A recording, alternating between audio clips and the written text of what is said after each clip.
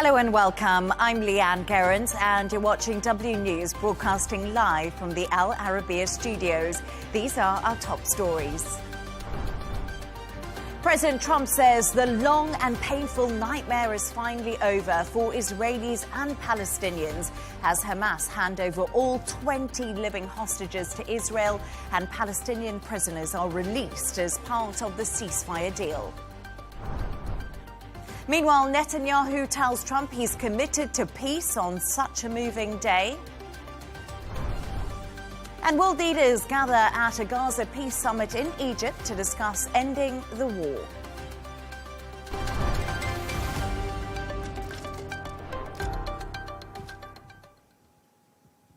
President Trump has said the long and painful nightmare is finally over for Israelis and Palestinians during a speech to Israel's parliament. The president was greeted with cheers as he spoke in the Knesset on a historic day that saw Hamas hand over all 20 living hostages to Israel and Palestinian prisoners also released as part of the ceasefire deal in Gaza. Here's some more of what President Trump had to say.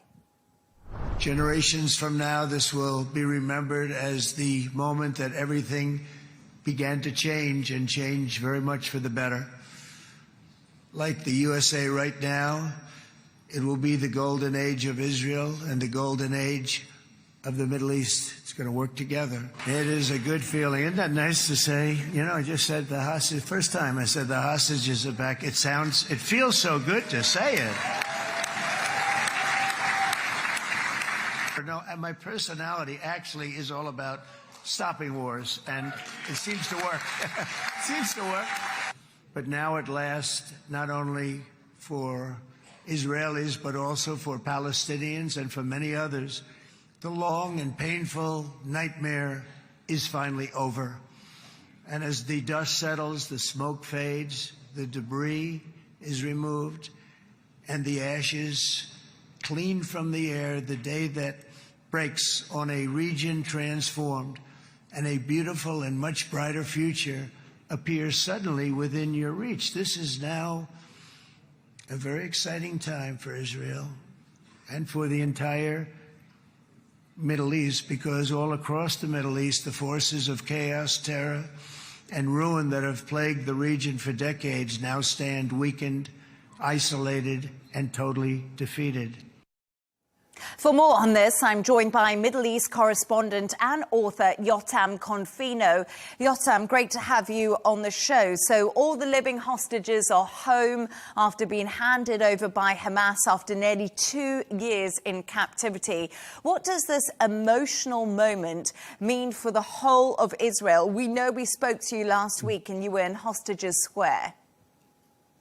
Well, it means that the nation can begin healing. The images that we're seeing right now of mothers and fathers and sons and daughters being reunited is both heartwarming and heartbreaking, because these people have been living through hell for 2 years straight. But they're finally able to put this chapter behind them and to look forward. And the entire nation of Israel is ready to do that. And I believe so are the Palestinians. I believe the Palestinians are also fed up with the war and with the horror that they have been experiencing for 2 years straight. Of course, we cannot forget to mention the fact that there are still dead hostages inside Gaza. According to the deal, all 28 dead hostages, the bodies of the hostages, were supposed to be released today as well. But only 4 have been given to Israel in the past hour. And this is, of course, something that's greatly frustrating for some of those families of the hostages that are not yet able to close this chapter, that aren't able to mourn properly and to bury their loved ones. So they're calling on the Israeli government and on the Israeli nation to not forget them, because yes, the living hostages were, I would say, arguably more important as they were still alive, but you should not underestimate how important it is for the families of those who are still in there to get closure, to bring back their bodies and to give them a proper burial. And also, earlier, President Trump has told the Knesset this is the historic dawn of a new Middle East. But it's important to remember, Yotam, we are in the early stages of this ceasefire. It's a real long way to go, isn't it? It really is. First of all, I was at the Knesset today, and it was, I would say the atmosphere was buzzing. And I spoke to a few ministers, and they all said the same when I started pressing them on questions about the next phase. What about Hamas that are still, walking around in the streets of Gaza, killing people? They said, listen, today is about the release of the hostages. It's about Donald Trump coming here, making a historic speech. They're taking it day by day right now, because I think a lot of people know that there are huge challenges waiting for everyone involved in all of this. And the most crucial question is, of course, how to get Hamas to disarm. I believe that that's what they're discussing today in Sharm El-Sheikh when all of these leaders are gathered. It's a crucial question that has only been really explained or gotten into vaguely until now. Yeah, absolutely. And part of the Hamas committee close to the negotiations did say over the weekend, it stressed Hamas remains a fundamental part of the Palestinian fabric. So, like you said, Yotam, really important discussions to be had. But let's talk about Donald Trump, because, look, it was a lightning visit to Israel. He didn't stay long in Israel. We saw him jump straight on a plane, go to Sharm El-Sheikh. What will be the focus of the swiftly organised Gaza summit in Egypt? We've seen all the world leaders go there, except Benjamin Netanyahu. Yes, Netanyahu was invited last minute. I don't understand why he wasn't invited to begin with, frankly. He's one of the key leaders in this whole peacemaking process. Nevertheless, he was invited relatively last minute. He declined. He said it had to do with the proximity to the Jewish holiday which is currently started, Simchat Torah. I don't really buy that explanation. I believe it had more to do with the fact that he didn't want to be seen next to Mahmoud Abbas, the Palestinian president, whom he loathes and whom he doesn't want to have any role to play whatsoever in Gaza. It would hurt him in the eyes of all of his voters if he met with him. But let's just talk about what's at stake here at the Sharm El-Sheikh meeting. It's a twofold meeting, I would say. First, they need to figure out how to reconstruct Gaza. That's not such an issue, really, because there are so many countries willing to send billions and billions of dollars and pounds and whatever, euros to Gaza. That is just a logistical issue that will be resolved. But the more pressing question, like I said, how do you disarm Hamas? Hamas is not voluntarily going to throw their Kalashnikovs out the window. They will only do that if they're met with a stronger force. And which countries are going to send their soldiers or their police forces into Gaza? Everyone's kind of looking at each other, waiting for someone to take the lead here. The United States, as far as I'm concerned, will not be sending soldiers into Gaza. But who else will be doing that? That is the question they need to answer, because Israel has been doing the dirty work for them. They have destroyed Hamas mostly across Gaza at huge costs for Palestinians, for Israelis, for everyone involved. Now it's up to them to finish a job, so to say, to go in there and make sure that Hamas is not armed.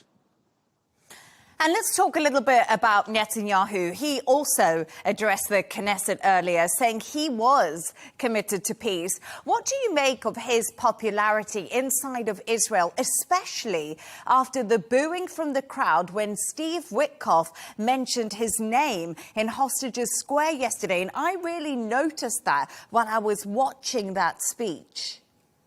I was not surprised that they were booing at Netanyahu. You have to remember, half the country loathe him. And it's been like that for many, many years. Only Netanyahu has managed mostly to win each and every election. There was a brief moment he was out of office, but mainly he's been in office. So I think that he is, first of all, he feels like he's been vindicated. Today, sitting inside Knesset, having the most powerful man on earth, showering him with praise, telling everyone he's essentially the greatest leader Israel has ever had, telling him how great a job he's done, having standing applause, not so much from the opposition, but nevertheless, this was a moment of vindication for Netanyahu. And I believe that he will be able to use this, success, as we can call it, of having living hostages coming out, ending the war in Gaza, destroying most of Israel's enemies in the region. I believe that he will be able to translate that into more votes. I believe we're headed for elections, and I don't think we should count Netanyahu out, even though I was one of the people that after October the 7th said, there's no way he's going to survive this. But we are here 2 years later. He's still in power, and I believe he's got a good chance of staying in power, actually. Yotam Confino, you always make very accurate predictions, so I will hold you to that one. But thank you so much for joining us. Thank you, Leigh Ann. For more on this, I'm joined from Copenhagen by Palestinian ambassador to Denmark, Manuel Hassassian. Manuel, it's great to have you back on the show with me. Thank you for your time today. The release of Pleasure. The release of Palestinian prisoners held in Israeli jails has begun after Hamas freed the captives. How big of a moment is this for the Palestinian people? Yeah, it has been a joyous moment because, you know, we're talking about 2,000 prisoners who have been released, and the families, you know, of the 2,000 are very happy to see their loved ones coming out of prison. But let's not forget that 1,700 of those were collected during the October 7th from Gaza. And then we have like almost 300 a melange of several prisoners from different factions who have been also released. And of course, with some of them that had life sentences. But the sticky issue is that Hamas wanted, you know, Marwan Barghouthi, Ahmad Saadat, Hassan Salami, you know, these three who have been sentenced for life imprisonment to be part and parcel of the prisoners. But unfortunately, of course, the right-wing fascist government, you know, have told Netanyahu if he releases them, then they will withdraw from the government, and then Netanyahu will be in a very critical position. So far as those prisoners, we have to wait maybe for a different moment when the dust settles down to see if they will respond, you know, to the release of the three prisoners. But in general, yes, it is a joyful event for them. The most important is the stoppage of the war, and that is the number one priority for the Gazans. And they started breathing in a sense that no bombing, no shelling, no killing, and what have you. And it is for them the dawn of a new era. And that's why with jubilance, they have, you know, received the Trump's 20-point plan, dealing first with the most sticky issues like the question of release of hostages and what have you. But the question is, what do we do with the remaining parts that are very sticky? I think, you know, what is the enforcement that could lead to the success of this peace plan? We are afraid because there is no clear intention which security is going to take place, you know, in Gaza. Is it the Americans, as President Trump mentioned in one of his interviews, that 200 American soldiers on boots will be in Gaza? Is there any participation by Arab countries to send their security forces, like in Egypt, Jordan, and what have you? So is there a chance that the Palestinian security forces will be also joining the International Peace Corps there? So these things are not clear, and there is no clearance as to the governance. Manuel, you know, Tony Blair. Oh, sorry. I just want to interrupt you there because I was speaking to Yotam Confino earlier, and one thing he did say to me, and you talking about these sticky parts of the deal, the phase 2, the parts still to come, and we know President Trump is now in Egypt for the Gaza summit. Do you think Palestinian President Mahmoud Abbas, he's in attendance, do you think he will speak to Donald Trump about the disarming of Hamas, about who will protect Gaza? And do you think he'll also speak to Donald Trump about future governance and Palestinian self-determination to get some more clarity on this 20-point peace proposal? Well, absolutely. When President Abbas accepted the invitation, the last minute they invited him through President of Egypt, He went there, of course, with many questions, that he has to ask the president. The future of Gaza is totally tied with the future of the Palestinian Authority, because the Palestinian Authority that represents the PLO is the sole legitimate representative of the Palestinians. And Gaza and the West Bank and East Jerusalem has always been, one entity, one geographic contiguity, which will be 22% of historic Palestine, where the two-state solution has been shouldered for so many years by the international community. So he goes there with the international legitimacy behind him, with UN resolutions behind him. He will ask President Trump or his aides or whatever. I mean, I'm not sure whether President Trump will talk to him or not. I don't have the information. But he is there with a clear message. Who is going to govern? Who is going to take care of security? Who is, whether Hamas is going to demilitarize basically Gaza by the submission of weapons by Hamas, to whom the weapons are going to be submitted. Is it to the PLO? Is it to the International Keeping Force? Is it to the United States or to Israel? These sticky issues are not really very clear in this.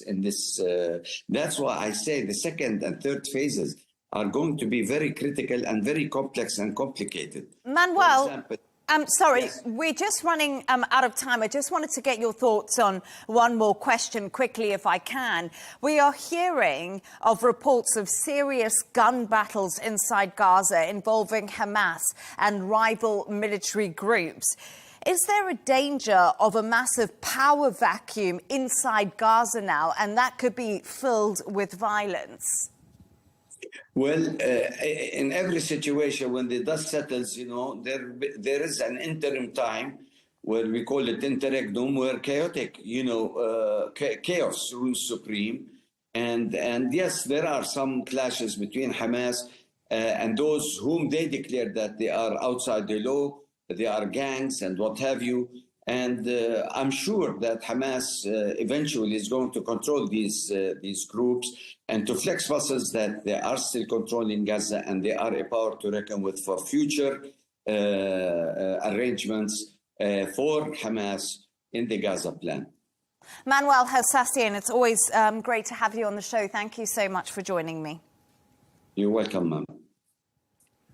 Now, as Palestinian prisoners were released, the remaining 20 living Israeli hostages were also released by Hamas. Here's the moment some of those hostages were indeed reunited with their families.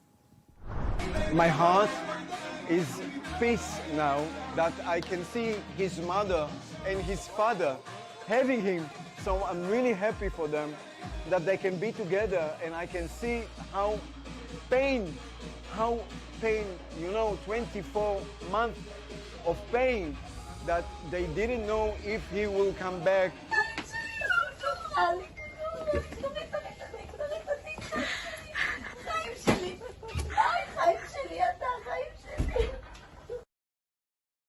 For more on this, I'm joined by former head of the Counterterrorism Bureau and former military attaché at the Israeli Embassy in the United States, Brigadier General Nitzan Nuriel. Thank you so much for your time this evening, Brigadier General. It's a pleasure to have you on the show. It's been a very busy... Thanks for having me. A pleasure. It's been a very busy day today. Lots happening, but all of the living hostages are now been handed over by Hamas. What does this moment mean for the people of Israel? And we just saw those very emotional scenes a little bit earlier. Yes, indeed. Having all the hostages live back in Israel, it's a very happy day. And yet, we still have 24 more hostages under the Hamas control. They know about many of them, but there are few that they, at that stage, don't know where are they. And this is still an open issue for us. And let's talk a little bit more about that, because Israel is accusing Hamas of violating the deal over the return of the dead hostages. President Donald Trump was actually asked about this, and he said he thinks they will find them. The big question is, will Israel renew its attack on Gaza if these bodies are not returned in the time frame given? I believe that in order to understand under which condition Israel may go back into not a full war, but a military pressure on Hamas, you need more reasons than just not have those hostages back to Israel. There is a mechanism by the international players. So they will get the information and they will get the authorization to get into Gaza. And based on the intelligence we have and based on other sources, we'll try to look after those who are not returned by Hamas.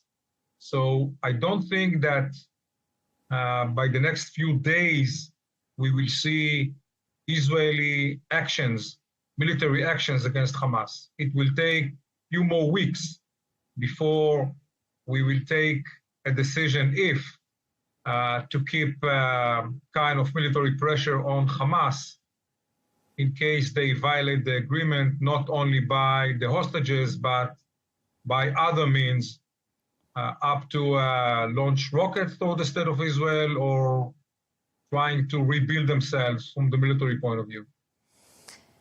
And also, what do you make of the reports of clashes erupting between Hamas forces and armed clan members in Gaza City? Do you think that there's a power vacuum in Gaza now? And how much of a threat is this to Israel's future? The bottom line is that chaos in Gaza is not good for us. Even though they are fighting among themselves, when there is a chaos, it's not good for us. And yes, there is a vacuum right now in Gaza. We will see more and more families, Hamulas, trying to take responsibility into their own people. Arm, rifle, and so far and so on exist all over Gaza, so it's easy to get those type of ammunitions. And yes, I believe that by the next few weeks, we will see clashes in Gaza among all the players. Therefore, having the first peacekeeping forces enter Gaza in order to take their responsibility, it's crucial. And President Trump did give a speech in the Knesset a little bit earlier, suggesting Benjamin Netanyahu should get a pardon after being indicted on charges of bribery, fraud and breach of trust. Do you think Benjamin Netanyahu should get a pardon? Is this a possibility? Because last night, when Steve Witkoff made a speech in Hostages Square, Netanyahu's name was booed. He's deeply unpopular among some of Israel. President Trump does not know the Israeli law. Upon the Israeli law, if someone was to get a free ticket from the let's say, from the system, he needs to admit that he did things that are not acceptable against the law. And at that stage, I cannot see Netanyahu admit that he made mistakes. And just one final question. Do you think that the ceasefire will hold and we'll see the second phase of it completed successfully? Or do you think there's still far too many sticky issues that need to be ironed out in Egypt and in different places? There are many sticky issues, mainly because President Trump put on the table points. It is not a plan. It is not plan broke into steps or a schedule. So now we have to have a workshop. We have to have a working group that all together try to finalize all those small details. And it will take, I believe, few months before we can see any dramatic progress in Gaza. And therefore, this is a very sensitive period of time. Cautious optimism. Nitzan, thank you so much for your time and for joining us this evening. Thank you very much.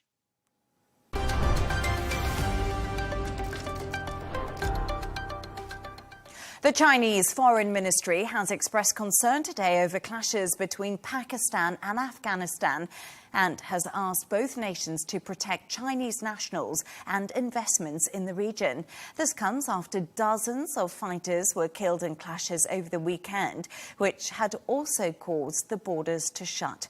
On Sunday, Kabul said that it stopped its attacks at the request of Qatar and also Saudi Arabia. Camille Nedelec reports. In limbo, hundreds of Afghan refugees were left stranded at the border between Afghanistan and Pakistan.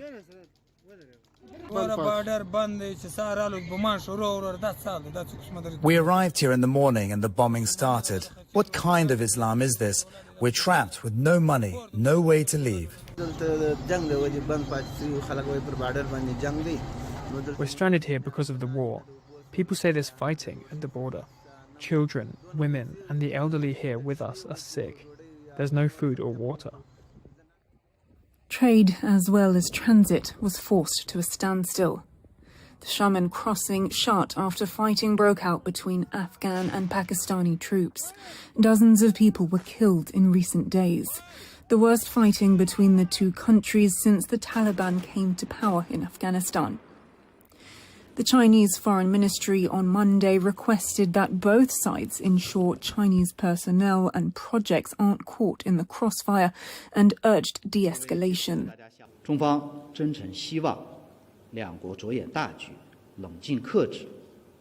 China sincerely hopes both countries will keep the bigger picture in mind, exercise restraint, and resolve their respective concerns through dialogue and consultation. Pakistan periodically carries out airstrikes in Afghanistan, accusing Kabul of harboring Tehrik-e-Taliban Pakistan fighters who have repeatedly carried out attacks on Pakistani soil. 2025 is on track to be Pakistan's deadliest year in a decade for terror-related deaths. Camille Nedelec, Arabiya English.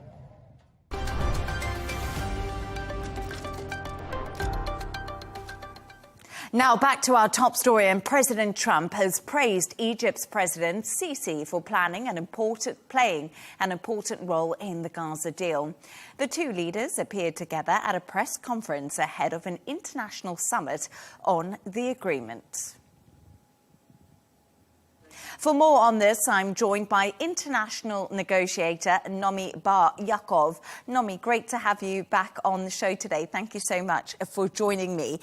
It has been an extremely busy day today. President Donald Trump has arrived in Sharm El-Sheikh. We saw him in Israel a little bit earlier. The Egyptians have played a key role in the ceasefire deal, haven't they? Absolutely. I mean, the Egyptians have been pivotal right from the start. They're not only playing a pivotal role in the ceasefire, they're playing a pivotal role in the implementation of every stage. They're training the Palestinian police force in Egypt, over 10,000 police officers. They have been one of the key mediators alongside Qatar and the US right from the beginning, from the 7th of October 2023. So yes, I would say that the head of security, the Egyptian head of security, has been absolutely pivotal. They did change halfway through, but both of them have been extremely instrumental throughout this period, including all the ceasefires and especially at this in this ceasefire too. So we saw President Trump in Israel addressing the Knesset, saying the skies are calm and guns are silent. What will the history books say about this very moment? Do we finally have peace in the Middle East? I think we're quite a long way away from peace, but what we have is a plan that is a very broad plan. It is a framework rather than a detailed peace agreement. Peace agreements tend to be hundreds of pages and extremely detailed, and the devil is always in the detail. That said, achieving a ceasefire at this given moment in time and achieving an agreement on a framework is a huge, huge accomplishment, and it should not be taken lightly. Whether it will be implemented or not depends on numerous factors, including goodwill and whether the President of the US, Donald Trump, will continue to exercise the leverage that he has over Prime Minister Netanyahu. That really is the key factor. And of course, Turkey, who joined the mediation efforts recently and were extremely instrumental in getting us this particular deal, whether Turkey and Egypt and Qatar will continue to exercise their leverage over Hamas. I'm sure they will. So really, as I see it, the main issue is to ensure that all parties exercise the leverage that they have over Israel and Hamas respectively. And the Palestinian President Mahmoud Abbas is in attendance in Egypt. Nomi, will he be pushing for a future Palestinian state and the rebuilding of Gaza? How important is this summit for him? We saw him shaking hands with Donald Trump. Is this his moment to really get the best for his people? Well, I think his days are numbered. I mean, not literally days, but it's a question of months. He has been in power for far too long. He hasn't served the Palestinian people well, and we're really looking at the next president and the next Palestinian government to carry this through. What he does need to do is urgently appoint a technocratic Palestinian government in order to have governance in Gaza, because what we've been seeing is Hamas returning to the street with full force, full-fledged, a show of arms, and there is quite a lot of violence already in the street. So it's not just Abbas, but you need to have the Palestinian police deployed. The one that I just mentioned is trained. You need to have a mandate, a very clear mandate for the stabilization force, the international stabilization force that is envisaged in the 20-point peace plan. And of course, the technocratic Palestinian government is absolutely key, because if there's no governance by the envisaged technocratic new Palestinian government in Gaza, then you will probably have violence, unfortunately, in the streets. And also, let's just talk about Donald Trump, because he said all he does in his life is make deals. A little bit earlier, he said Iran would like to make a deal and would like help. How likely are we to see a deal with Iran? Well, I think that's very, very interesting, because Iran originally was silent, which is also interesting. I mean, as opposed to sort of going bombastically against this deal. And then quietly there was a hint, and then beyond the hint, of approval. So whereas they're not signing on the document, they are kind of hanging in there in the shadows, and I think it is possible if everything works through. I don't think Iran wants to be the spoiler anymore. They have lost Hezbollah. They have virtually lost Hamas. When I say that they are in the streets, you're seeing young teens and 20-year-olds, the entire establishment of Hamas, so the entire Izzeddin al-Qassam, the military wing of Hamas, all its leadership has been eliminated. All targeted in Israeli military action, known as targeted assassinations. So I think really, I mean, there's 2 years of this has been going on. So I think Iran has sort of learned the lesson that they're not very much in favor with anyone at the moment. And yes, it is a possibility that we will see them slowly moving towards acceptance of this deal. They did sign on to the Arab reconstruction plan for Gaza, the Egyptian plan that was launched in January this year. And this particular Trump plan is not too different to that. Nomi, so good to have you on the show. Thank you, as always. My pleasure. I'm now joined by John Cavalage, a senior editor for outcome modelling analysis at Issue Insight.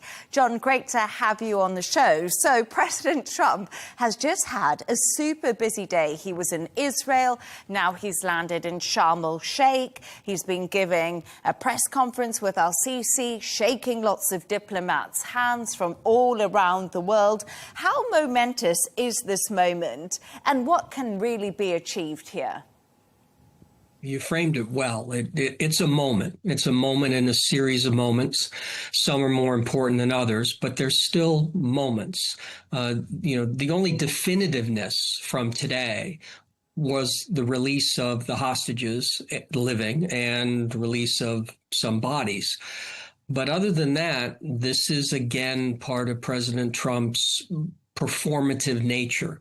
And that's one of the reasons why the documents that have been signed, the documents that have been negotiated and discussed during these weeks are very light.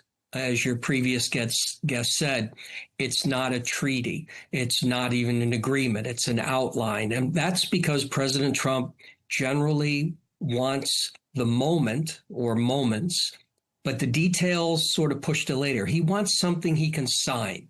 Today, he got something he can sign, and he got an opportunity to give a speech and give a speech that he likes to give. So for President Trump, a really good day. So, yes, and obviously a little bit earlier, just before you came on the show, leaders of Egypt, Qatar, Turkey and the US signed Gaza document that Trump says will spell out rules and regulations. But, John, let's be honest. You know, the next stages are going to be more complicated and harder to implement. Do you think Donald Trump will keep the pressure on Israel in order to follow this through?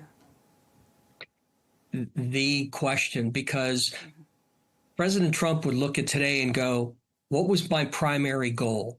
Hostages. Did I do that? Yes. Am I really interested in a multi-year, multi-country plan to reconstitute Gaza, reconstruct it, construct it, deal with 2.3 million people, and then always hanging above it, Israel's refusal for the two-state solution. So all of that going into his process, I'm gonna guess that he's probably going to move a little distant, saying, you know, this is war number 9 or 8. I'm not sure how many he's solved now, but it's going to be number 8, number 9, and he'll move on because where does he go soon? He goes to South Korea, Japan, and Malaysia for ASEAN and for APEC, and then a bilateral. In South Korea, he's supposed to meet President Xi of China. That's a really big deal, and that matters to U.S. taxpayers. It matters to U.S. voters, and particularly it matters to his Make America Great Again base. So it's really interesting because we know that Donald Trump today said in the Knesset it's 8 wars that he's managed to end, and he gave thanks to Steve Witkoff and actually Pete Hegseth in that. But, John, we must remember something. This is a historic moment. Donald Trump managed to bring everybody to the table. The Middle East leaders, the Arab leaders, everyone seems to be there. So it is a moment, really, that Donald Trump should feel triumphant. Yes, and I'm not taking that away from him. I just don't think that it's helpful or productive or rational to extrapolate all of this to a conclusion, because there are an incredible number of unknowns. And Donald Rumsfeld, the former United States Defense Secretary, used to talk about known knowns, unknown unknowns, known unknowns, et cetera. We still have a long way to go with this, because let's just look at Gaza. Who is going to pay for the reconstruction? Now, the conventional wisdom is the old, if you break it, you own it. So you would reasonably think the same logic that is going for Ukraine and Russia, which is the world community is saying to Russia, you've done a lot of damage. We have $320 billion of your central bank reserves, and we're going to hold it until you pay reparations, or we're going to use that for reparations. You destroyed Ukraine, you're going to pay to repair it. But now in Gaza, what's so interesting is what is estimated to be maybe 50 billion, 100 billion. You know, we really don't know. But the discussion is never about Israel paying for what the IDF, the Israeli Defense Forces, did. Hamas didn't level Gaza. The citizens of Gaza didn't level Gaza. The IDF leveled Gaza. But President Trump is there talking about all the very rich nations sitting behind him and with him, and that as this is the Arab and the Muslim responsibility. And President Erdogan, who it's amazing how President Trump is just bear hugging him. And even we saw it today where before the group photo, as they were getting together, he reached over, grabbed President Erdogan, then mentioned President Erdogan to the Iraqi next to him. And so, you know, he may be getting set up, but President Erdogan a year ago at the UN General Assembly in New York, I asked him a question. I said, tell me, should Israel pay and will Israel pay? And he said, John, Israel should pay, but they won't. They won't pay a penny. We're going to pay, all of us. They won't pay anything. But recently he's come around the last week or so and he said, well, you know, nothing should be done until Israel pays $100 billion. So maybe there's some change there now an interesting dynamic that we didn't see, but we might have seen, which would have been fantastic, is President Trump got President Sisi of Egypt to invite Prime Minister Netanyahu to this gathering. Prime Minister Netanyahu officially said that because of Jewish holidays, he wouldn't travel. There's media reporting that President Erdogan in his plane said, over my dead body, is this guy going to be there? So I'm not coming if he's coming. Don't really know the veracity of all that, but it would have been terrific for Netanyahu to have been there. Now, he would have stolen some of the thunder, media-wise, but these leaders could have said to him in private, you need to step up on this. And it would have given them an opportunity to do that in a setting. But they may have not wanted to do it, and this gets into the Trump factor, because maybe they didn't want to risk upsetting Donald Trump. And that's always a risk for these guys. No one wants to be the one that he goes after. Such complicated logistics when we think of these big summits like you just outlined there, John. But I just want to ask you before I do let you go, President Zelensky has hailed the extraordinary Gaza ceasefire as bringing hope that President Donald Trump could broker an end to the Russian invasion of his country. So we know Zelensky is possibly heading to Washington on Friday. Am I being optimistic, but do you think we could see another deal, John? It's very, very tough. They're so different. In Gaza, you had Hamas in control of Gaza. Israel wants Hamas out of control of Gaza, but Israel doesn't necessarily want Gaza. It's controlling part of it. It plans to stay there for the foreseeable future. But in Russia's case, Russia wanted real estate. And Russia wants to keep real estate, even if they can't control the entire country. So it's a little bit of apples and oranges. Now, what President Zelensky is smart to do is to, rub the genie's ego. And so that's what he's going to do, saying, Mr. President, you're the only one that could do what you did. You got all those countries to rally around you, and you made this happen. Please, the 38 million Ukrainians want you to do the same thing with Russia. What can we do to help you? The problem that President Zelensky has is that he's now into year 4, and the real estate hasn't changed that much, dealing with a lot of elasticity theory on who has more leverage. But people are continuing to die. But it's a tiring war. And President Trump has now pushed it off on Europe. He's made it a European problem. And that makes President Zelensky's arguments a little more tough, because President Trump, now he has number 8 and number 9 would be great. Peace Prize he's looking at. But I also think that he's going to look for what can he really do something with? What can he win? What can he come away with a win? Russia, Ukraine, he's continually saying, I've tried. It's the tougher one. I thought it'd be the easier one. I think we're going to see him sort of pivot to what he can chalk up as a win. John Cavalier, fascinating to get your insights and analysis. Thank you so much.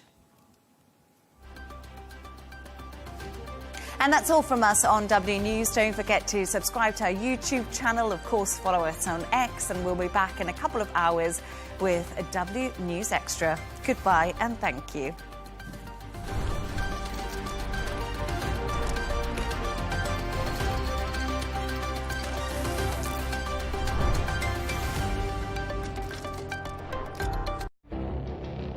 It that decades are passing by in a matter of weeks. Seismic shifts in the world order. Never, ever will be part of America. With so much happening and so much noise. Whether it's political upheaval, Canada has been ripping us off for years. Economic shifts or social movements. And no one wins from tariffs. I think America can be more friendly to the rest of the world. For in-depth analysis and all the latest developments across the globe. To have an inclusive policy together. The meetings with Hamas gave me some hope. We're in another nuclear arms race. The most important development straight to your screen. Welcome to the dressing room. I'm on my own. I need backup. And an insightful look at the issues shaping our world today. It was not going to happen, that war, and it happened. Join us on Arabiya News, where the world talks.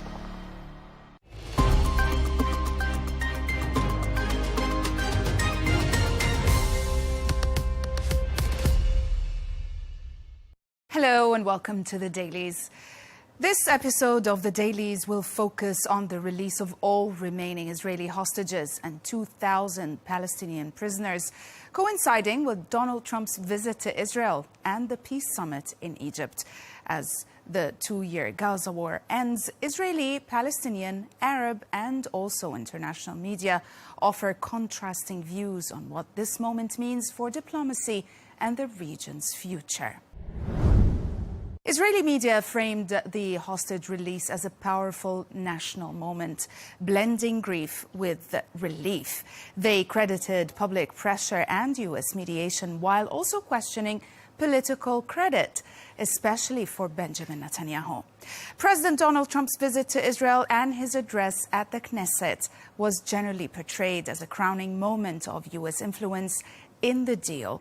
Reports emphasize that Israel invited him as a peace president and a great friend. Haaretz led with the report making a historic moment in Israel, or marking that historic moment, as all living hostages held by Hamas were released after 738 days of war. It combines factual reporting with striking imagery. One image shows tens of thousands of Israelis at the hostage square in Tel Aviv, reflecting national relief and also unity. Another one captures Matan Angrest returning safely, personalizing the broader story. As you can see, this is the picture here. Also, another picture shows Red Cross vehicles in Khan Yunis, as you can see, highlights the international role in the handover. While also Benjamin Netanyahu greeting President Donald Trump underscores the diplomatic dimension tied to the ceasefire.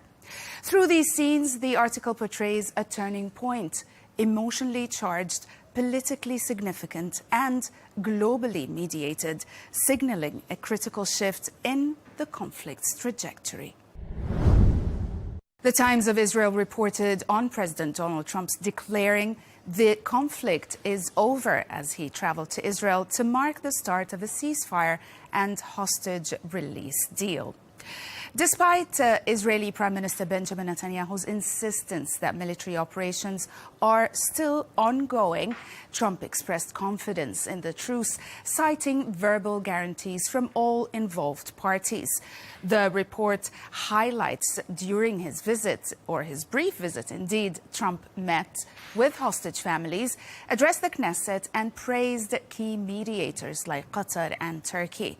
He hinted at future plans for Gaza's reconstruction under a new Palestinian technocratic government. And the report highlights also Trump's summit in Egypt, with more than 20 world leaders attending, reflecting his bold diplomatic strategy. The Jerusalem Post examines the striking contrast between public sentiment towards Donald Trump and Benjamin Netanyahu at Tel Aviv's hostage square. Thousands cheered Trump for brokering the hostage deal, but loudly booed Netanyahu, reflecting deep public resentment over his handling of Hamas and the events of October 7th. Now, while Trump was indeed expected to praise Netanyahu during his visit, analysts doubt it will sway critics. The article also argues that these rallies, rooted in years of anti-Netanyahu protests, are unlikely to end with a ceasefire or hostage release. Instead, they'll evolve with calls for a state inquiry into the attacks. Trump's open support for Netanyahu may complicate the opposition's narrative, but won't erase deep distrust. Palestinian media celebrated the prisoner and hostage releases as symbolic victories, but questioned fairness and exclusions, such as Fatah leader Marwan al-Barghouthi. Reports highlighted alleged mistreatment of detainees and limited transparency in the exchange as well. Coverage of Trump's visit and the peace summit in Egypt was cautious, though, recognizing diplomatic momentum but also doubting long-term implementation and justice for Palestinians. Al-Quds newspaper asked whether Trump's comprehensive peace is a political slogan or real path. The analysis explores growing debate around U.S. President Donald Trump's proposed peace plan, and it quotes analysts who argue that Trump's push to end the Gaza war and launch a wider Middle East peace process is both strategic and also self-serving, intended also to stabilize the region and free Washington to focus on China. Experts highlight the plan's lack of clarity on key issues like Gaza's governance, Israeli withdrawal timelines, and also disarmament. The piece also quotes Palestinian commentators who stress that reconstruction is a political issue tied to sovereignty and not just aid.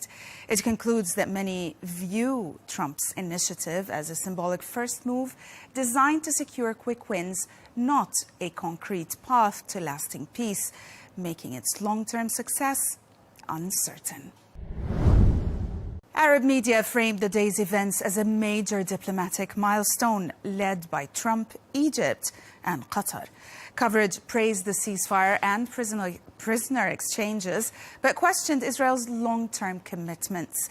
Many outlets highlighted the symbolism of Trump's visit and the Sharm el-Sheikh summit, viewing it as a regional turning point, yet warned that unresolved issues like Gaza's governance and demilitarization could stall real peace. Al-Sharq al-Awsat reported that the Palestinian Authority has expressed readiness to cooperate with Donald Trump and Tony Blair to secure Gaza's ceasefire and begin reconstruction efforts. Trump's peace plan envisions ending Hamas's rule and establishing an internationally supervised Palestinian technocratic committee. The report quotes Hussein El-Sheikh confirmed that the PA is prepared to support steps including aid delivery, prisoner and hostage releases, and rebuilding Gaza. The plan could eventually return PA governance to the Strip, which it lost to Hamas in 2007.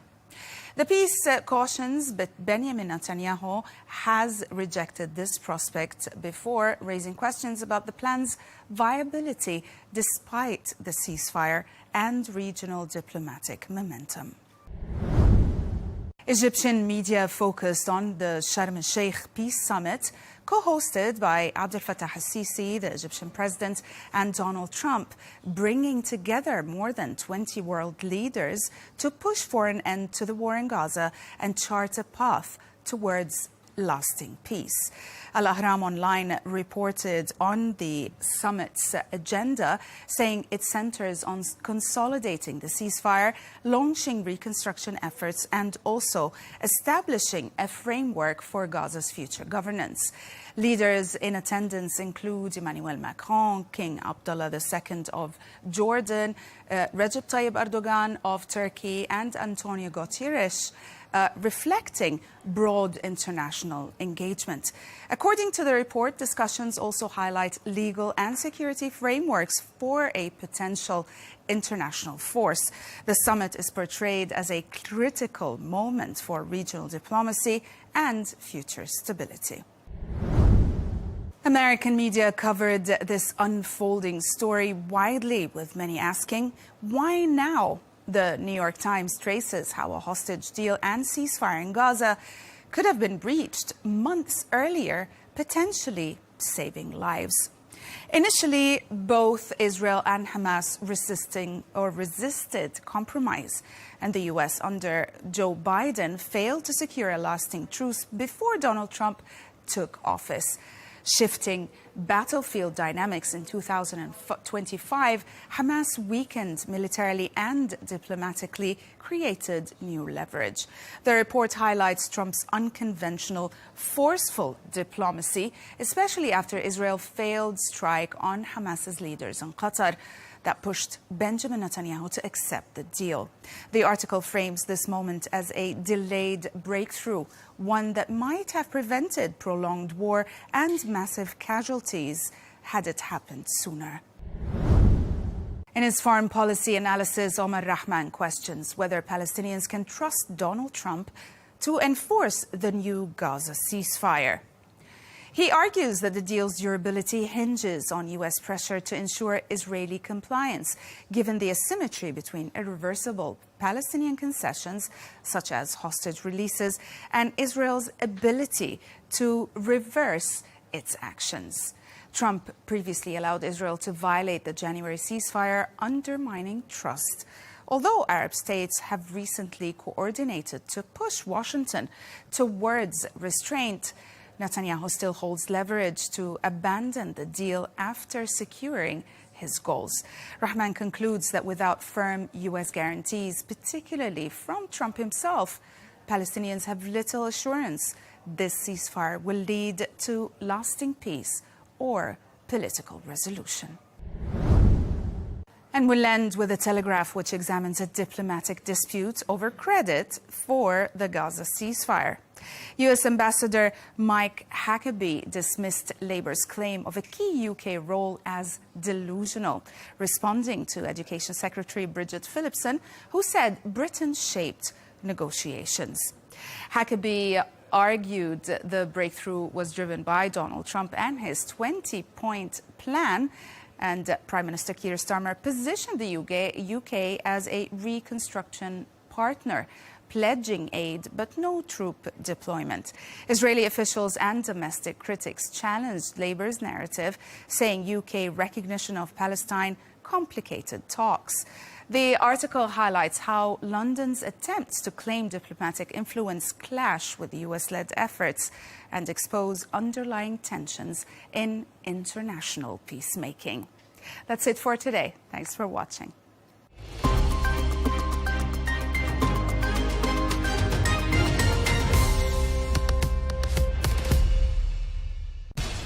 We have to take care of our people, and we're going to take care of our people first. For in-depth analysis and all the latest developments across the globe, make sure you join us every weekday. President Trump is trying to negotiate a ceasefire. With so much happening, so much information, and so much noise, International law will have no part in his administration. it can be hard to keep track. Tariffs will just fuel inflation. We're going to fight these tariffs. But you can count on us to tell you what you need to know. We stand by your side. Join me, Tom Burges Watson, for Global News Today, right here on Al-Arabiya News. Blessed are the peacemakers, so says President Donald Trump. His 20-point Gaza peace plan has delivered a breakthrough. Phase 1 will come into force soon. So, is this the start of the eternal peace he promised, or just the latest pause in a seemingly endless fight? I'm Melinda Nucifora, and that debate is coming up soon on Counterpoints.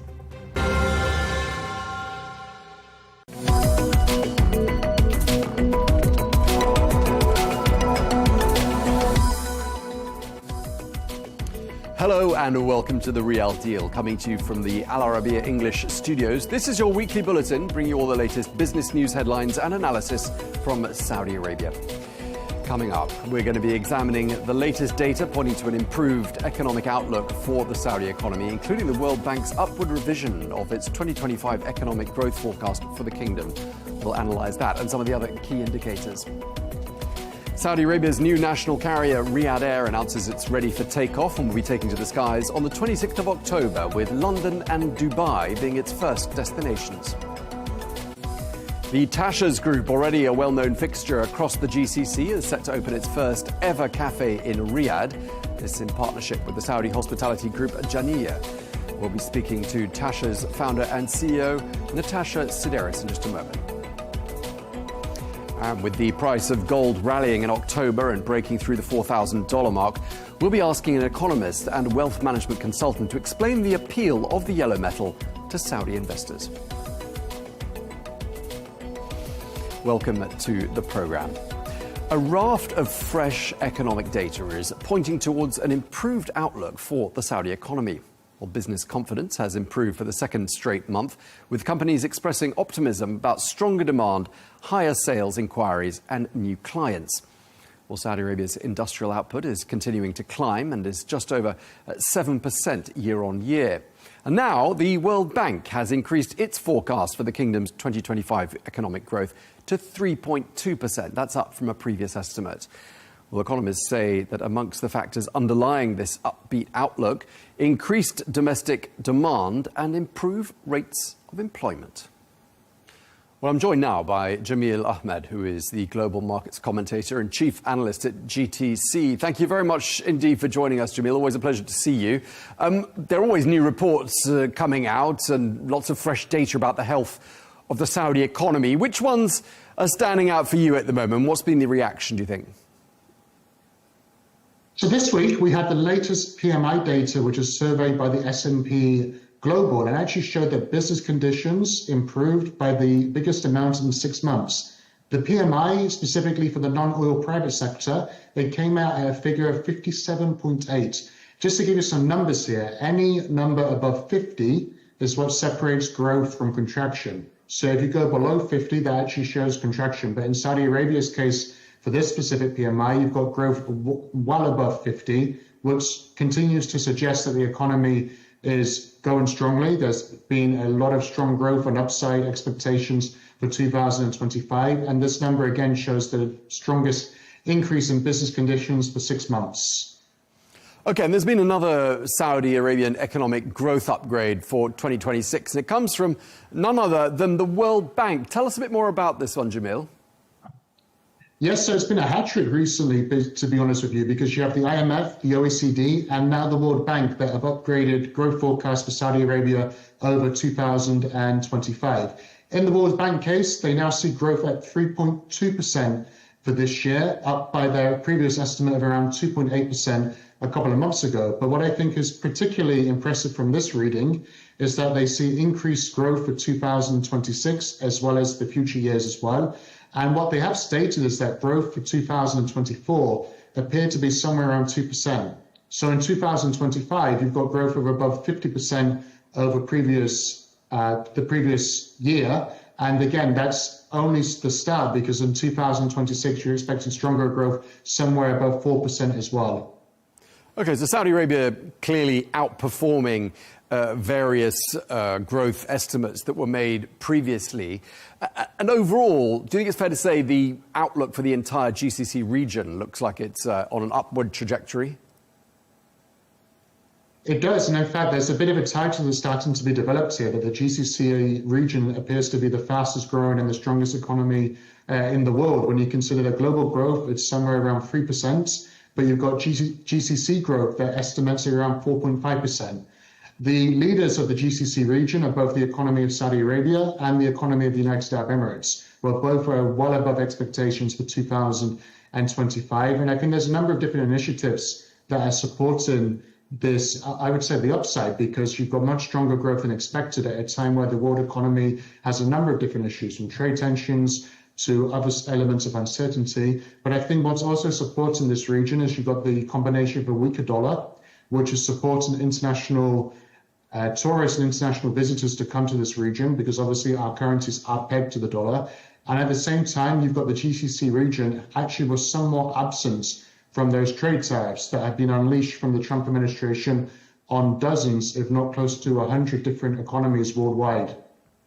Okay, so I mean, if the GCC is indeed branded as the fastest growing region in the world, I mean, that's quite an achievement, isn't it? That's quite a title.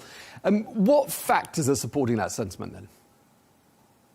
We've just spoken about a weak US dollar. That certainly supports an investment because obviously if you're an international business that's trying to come into the region, then your investment's not going to be so expensive when you're converting that currency now, specifically if you've got euros or British pounds and so forth. Also, I think the lower interest rate policy, specifically in the United States, and the increased expectations of lower interest rates in the United States moving forward, that supports long-term investments because the central banks in this region do follow the path of the US interest rate policy. I also look at some of the other investments that are taking place in the region. For example, tourism is being increased by international events. The United Arab Emirates, as well as Saudi Arabia, is certainly becoming somewhat of a hub of a number of different exhibitions worldwide. And I think all those factors combined are just supporting the region. But that seems to be a trend that's not only taking place in 2025, it seems to be the narrative that we think they were going to follow up until the end of the 2030 vision and a couple of years from now. Okay, just lastly, Jamil, we're very much now into Q4. How is the Tadawul Index beginning this quarter? This quarter so far, the Tadawul Index is up about 1%. It's starting to really come back from earlier this year. I think that emerging market sentiment as a whole is also improving. Again, you have that US interest rate expectations is always positive for emerging markets. When you have increased investments in economies and economic regions such as Saudi Arabia that are continuing to pick up, that's supported for the stock market sentiment as well. So I think that, again, over the remainder of the quarter, I do see the momentum there for the Tadawul to continue improving in sentiment and to continue increasing on that 1% we've seen at the end of the first full trading week of October as we do this interview. Okay, well, we really appreciate you taking the time to speak to us. Thank you very much indeed. Jamil Ahmed, Global Markets Commentator and Chief Analyst at GTC. Thanks again.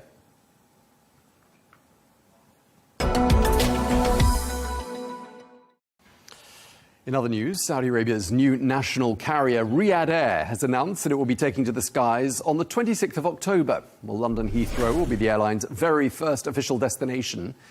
Riyadh Air, which will be known by the IATA code RX, is fully owned by the kingdom's public investment fund. Well, by 2030, the airline aims to serve more than 100 destinations. Well, the CEO, Tony Douglas, has confirmed that after London, the second route that Riyadh Air will serve is Dubai. On the 26th of October, in 18 days' time, we'll start scheduled services daily to London Heathrow. This aircraft will be delivered, and when this aircraft's delivered, we'll put this one onto London Heathrow. We'll take Jamila off Heathrow, so this aircraft will go onto London Heathrow. Jamila, here's the second part of this first headline, will go on to Dubai. There you go. Second destination. We'll be opening ticket sales today for employees from PIF and Riyadh Air and their family members to be able to buy tickets on Jamila. The CEO of Riyadh Air, Tony Douglas, speaking there. Let's take a quick look at some of the other stories from the week now. A major chip export agreement between Saudi Arabia and the United States is reportedly nearing completion. Well, such a deal would allow American firms to supply advanced semiconductors to the kingdom. Well, this move supports Saudi Arabia's ambition to lead in artificial intelligence, and the chips will power the new AI company Humane, which broke ground on its first data centers earlier on this year. Saudi Arabia, Russia and 6 other OPEC Plus nations have agreed to raise oil production by 137,000 barrels per day in November. This with the goal of regaining global market share without destabilizing prices. Well, the modest increase was lower than expected as the group treads carefully amidst soft demand. And Saudi Arabia is set to sign a major solar-powered desalination agreement with Senegal. Well, this as part of a broader €250 million investment package. Well, speaking at the Invest in Senegal forum, the investment minister Khalid Al Faleh says that the 300-megawatt photovoltaic project will support water and development needs in the region. This week, Tashas Group is opening its first ever cafe in Saudi Arabia. Well, in partnership with the Saudi hospitality group Jania, this new all-day dining venue is located at the heart of the King Abdullah financial district of Riyadh. Well, setting this new F&B venue apart from other branches, there'll be more than 25 handcrafted cakes and puddings. Well, Tashas, which is already a well-known fixture across the GCC, was founded 20 years ago by Natasha Sideris.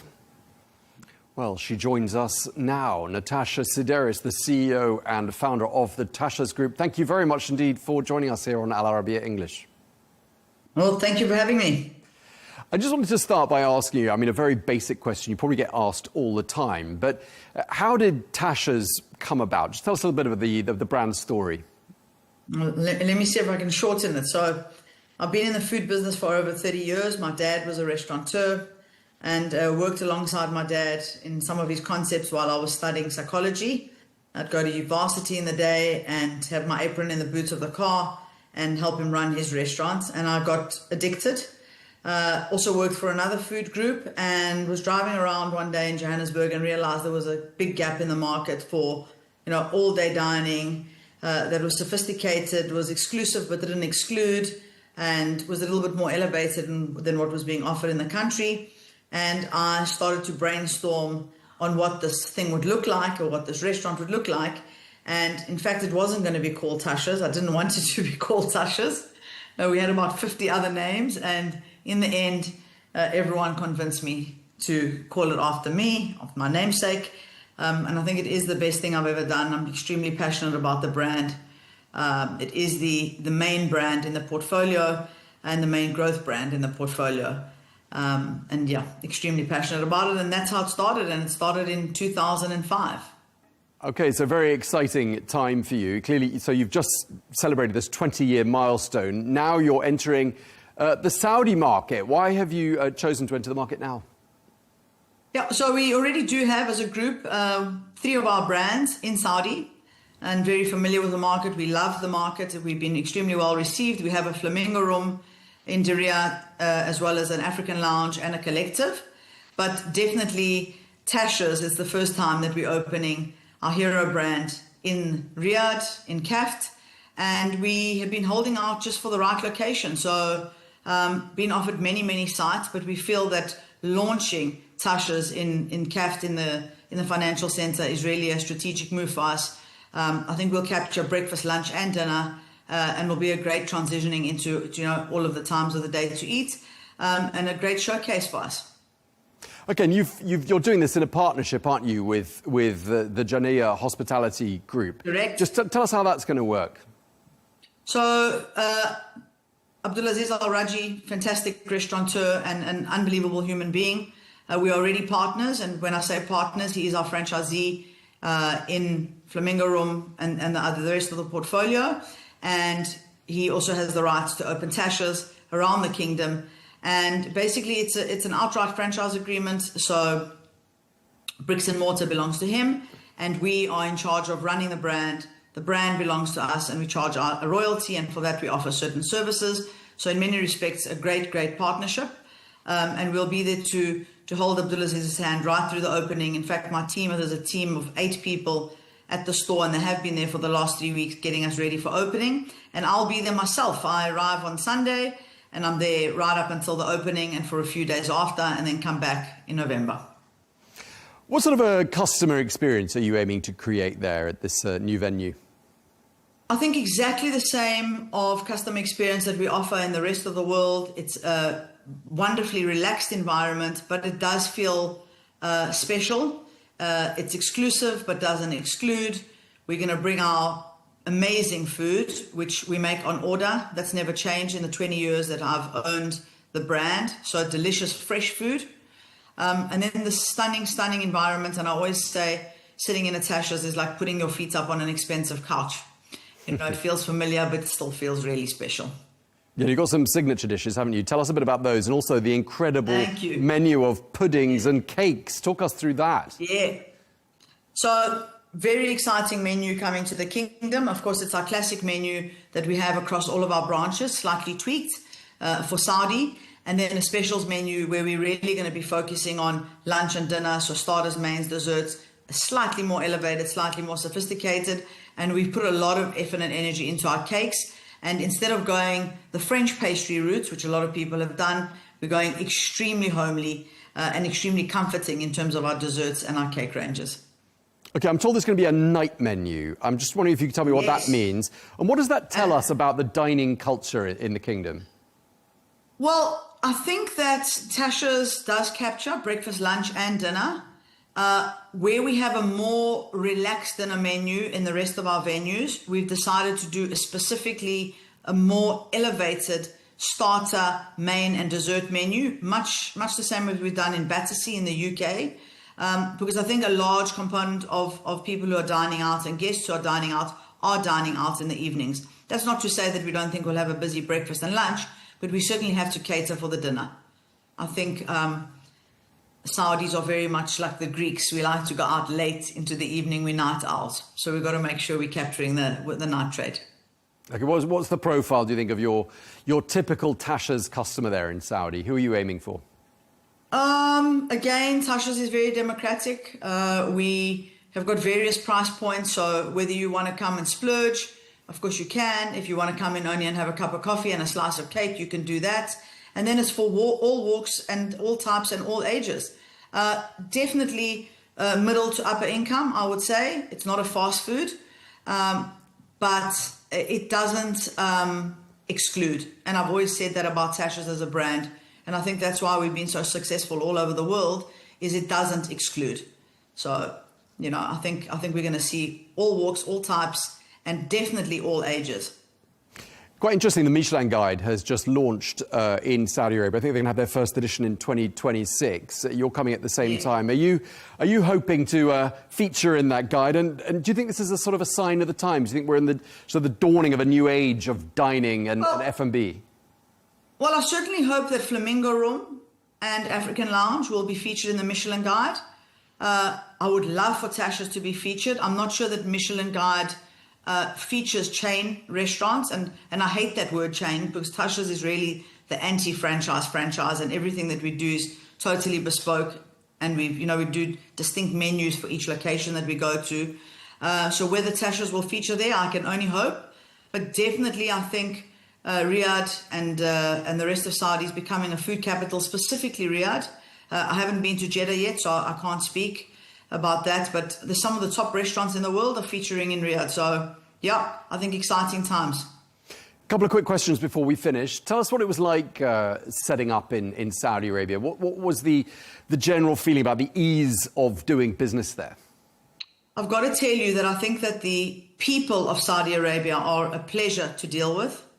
And I think choosing the right partner, as we have done, with Jania and Abdulaziz as a human being, as I said before, absolutely so easy to work with and very enthusiastic and passionate about what he does, makes all the difference. I think it would have been a lot tougher had we perhaps chosen another partner or tried to do it ourselves. But choosing the right partner has made it easy. We've had no issues. The build has been very, very easy. The quality of the build has been great, easy to find supplies, and very much the same as Dubai. But again, I think it comes down to partnership and franchisees. It's all about the people at the end of the day. Okay, just lastly, I'm told you've got some quite bold expansion plans for the next couple of years. I mean, just tell us a bit about those and whether they include further expansion in Saudi. Definitely further expansion in Saudi. I think Abdulaziz has got about 5 or 6 locations that he wants to show me. We are talking about a couple of our other brands, possibly also bringing Avli into the kingdom. So I would say another 4 or 5, not this year, over the next 2 to 3 years in Saudi. And then we have 17 new openings between now and the end of 2026. So going to be a very challenging time for the group. And we will focus on the things that are important for us. And that is creating these beautiful spaces, making sure that our food's made fresh on order, just this delicious product. And most importantly is hospitality. I think that a lot of restaurateurs are forgetting that the reason we open restaurants is to make our guests happy. And that's what we hope to continue to do. So yeah, going to be challenging, 17 stores, but extremely exciting. And the team's ready, and we've scaled, we've invested way ahead of the curve in terms of head office and being able to support this growth and taken a long-term view. So yeah. Okay, well, with all of that going on, I'm doubly grateful to you for taking the time to speak to us. Thank you very much indeed. Natasha Sideris, CEO and founder of the Tashas Group. Thank you again. Thank you.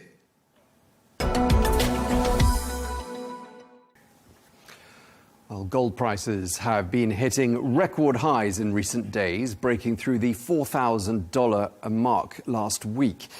This is driven by geopolitical tensions, inflation fears, and aggressive central bank buying. Well, from bullion bars to jewellery, people buy gold for different reasons in Saudi Arabia. According to one survey, in the north of the country, 70% of buyers view the yellow metal primarily as an investment. But in the south, gold is more closely tied to tradition. Well, I spoke to the economist and wealth management consultant Jihad Al-Hokayyam on Global News Today, and I asked him what's behind the strong appetite for gold in Saudi Arabia. Here's what he told me. More people who have accessibility to international markets, so they are diversifying their portfolio in a more scientific manner because they have more options. The banking system functions very well. You have there as well financial market, you have a stock market, and they are diversifying their portfolio in a more reasonable manner. Let's call it this way. Well, I went on to ask him what his long-term outlook for gold was and whether he thinks the yellow metal will remain a reliable anchor for investors in an increasingly unpredictable world. Those who are risk-averse, they're going to purchase gold more and more, but actually the prices, the surge in prices is driven for me mainly by central bank and not by speculators or individual demand. Of course, gold is gonna stay there. It's gonna always stay. It's gonna always be important, but you have to be reasonable. Gold is not really an investment, but a hedge against inflation. And the investment normally it's gonna be more in equity market, but we always advise people to be reasonable and to diversify their portfolio in a very scientific manner. Gold is going to be part of the portfolio in all cases. Let's take a quick look at some of the other stories from the week. Saudi Arabia has imposed a ban on tobacco shops operating within 500 metres of mosques and schools. This in a bid to promote public health. Well, the ban applies to all tobacco products and accessories, including cigarettes, shisha and e-cigarettes. All tobacco sales are prohibited to anyone under the age of 18. Saudi Arabia has officially granted citizenship to the co-founder of Uber, Travis Kalanick, and the CEO of Red Sea Global, John Pagano. Well, the royal approval reflects the kingdom's push to attract top global talent under Vision 2030, which aims to boost investment in human capital and innovation. Well, Kalanick, now CEO of Cloud Kitchens, has led major investment deals in Saudi Arabia, whilst Pagano is a key figure in the kingdom's tourism transformation. Riyadh season 2025 is now underway. Launched in 2019, this is one of the major initiatives aimed at developing the entertainment and tourism sectors. And the 6-month-long season offers months of concerts, shows and other cultural events. Well, the season, which kicked off with a massive parade in partnership with Macy's, is going to run through to the month of March.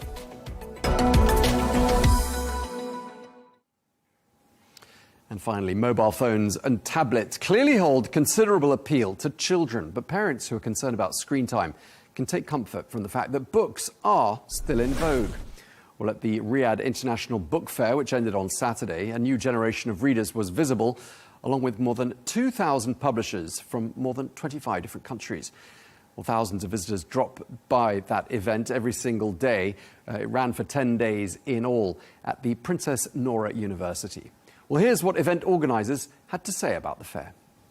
At the Riyadh International Book Fair, we made sure to offer diverse and unique programs for children within the dedicated children's area, as well as activities that include the entire family. We believe the fair is not just a place to display and sell books, but a complete cultural celebration in our beloved city of Riyadh. or as we like to call it, the heart of the world, Riyadh City. Okay, so books are alive and well. Well, that brings you all the very latest from Saudi Arabia, this edition of the Riyadh Deal here on Arabiya English. Look forward to seeing you again next week. Meanwhile, do stay tuned.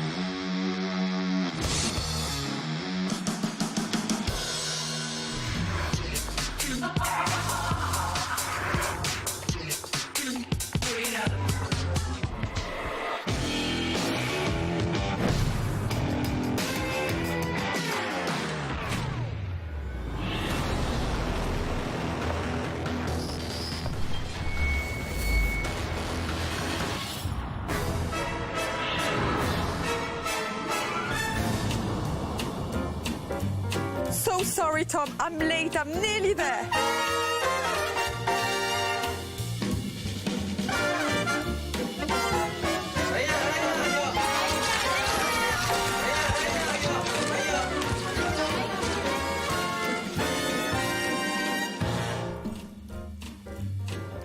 The voice of Hind Rajab.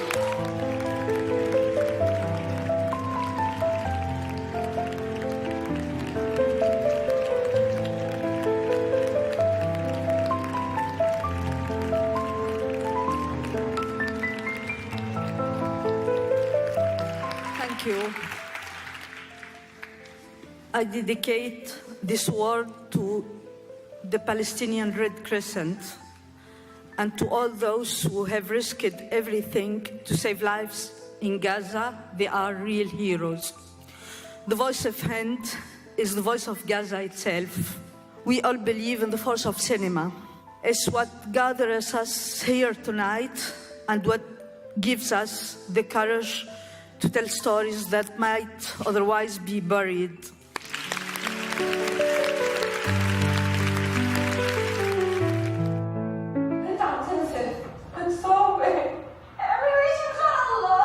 خليه بسرعة واكتب لنا من تصور وتنزف. ايش؟ جد؟ تفضل جاي السوشيال ميديا. طلع. شوف أطفال مشنخة مرمية على جنب الشوارع. فكرك عن جد صار طفل صغير خايف رح يأثر فيهم أو يفرق على حدا.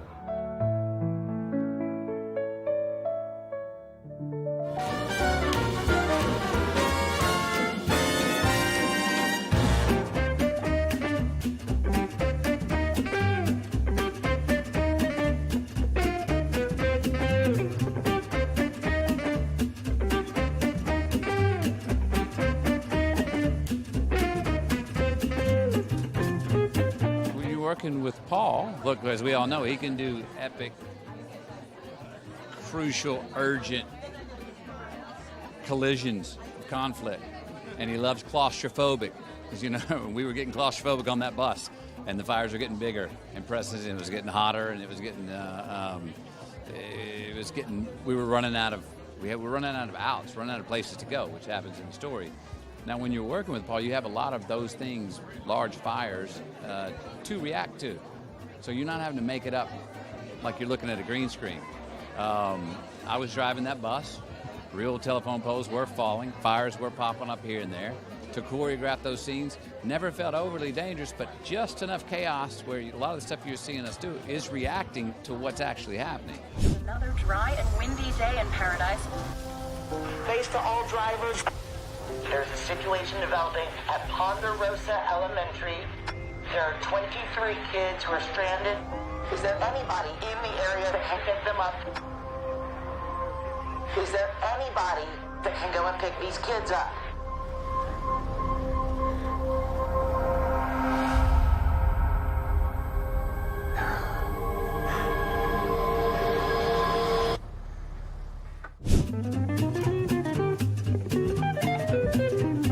pretty good understanding for his age of who he is, and it's nice to be a dad too. I don't think you understand the urgency of our situation here. Quietly, calmly, one single line. You know all of us are going to be there. It's going to take 10 minutes.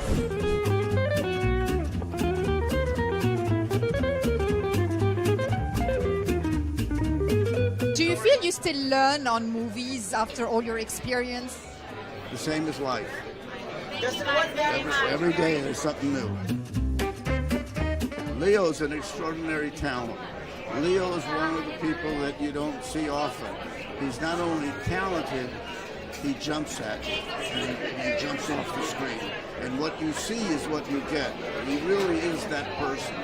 And he reminded me years and years ago, I worked with a young Paul Newman, and he has that kind of, he's there. Thank you all. Thank you.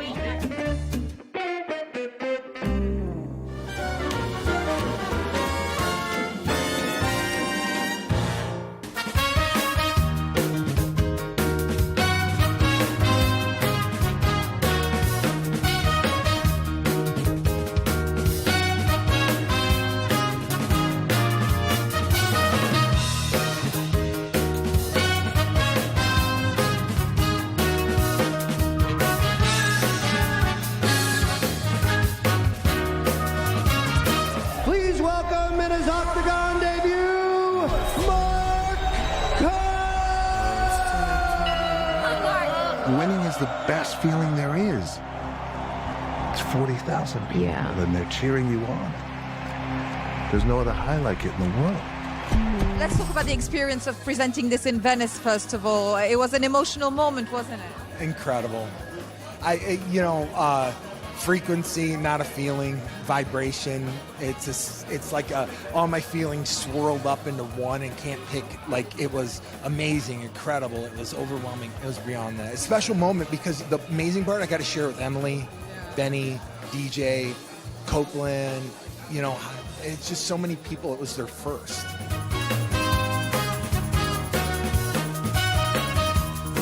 Is there any other part that you're dreaming of playing on your bucket list somewhere? Or is that it? Right, no, it's not it. It's not it. It's never it. There's always something else.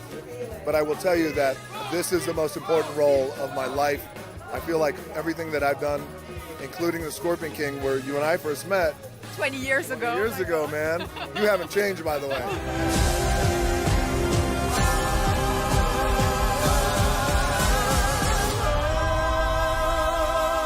Big, strong man, I love you.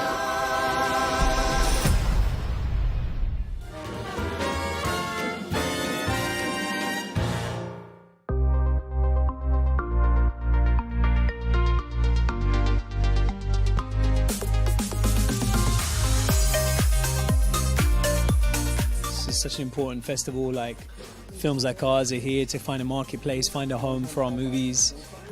You've got short films here, you've got established movies here, you've got the whole range of the kind of film industry, and it's in a very global way as well. So it's really, really important, and it's really fitting as well because Toronto is such a global city. That's what I love about it. I feel in many ways that this city and the festival kind of reflect each other in that way. 14 years is the time that Riz and the amazing writer Mike Leslie have been kind of gestating this, trying to figure out their way into it. He sent me Hamlet, and I asked myself the same question. I was like, why Hamlet? I'm not sure this is for me. I never had that deep connection with it at school like so many people. But revisiting it from a modern perspective, I started to see things in the story that felt relevant and surprising in ways, I hadn't expected. It was the play itself. I mean, I developed the script with Mike Leslie, the writer, for 14 years. Yeah, we were just trying to make sure the script lived up to other adaptations of Hamlet, that we were trying to do something that was very distinctive and bold in our own version of it. It takes a long time to get it right, but I'm proud of what we've done.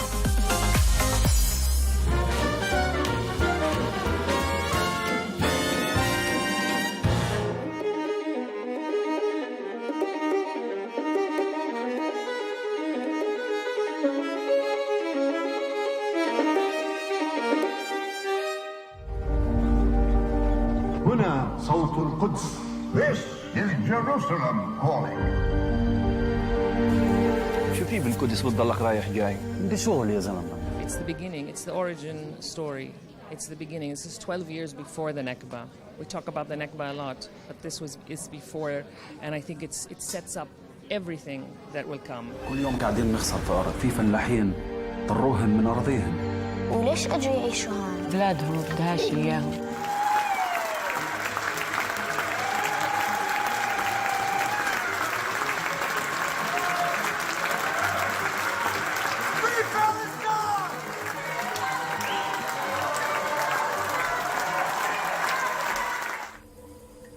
Give me your papers.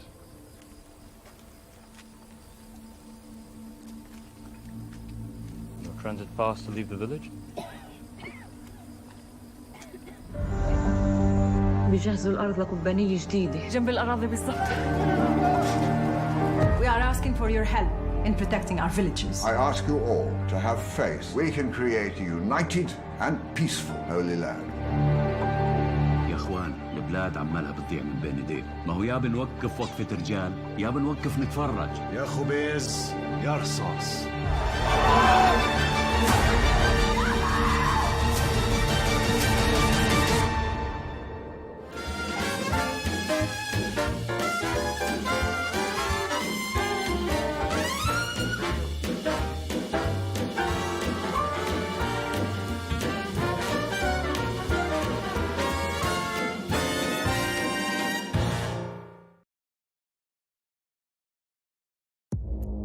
Our allies, in many cases, are worse than our enemies. Stay informed and connected with the latest international headlines.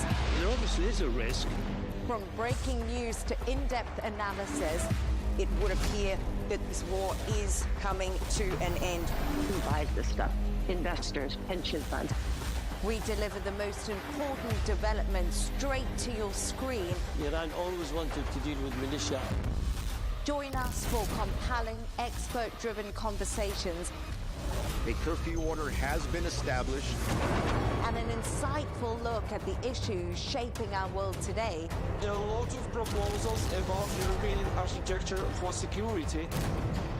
I'm Leigh Ann Gerrans, and this is W News. We dealt with this when I was Chief of Staff in the first term. Where you don't just hear the headlines, you get the full story. Blessed are the peacemakers, so says President Donald Trump. His 20-point Gaza peace plan has delivered a breakthrough. Phase 1 will come into force soon. So, is this the start of the eternal peace he promised, or just the latest pause in a seemingly endless fight? I'm Melinda Nucifora, and that debate is coming up soon on Counterpoints.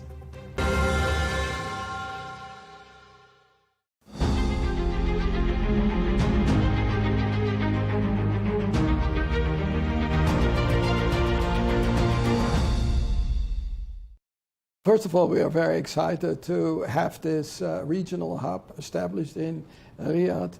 It coincides also with a 50-year partnership that has been extremely productive over the years. But I see it actually as a bigger undertaking. As you know, the World Bank is probably best known for its financial support to developing countries, but we are at the same time also a knowledge bank. We have gathered an enormous amount of experience, knowledge of different development experience from Asia to Africa to Latin America. And so we would like that to put the whole knowledge bank on a new level. That means how we work with each other, how we experiences are shared, and we would like to do that together with the countries. So therefore, I think it is very important that we capture the richness of the diversity of the membership. And this means that Saudi Arabia has some very interesting experiences, development experience that it could share with the world. Equally, we would like to continue with a strong advisory role to the Saudi government. So we thought that first this comes all nicely together, but we would not want to see that only Saudi specific, but that Saudi Arabia has a role to play regionally and globally, and we very much welcome this role. Can you give us an update on the Global Knowledge Hub, which was recently established in Saudi Arabia about a year ago, and what role did it play in job creation? Well, what is very important is what the Saudi government has been doing, for example, on the digital agenda, as well as artificial intelligence. I saw firsthand, for example, the Seha hospital, that is the first virtual hospital and is serving 230 hospitals here in the kingdom. This is actually fascinating because it is not only a great experience here, but it could be a very important experience for countries that have similar challenges around the globe. Another example is how the Saudi government has been easing doing business for startups, how to set up companies. You can here now set up a company within minutes. I saw that yesterday, and I was quite impressed about this. And I asked also which other countries have that ability. And right now there is no country that can actually establish a company that fast. So these are type of experience where we think that this knowledge hub is going to be important. Now, how does that link then to the jobs agenda? Clearly, if you are encouraging young kids to start companies, and you have to go through an everlasting bureaucratic slew of regulations that you cannot even quickly establish a company, you're not going to encourage entrepreneurship, but also investing. I think these are the type of things where we are seeing that it is important to create the enabling conditions for investment, for entrepreneurship, for initiative. And I think these are very valuable lessons that we can learn, and what we hope also to see certainly in Saudi Arabia, that it will also have a great effect on the labor market. In an ever-shifting environment and with the constant changes happening in the job market, what role does the World Bank play in job creation, and to what extent does the private sector contribute to the availability of opportunities? So first, the dimensions. In the next 10 years, about 1.2 billion young people will reach the labor market. Projections, which should not be destiny, suggest that only 400 million will find jobs. So there's a huge gap. So that means, how can we actually close that gap, create actually opportunity, but also hope for the new generation to thrive in life? That means that the World Bank has been saying we should all focus laser sharp on job creation, particularly for young people, and we have to do that through different angles. One is clearly to create the enabling environment. What you have been doing, for example, to ease the opening of a firm is a great way of starting. Secondly, we will need enabling investments that can be from education to infrastructure is very important. But then certainly the public sector will not create the jobs that are needed. It will be the private sector. So there we need to see what is actually prevented the private sector to actually do even more than what they are doing now. And that means to look at issues that constrain their activities, but also to see how can we actually encourage them to embrace digitalization, AI, discover foreign markets. So those kind of things will need to be done. We are actually active in all of those three areas. The World Bank is also actually a World Bank group, so we have two strong private sector arms and two public sector arms. They will need to have to work together with governments, but also with the private sector to make it happen. We are actually quite optimistic that if we actually encourage this collaboration cross-border, but also across sectors, public and private sector, we have a good fighting chance to make progress. But we will need to work together, and we need to actually really use great experience across the globe, including in Saudi Arabia, to learn, adapt, and actually good experience. How can we scale that not only here, but elsewhere in the world?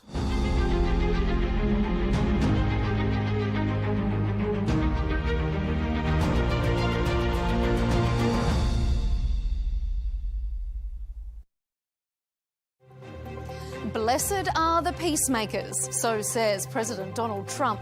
His 20-point Gaza peace plan has delivered a breakthrough. Phase 1 will come into force soon. So is this the start of the eternal peace he promised, or just the latest pause in a seemingly endless fight? We'll analyse all the angles here on Counterpoints with me, Melinda Nucifora.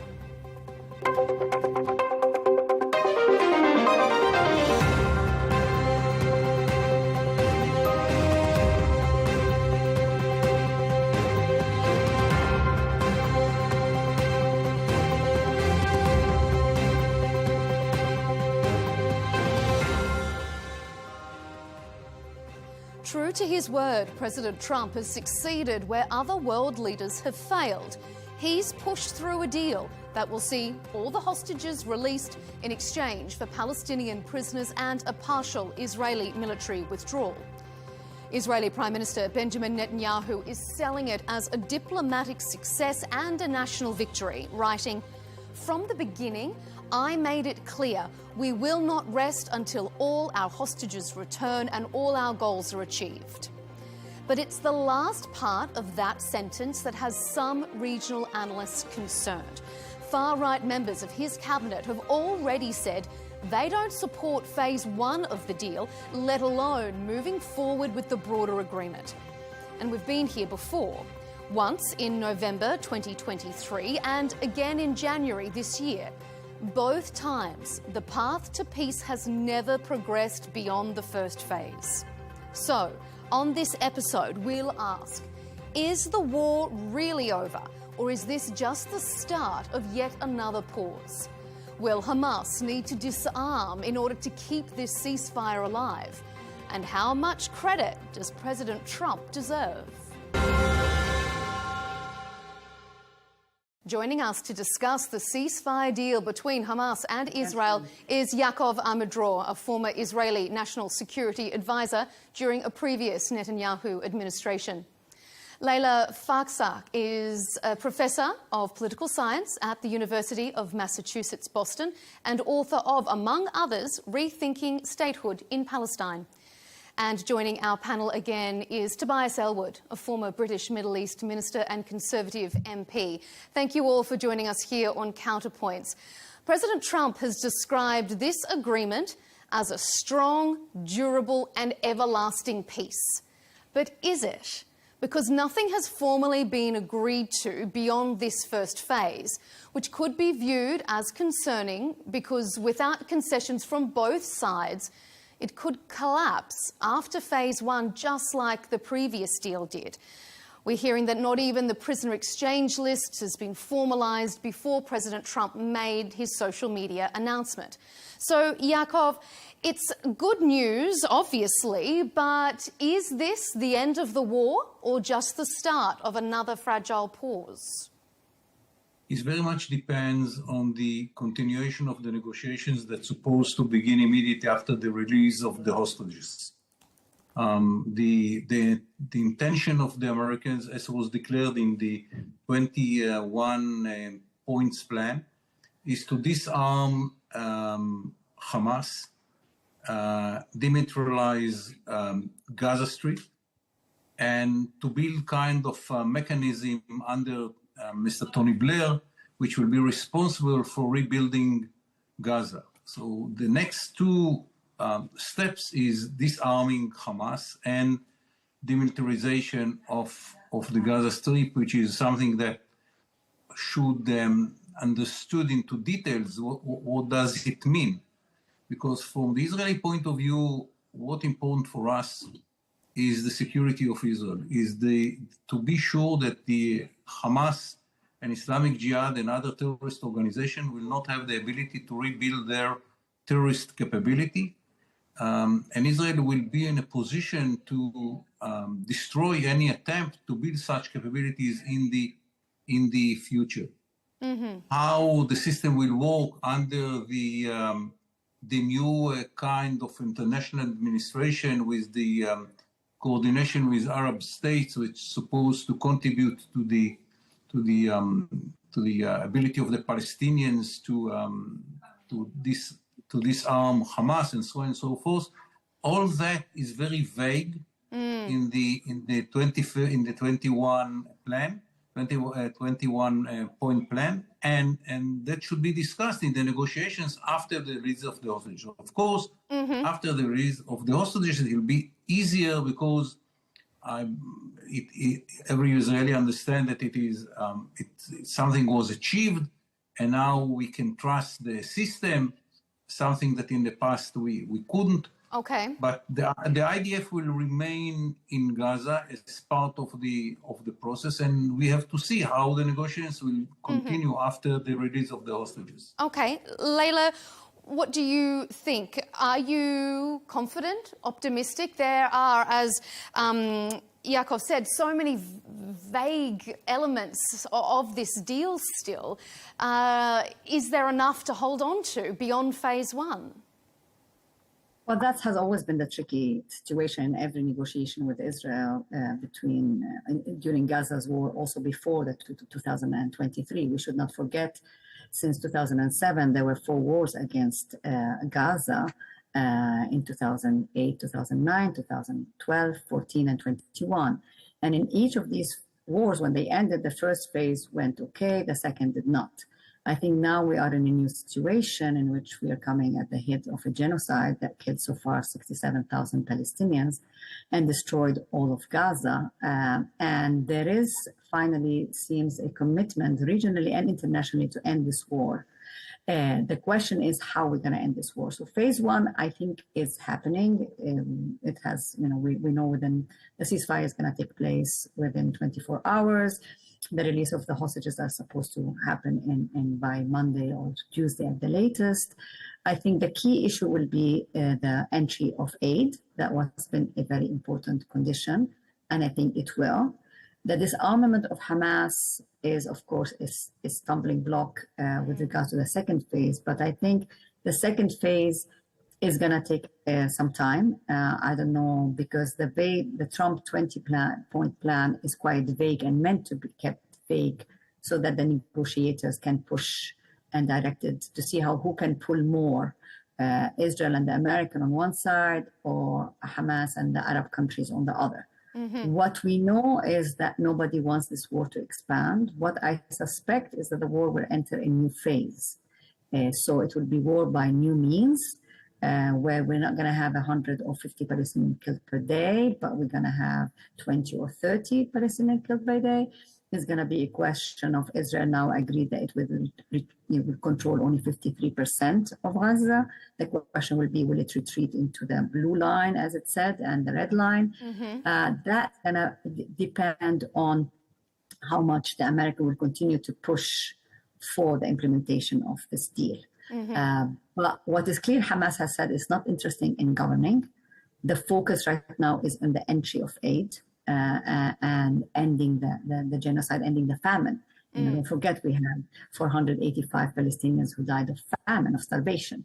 This has to end, and that will need lots of work because everything is destroyed. So people are hoping that dynamic of making basic needs again will create a momentum of, positive step by step. But we are again in a step-by-step diplomacy, and I suspect the war will continue in new ways.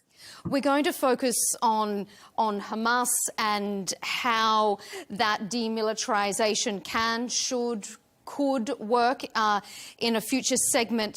But first, before we get there, Tobias, I want to bring you in. How, to your mind, how is this ceasefire or this phase one different to the last deal that was struck back in January when President Biden was in office? I mean, we've been here before. We have indeed, and it's right to flag that up. There's been so many false dawns here of us taken to the brink and then only for things to then collapse. This does feel very different now. There's a sense of momentum. There are more stakeholders involved supporting what's going on. Additional pressure has come in from the Americans on the Israelis and indeed the Arab community on Hamas. That's led us to today. We've got used to Trump being rather expressive and exaggerating in his views. And we should perhaps urge a sense of caution, given, as has just been discussed, how fragile everything is here. But there is a sense of optimism, no doubt about it. After 2 terrible years following those barbaric attacks, we could see the beginnings of this with the hostages returned, exchanging chains for prisoners. The question then is will Hamas then drop their weapons, and indeed will Israel, IDF, pull back? The point about Hamas, which is your question, is the fact that you're dealing with people who sign up to an ideology. So this isn't a form of state or government that's happy to then dissolve because it's no longer popular or it's been told to do so. But you have tens of thousands of people that have bought into that way of thinking, that are happy to give their lives for their cause. And that will be the challenge, is to convince them and indeed wider Palestinians that there is a direction of travel to go to that actually takes Gaza and indeed potentially the West Bank into a more peaceful, stable place. That is supported by Israel itself. And we've not mentioned that there's a vote to take place, I think, in the Knesset as well. There are many that don't want to go down this road at all. There was discussions not long ago about throwing everybody out of Gaza, and actually that Israel would then take over completely. I'm pleased that hasn't happened.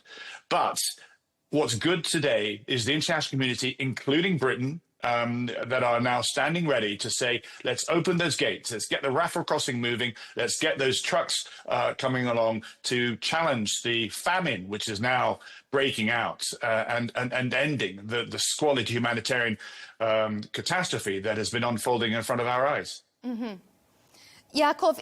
If I may, I think that the issue of the aid, food, and so on and so forth is more about PR than the reality on the ground.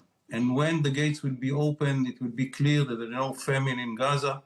There is no lack of food and water and medicine.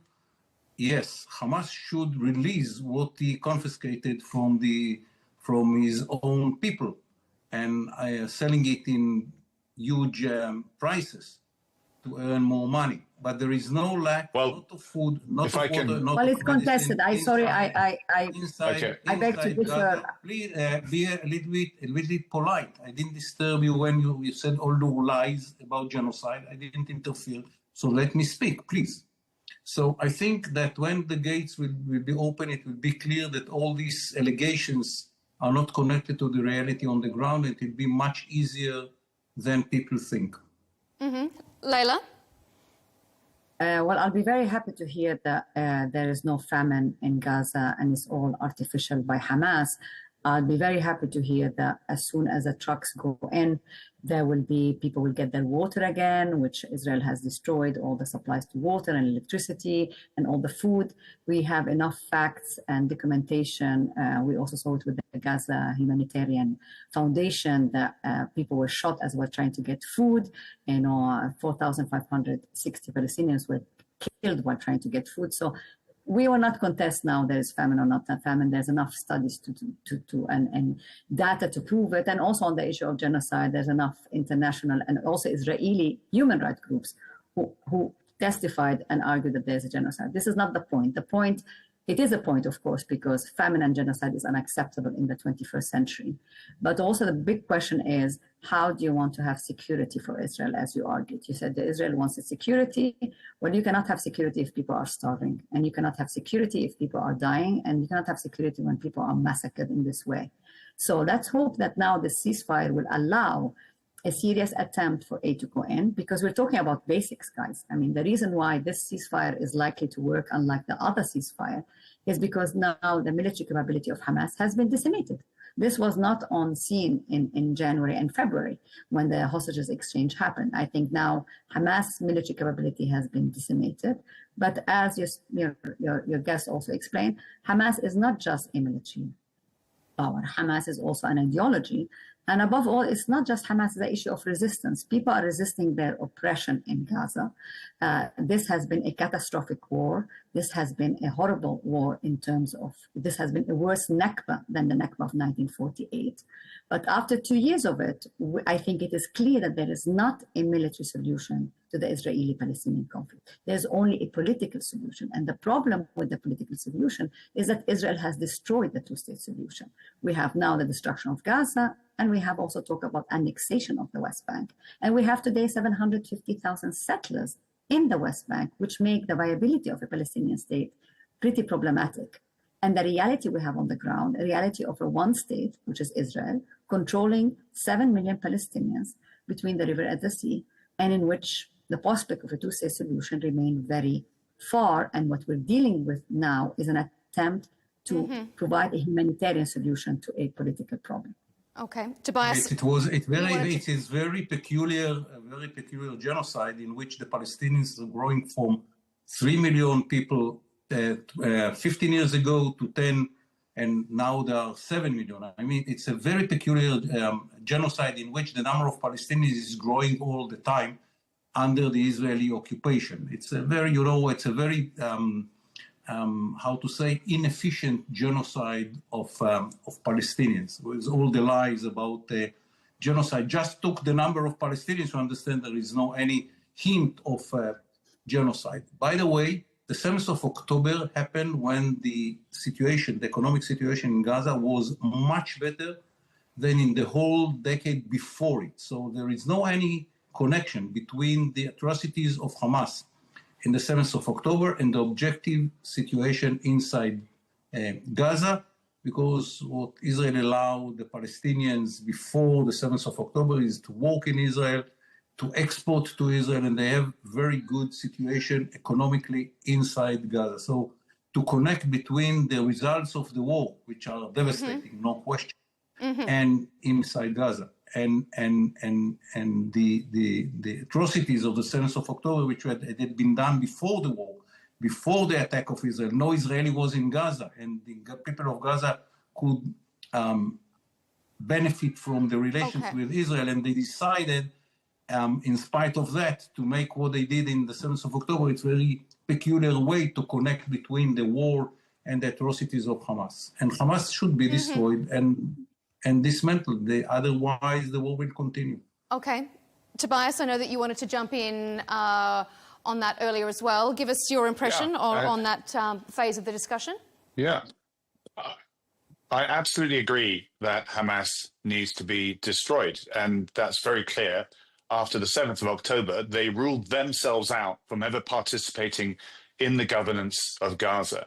The question that you then posed to Israel, particularly to Prime Minister Netanyahu, is what is your strategy to then remove Hamas and offer something else? And up to this point, prior to this plan being put forward, it was not clear, given what was happening on the ground, as to where Netanyahu wanted to take the destruction of Gaza. So what was happening is that people were dying, the buildings were collapsing, infrastructure was being destroyed, aid wasn't getting in, and I can confirm that because the British had to airdrop aid in. So concerned we were from our own analysis that people were starving. We airdropped aid in along with the Jordanians. Perhaps if you allowed media in, then you could have independent views rather than one person saying one and one person saying the other. But back to the main point. Absolutely agree that you need another form of governance. You need to offer the Palestinians a different direction to travel, that is, with Hamas removed. But every time you bomb another area of Gaza and you kill more people, collaterally or accidentally or whatever, you drive more people to want to support Hamas. And that is, I say this as a military person, I've been in operations across the world. That is, I'm afraid, the consequence of not having a grand plan, a clear objective of what victory looks like. And only now, as we're discussing, do we have a vision that's come into view that allows the Palestinians to say, yes, I've got something else to live for that does not involve Hamas. And that's a good thing. But it happened in 2006. Israel withdrew all its forces. All the Jews left Gaza for the Palestinians, and the Palestinians decided in free elections to elect Hamas. So there is no question that there is no any connection between what Israel is doing and the decision of the Palestinians to elect Hamas. After Israel withdrew all its forces from Gaza, Gaza was free from Israelis, free from soldiers, free from civilians, no settlements, no settlers, none. And what the decision of the Palestinians was? In free elections, to elect Hamas. So there is no connection between showing the Palestinians there is an option and the reason of the Palestinians whom they are electing. Because it's happened in 2006. I don't disagree. Okay, I don't disagree. Yeah. And Hamas won the elections. So what is the think connection this is a lot- what Israel is doing and the Palestinian decision? I don't disagree. I don't disagree with any of that. That is back in 2006. Well, the Palestinian another future, another vision. We did it in 2006. No, but you had an opportunity. Okay, can we move on, because there's something more important here, with all due respect. I think in 2006, Israel, 2005 is retreated, but with all due respect, Israel still remained an occupier, because Israel put Gaza Strip under a siege for 17 years, where no water could come in without Israel. There was an open there were 4 wars. No. There were Just 4 wars a moment, against Yaakov, let Leila finish and then we'll come back to you for a response. Just a moment, Leila, continue, please. Go ahead, Leila. Passage to Egypt all the time. Leila, go ahead. Okay, but the fact is, that's not true. International legal experts will tell you that, and also Israeli legal experts will tell you that Israel wasn't still in control of the Gaza Strip. It's just put a siege around the Strip where they could not fish beyond 5 miles, where they could not. Okay, I need to finish what I have to say.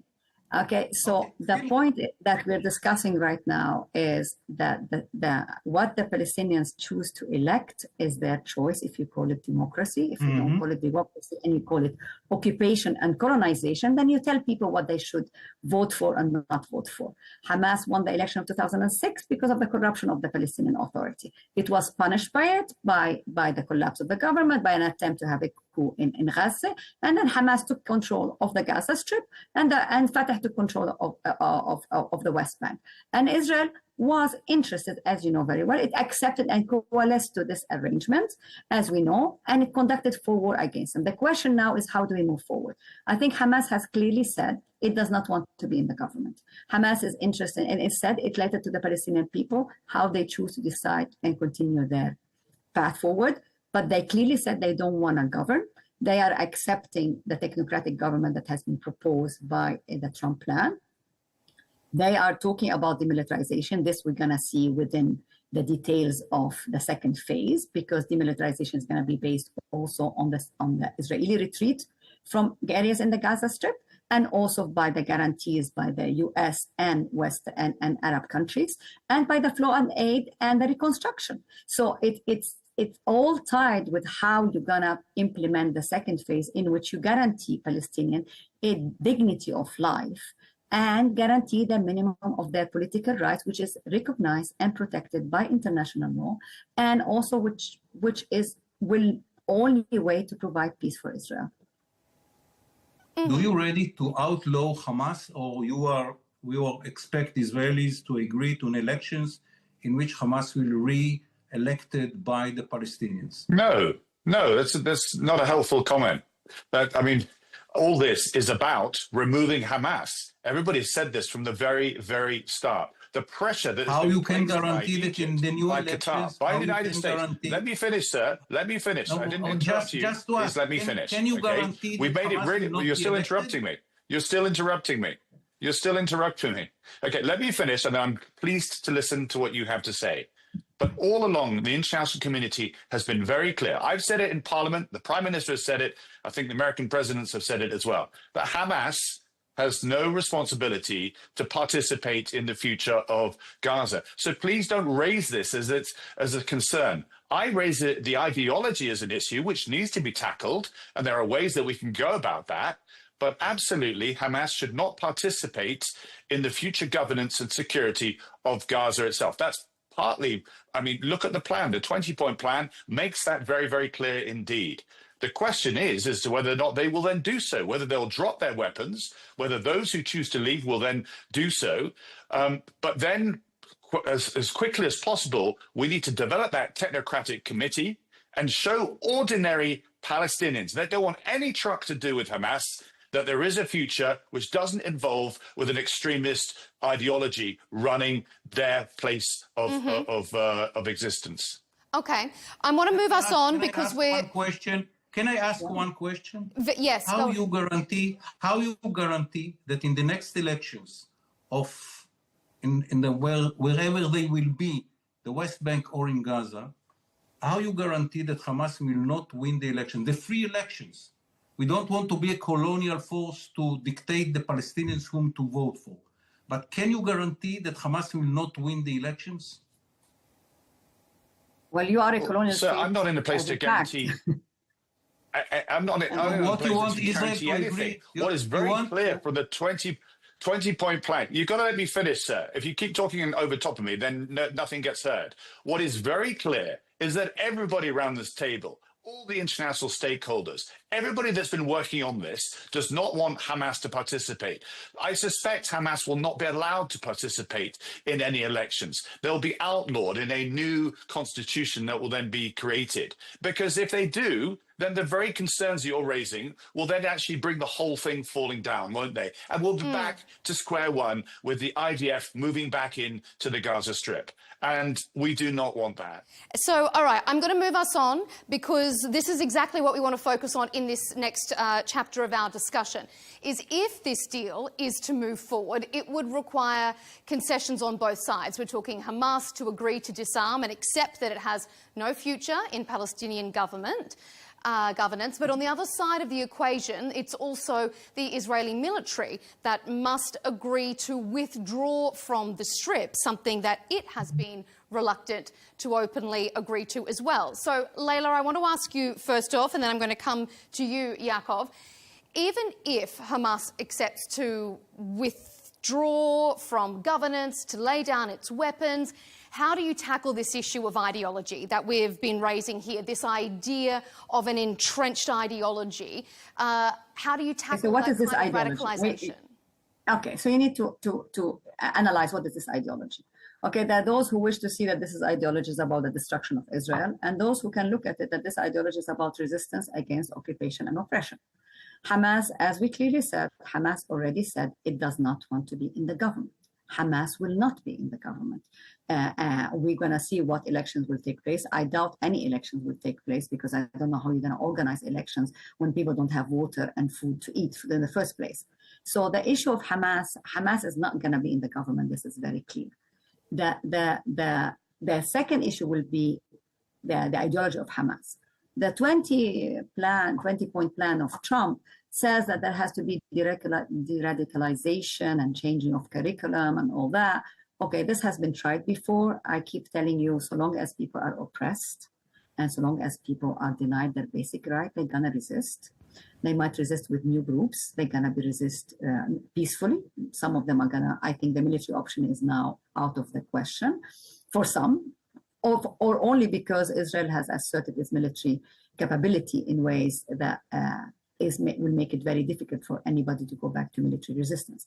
But the fundamental question remains, so long as Gazans don't have, and Palestinians don't have independence, don't have their own state that is connected, West Bank and Gaza, and don't have food, economic prosperity, and freedom, they're gonna resist. It's not gonna be Hamas, it could be another party. It could be another movement, it could be another. So being fixated on the Hamas delays you and takes us away from the real issue. What the real issue is, will you implement a two-state solution or will you just continue playing along? Yeah, maybe we'll have it, but we'll continue annexing the West Bank. Yeah, Gaza can stay a poor, decrepit place because the amount of reconstruction it will take will be years. We're gonna see that in the details. I think the phase 2 will be the key in how far you're gonna create this technocratic government, how far will you allow aid and reconstruction to start, who is gonna be involved in the reconstruction, how much Israel will retreat to allow the reconstruction to happen, because Israel is still occupying the land and it's unlikely to retreat from the land because it doesn't know what to do with the Palestinians. Mm-hmm. Yaakov? Probably at the end, the demand of Israel will be to have a buffer zone along the borders. Depths will be between 1 kilometer to 1 mile. Other than that, Israel will not annex and will not be inside the Gaza Strip. The government is very serious about it. The right wing in Israel is wanted the prime minister to say that Israel will stay in Gaza, and he will refuse to say, and that is not going to happen. The big question will be the lesson that we learned from the fact that in the previous situation before the 7th of October, there was open border between Gaza and Egypt, unlike what was said here. Israelis were not in the passage in Rafah, and the Palestinians could move in Rafah whatever they wanted, food, water, whatever. So there is practically no siege. Mm-hmm. The problem was that we learned after the beginning of the war that not only food and water transferred from the Egyptian side into the Palestinian side. And how can we guarantee in the future that that is not going to happen again? And this is the whole problem of what we are calling Philadelphia Corridor. It's the Israeli name for the border between Egypt and Gaza. How can we guarantee that no military capabilities will come from the Egyptian side into the Israeli side? Mm-hmm.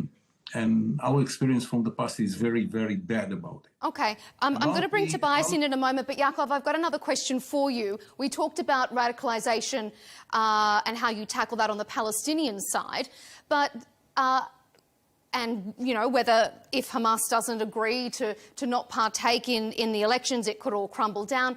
Could the far-right elements of Netanyahu's Israeli cabinet, his cabinet members, could they spoil progress to the next phase as well? Is there equally a risk of radical and extremist views on the Israeli side that could derail progress here? Today, there are less than the 10% in the Israeli parliament. And I believe that in next elections, if Netanyahu succeeds to achieve what he has in mind, including dismantling Hamas, I think that they will be even less than 10%. And there, as you know, in a democratic system, 10% cannot make the decisions for the government. By the way, within Israel, there's a huge majority for the deal in Gaza. And I don't see the right wing with all their noises that they are doing, and are making a lot of noises in Israel, do not succeed to convince the Israelis to agree not to annexation of Gaza, not to settlements in Gaza, and so on and so forth. So I don't see any reason to believe that they can spoil the agreement. Mm-hmm. If, and this is the big if the Israelis feel that the agreement guarantee their security. We don't have any claim for Gaza. We don't need anything for Gaza. In 2006, we evacuated everything from Gaza. And Hamas won the elections, and immediately after it began to attack Israel from Gaza, in spite of the fact that no Israeli was in Gaza. Mm-hmm. Okay. So all the nice stories are very nice, but the reality on the ground was that Israel was not in Gaza. There was not siege because the Palestinians could communicate with the other world through Egypt. Mm-hmm. But you saw the result in the 7th of October. This is something that Israel is not going to take the risk again to face such an atrocities. Okay, Tobias, how do you tackle this idea of ideology, of radicalization that we've been talking about here on both sides? I mean, it's not just Palestinians who you could argue have been radicalized after the 2 years of conflict. We've also talking about far-right extremist views in some elements of the Israeli government, even though, as Yaakov says, they don't hold a lot of sway, a lot of percentage within the cabinet. Is there an issue that these seeds are festering on both sides of the conflict? And how do you tackle that? Yeah, you illustrate just how complicated this is, and the pitfalls and the problems that lay ahead. I mean, much as we hear what our Jewish friend says here, there are members of Netanyahu's cabinet that have made it very openly clear that they want Gaza to be part of Israel, and they want also to annex all of the West Bank. I'm pleased to hear that that is not going to ever happen. But it wasn't long ago that even you had Donald Trump talking about some sort of Riviera there, with no clarity as to where the poor people of Gaza would actually go. Now it's concrete. It's very clear that this is all part of a plan towards a two-state solution, however far off that might be. And that's important to anchor down and to remind ourselves, because there was a point when we were drifting. And I say this as a military person. I got the impression, and you ask yourself, what was all this destruction doing? What was the IDF trying to achieve other than make the Gaza Strip so miserable that there was no chance that anybody would want to stay there, that would actually be part and parcel of the strategy to eventually get everybody to then move. Where to? Well, that's another challenge. And the fact that it's completely illegal to move populations in this way, I think is a headache that eventually even Donald Trump recognized was never going to happen. That's eventually allowed us to get to where we are today. By the way, but I would like to go to say a few things about that, because the Israeli right, we see it. I mean, you have extreme right, but not right. But with all due respect, this is a government that has stayed for 2 years, in which you say the 10% hijacked. I mean, I don't know how much they can hijack the government in this way if they stayed for so long. I think also we need to bear in mind there's the extreme right, but there's also the right. I mean, Israel is still convinced that the West Bank, Judea and Samaria, that is a great violation of what a two-state solution is, let alone of what international law says. We've seen the expansion of settlements during the war in the West Bank. I do believe, as you say, Yaakov, that Israel is not interested in Gaza. It was never interested in Gaza ever since it could not annex it or empty it of its refugees in the 1970s under Sharon. Sharon was already clear, okay, let's leave Gaza because it's an expensive thing. And I believe they want to leave Gaza if they can be secure. But the problem is the Palestinians are not just in Gaza. So they're coming back to your point, just refer to your Israeli Central Bureau of Statistics. They will tell you how many Palestinians are in the West Bank, are in Gaza, and are inside Israel. And if you add them up, they come up to 7 million. It's your own data, not my data. So the question that remains, those who are citizens of Israel are citizens of Israel, but what are you going to do with the 5 million that are in the West Bank and Gaza? They, and that we also see Britain recognize the Palestinian state, recognize that the annexation of the West Bank is illegal, and it's important to have a two-state solution that is viable. But I'm not too sure Israel is interested in that, because Israel's policy has been to try and eliminate the Palestinian people. And that's the mainstream in Israel, unfortunately, not the little 10%, rather than live with them in two viable independent states. Yaakov, a response from you, and then I'm going to move on. If I may, 3 remarks. One, with all due respect, I think to compare with the radicalism of a terror organization with the right-wing parties in a democratic system like Israel, I think it's a big mistake. You not understand the situation if you think that this radicalism is equal to this radicalism, and there is far-right movements inside Israel, but it is part of our democracy.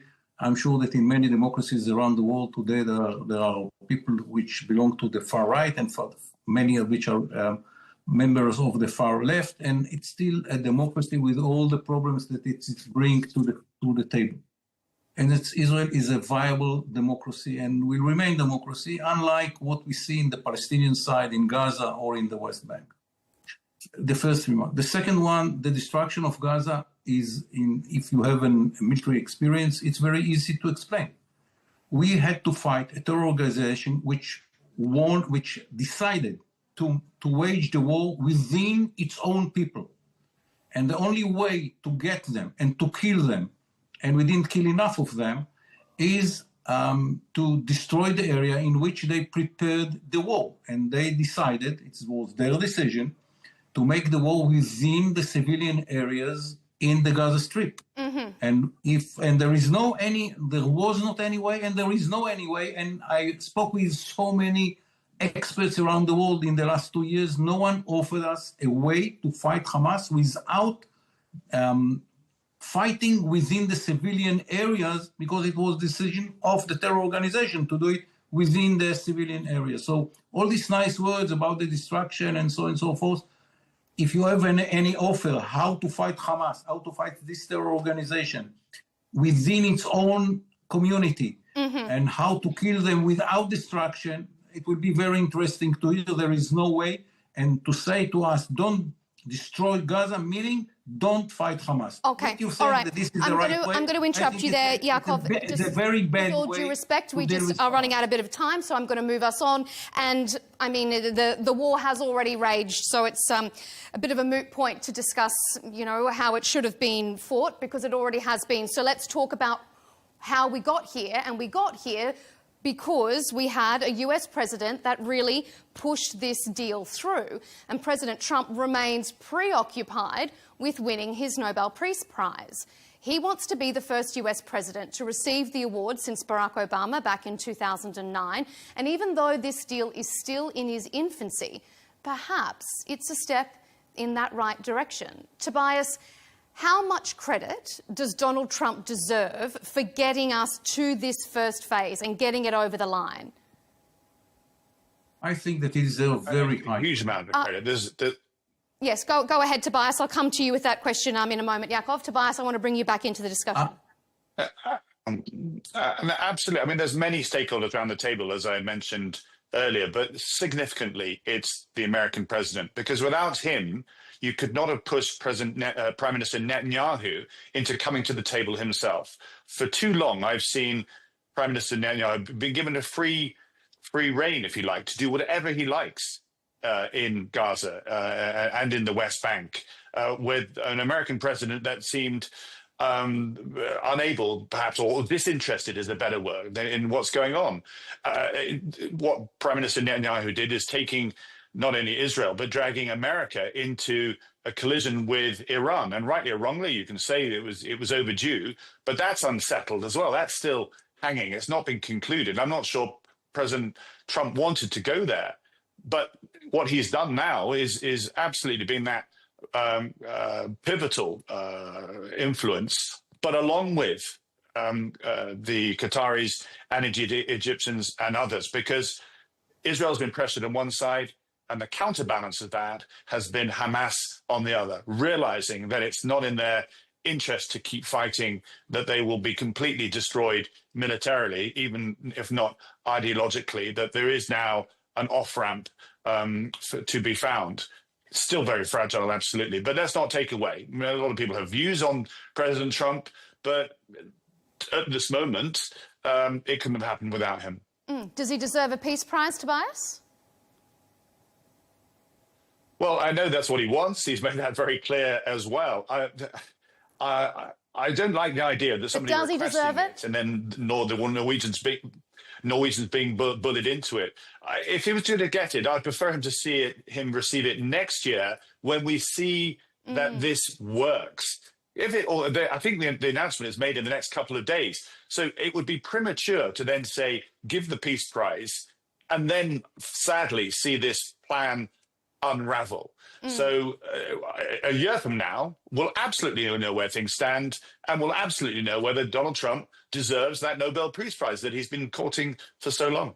You're right, because, I mean, the January deal lasted for 6 weeks. So, I mean, it's very premature to say that it's been a raging success. Leila, what do you think? Do you think that this could have happened? Could we have gotten to this point without President Trump in the White House?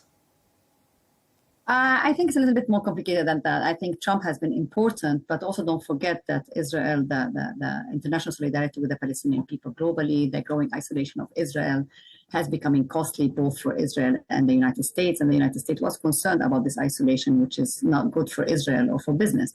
And I think also the latest attack of Israel on Qatar in the name of, trying to target Hamas officials in Qatar has been very detrimental also for the relationship in the Gulf, which is a very important symbiotic relationship between the United States and the Gulf. So I think Trump had to intervene, and Trump had now the leverage to intervene, because it is not in the interest of Israel that this war continues. It's not in the interest of Israel to continue to be ostracized, thanks to the international solidarity for the Palestinian people.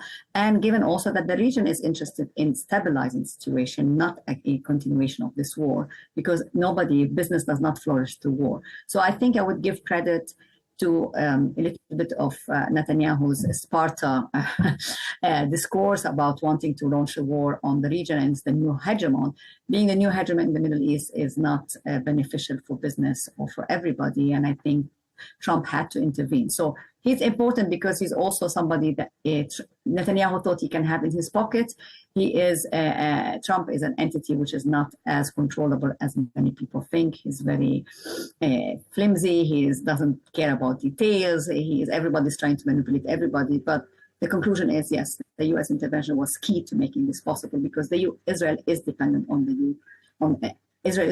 U.S. and the U.S. can put pressure when it wants, and in this case, it did. Yaakov, is President Trump a decisive character here? I agree with Leila that it is more complicated than people think. I think it's a combination. I think that the fact that the president gave Israel the free hand in Iran, and even took part at the end of the operation in Iraq, was very important to gain the trust of the Israelis and the Prime Minister Netanyahu and what he is saying. I think that the fact that Israel succeeded during the war to eliminate, or almost to eliminate, Hezbollah and to destroy the Iranian strategy by taking out Syria from the Shiite bridge going from Tehran into the Mediterranean, helped the Israeli to feel that there can be more comfort with the situation in the Middle East. I think that the operation in Doha was very important. It made people in Doha understand that they are not immune anymore, and it gave the leadership of Hamas more than a hint that they might be eliminated around the world. And then the president, who understood that it is a very peculiar situation for both the Gulf countries and the Israelis, found the right time and the right way to put it on the table, that could be bought by the Israelis in one side and the Arab and Muslim world on the other side, to put pressure on both. But with Israel, it was less pressure than convincing friends that this is the right time to do what is needed to do. Because, as I said, we gained very high trust in Israel by the government and by the people of Israel after how he helped us, based on what he helped us in Iran and in Gaza as well. So I think it was no question. Without the president of the United States, it couldn't work. On that point of semi-consensus, on a point of agreement, we might leave it there. I will just note for our audience and our other panelists, we've lost our connection with Leila, but we do, of course, appreciate her contribution. So I will thank her, Leila Farsak, the Professor of Political Science at the University of Massachusetts in Boston. We thank her for joining us before her connection dropped. Also to our other panelists, Israeli National Security Advisor between 2011 and 2013 during the past Netanyahu administration, Yaakov Amadror. We always appreciate having you here on Counterpoints, as we do for you as well. Tobias Ellwood, former British Middle East Minister and Conservative MP. It's a really important discussion to have, a little bit of good news, a glimmer of hope. Hopefully we can join you all again soon with more elements of Phase 2 to discuss. Thanks for being here.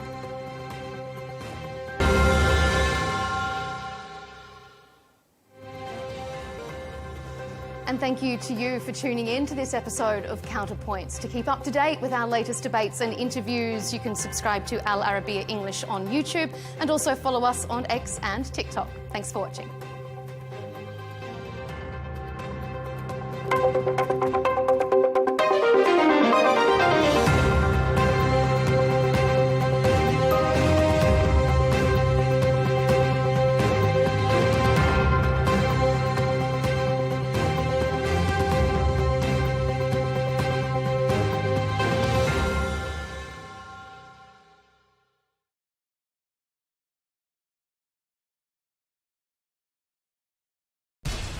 We have to take care of our people, and we're going to take care of our people first.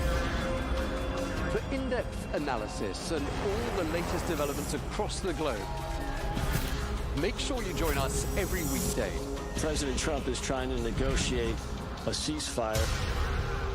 With so much happening, so much information, and so much noise, International law will have no part in his administration. it can be hard to keep track. Tariffs will just fuel inflation. We're going to fight these tariffs. But you can count on us to tell you what you need to know. We stand by your side. Join me, Tom Burges Watson, for Global News Today, right here on Al-Arabiya News.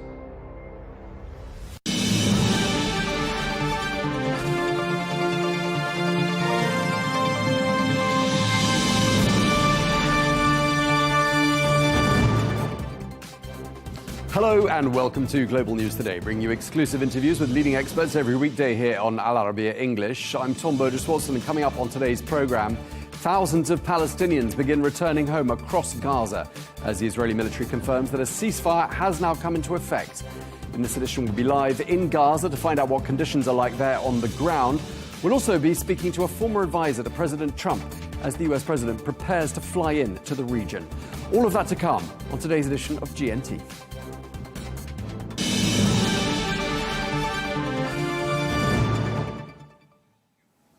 Hello and welcome to the programme. It has barely been 24 hours since Israel and Hamas reached a ceasefire deal. And with the truce now in effect, Palestinians are beginning to return to what's left of their homes in parts of Gaza. Well, reports say that many are coming home to scenes of total destruction. Well, Israeli forces have now pulled back to the lines that were set by President Donald Trump's plan. That's according to the IDF. With regards to the hostages, President Trump says that Hamas has until Monday or Tuesday to release them. We ended the war in Gaza and really, on a much bigger basis, created peace. And I think it's going to be a lasting peace, hopefully an everlasting peace. Peace in the Middle East.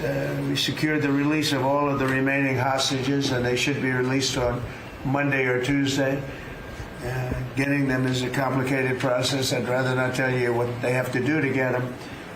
There are places you don't want to be, but we are getting the hostages back on Tuesday, Monday or Tuesday, and that'll be a day of joy. I'm going to try and make a trip over. We're going to try and get over there.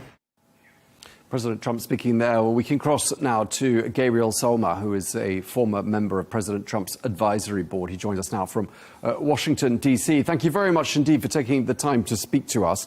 So the ceasefire has now come into effect. I mean, a lot has happened in the last couple of days. What's your reaction to what's been achieved so far? Well, I think the credit goes to the President Trump, who worked from day one on this issue, especially releasing the hostages, which is a very important topic here in the United States. As you know, the American people would like to see their friends coming out of jail under Hamas. And the other thing is that the president was able to have an agreement among the parties involved in this conflict. And I think everything would be fine. Within Monday or Tuesday, we're going to see the hostages coming out of their jail. And we hope peace would prevail in the area. I mean, clearly the situation is fragile. That's inevitable given what the last 24 months have had in store for all parties. Do you see any obstacles? Do you see any scenario in which even hostilities could resume? There is no guarantee that this agreement would last for a long time. As you said, the situation is fragile right now. It's on edge. All parties are on edge at this moment. Well, but the president is going to work hard to make peace possible because he has he has plans for the Middle East. As you know, the Abrahamic Accords. He wants to go ahead with these plans, and in order to do that, he has to establish peace first in the Middle East. You mentioned this in your first answer about the prisoners that are going to be released, and Israel has published, we're told, some of the lists of prisoners who could be released. Could these lists of prisoners end up being one of the early hurdles to progress here? Well, according to the news from there, it seems that these prisoners these hostages are located in more than one place. And therefore, it's a matter of time for the Palestinians, for Hamas to release them. And once they are released, everything would be fine. But with regards to who's on the list and who's not on the list of Palestinian prisoners, for example, could that be something that generates counter demands from Hamas, for example?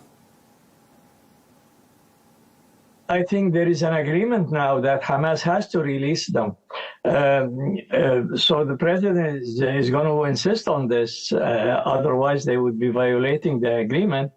Therefore, we are all expecting that all the hostages should be released. Now, it's been reported that President Trump had to apply considerable pressure to Prime Minister Netanyahu. And I'm wondering what you make of reports that have circulated that relations between the two men have been severely tested. What would you say to that? Well, indeed, it was tested from day one when Netanyahu came to Washington, D.C. And it seems that the president forced him to talk to the Emir of Qatar. It happened in the White House, and the script was written by the president, by his team, and Benjamin Netanyahu had to spell it out and talk to the Emir of Qatar. And do you think it's true that the two men have, had some pretty major disagreements during the course of the last few weeks? Yeah, there are major disagreements between, and that has to do with the policies of the United States, especially President Trump's policy. The president wants to see peace over there because he has a larger plan for the Middle East. As I mentioned earlier, the Abrahamic Accords require that there has to be peace between Israel and its neighbors. And so the president is arm twisting the situation over there to make sure that peace prevails. And Benjamin Netanyahu agree to have a peace in the region. Some people have warned that this war has isolated Israel internationally, and I think very hard to dispute that. Do you think that isolation can be reversed? I think so. I think if the Prime Minister of Israel agrees to the deal that the President has offered, I think peace would prevail over there. Remember that the Abrahamic Accords requires that all the countries in the Middle East have to agree to a peace agreement between Israel and these countries. And therefore, once, and the president wants that to happen as soon as possible. So once that starts to work, then you're going to see peace in the Middle East. And just lastly, Mr. Salma, before we wrap up, I mean, given the role you say President Trump has played in all of this, and it was announced today that the Nobel Peace Prize is not going to be awarded to Mr. Trump this year, do you think perhaps he'd be a suitable candidate for next year, especially given what you're saying about how we can expect considerable progress in the next few months on the Abraham Accords? I think we are getting closer to that. Remember, before October 7, on the day before October 7, Saudi Arabia was that close, very close, to have a peace agreement with Israel. And then October 7 happened in 2023, and everything was dismantled. And so the president is reworking on that subject and convince Saudi Arabia to start negotiations with Israel on a peaceful agreement on the recognition, mutual recognition. And once that happens, peace would prevail in the area. Okay, well, we appreciate you taking the time to speak to us. Gabriel Salma, former member of President Trump's advisory board. Thank you for your time, sir. Thank you.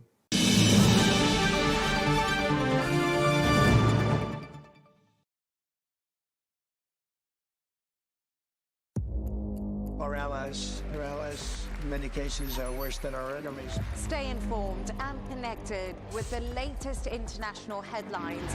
There obviously is a risk.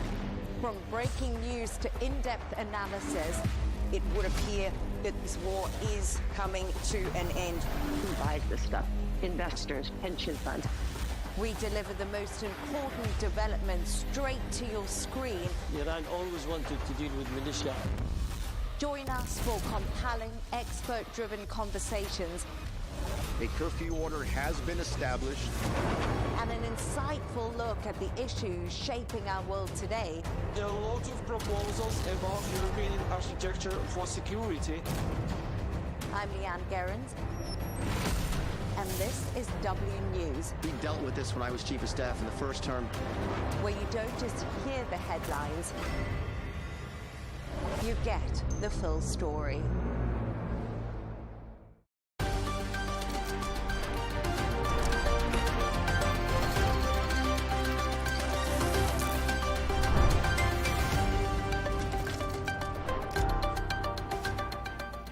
Hello and welcome. I'm Leigh Ann Gerrans and you're watching W News Extra, broadcasting live from the Al Arabiya studios. These are our top stories. President Trump says the long and painful nightmare's finally over for Israelis and Palestinians as Hamas hand over all 20 living hostages to Israel and Palestinian prisoners are released as part of the ceasefire deal. Meanwhile, Netanyahu tells Trump he's committed to peace on such a moving day. And world leaders gather at a Gaza peace summit in Egypt to discuss ending the war.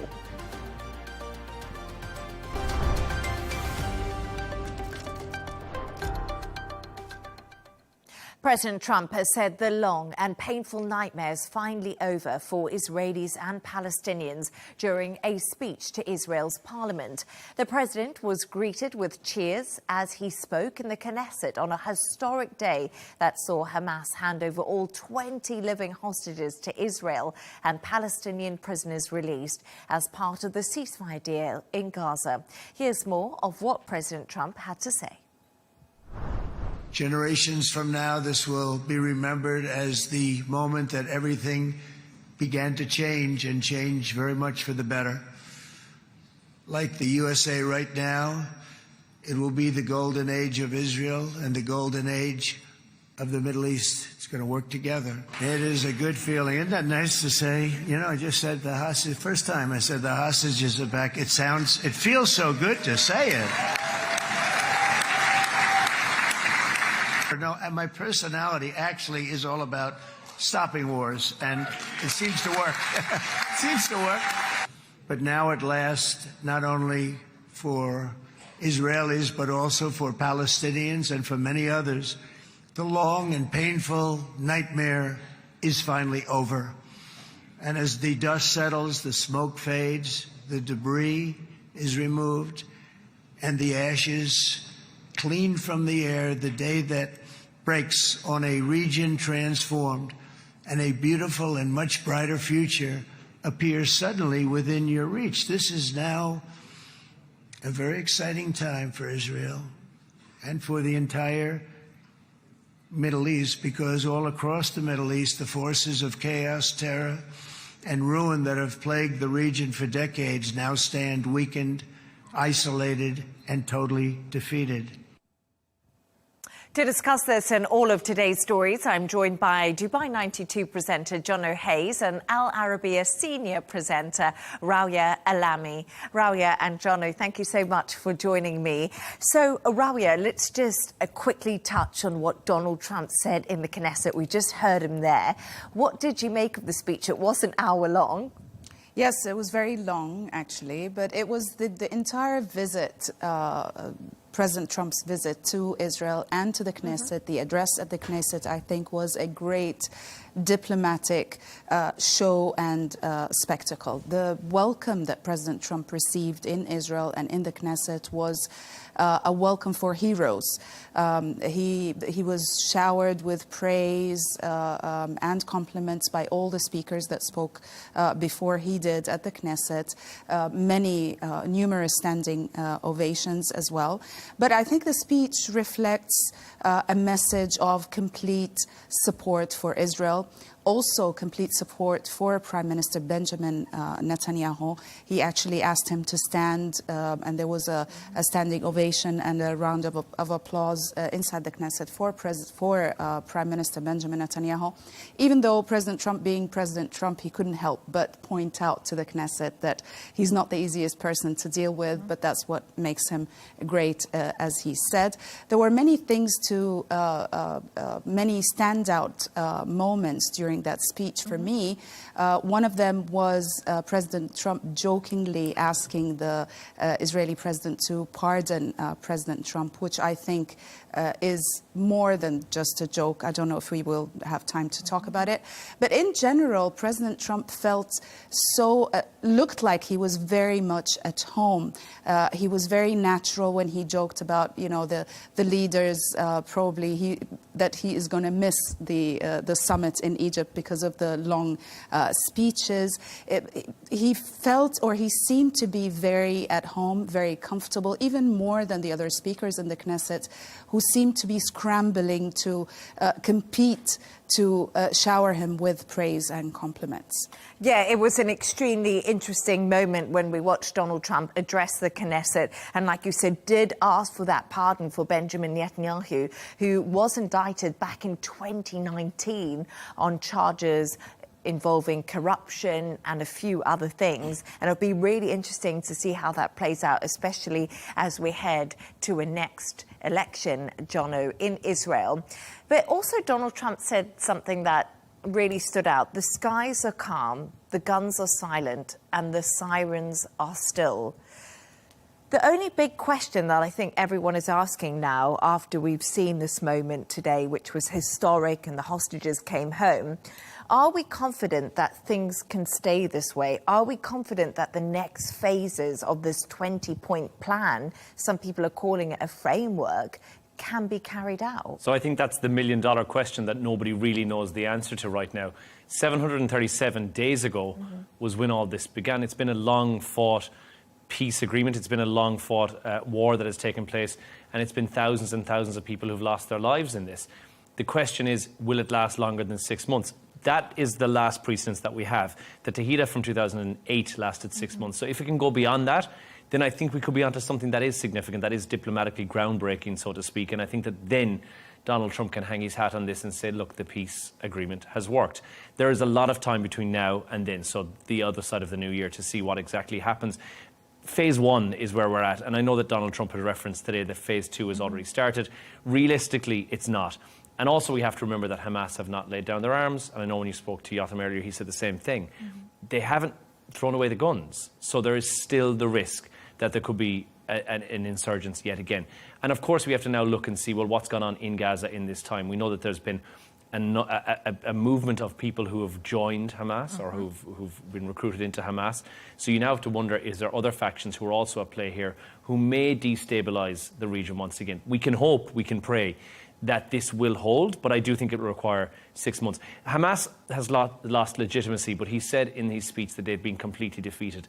And I think until they're disarmed, that's not exactly the case. And I think that's where this is going to fall. If it's going to fall down anywhere, that's where it'll fall down. And also today, when Donald Trump was speaking in Egypt, he said on the Gaza deal, reconstruction requires that it be demilitarized. So once again, we see Israelis and Palestinians rejoice as hostages are released and prisoners are freed.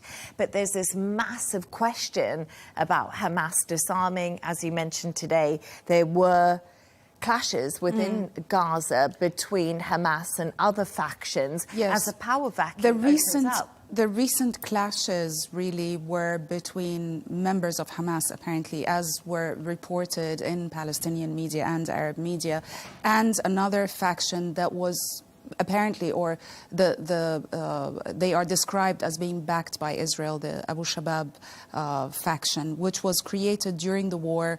The Hamas called them collaborators with Israel. They see themselves as a local Gazan force aim at disarming or at least fighting Hamas and their control over the Gaza Strip. But in whichever case, look, the hardest, the most work is yet to come in the next phases. Now, it depends whether, if it holds or not, on many different factors, in my opinion. One of them is whether President Trump is going to keep an eye on this, and I think he will, as he reiterated many times today and in the past few days. It depends on Israel also implementing the rest of the phases, and on the negotiations and how they are going to go within the next phase. And obviously Hamas's, collaboration or cooperation within these next stages. There's no doubt the most difficult task is yet to come. I think it will be external pressures as well. You'll have to look from Israel, Arab states, international players in this game as well to say if they're going to play a part in stabilising Gaza at this point. Because as things stand, Hamas remains, at least on theoretically speaking, significantly in control over Gaza.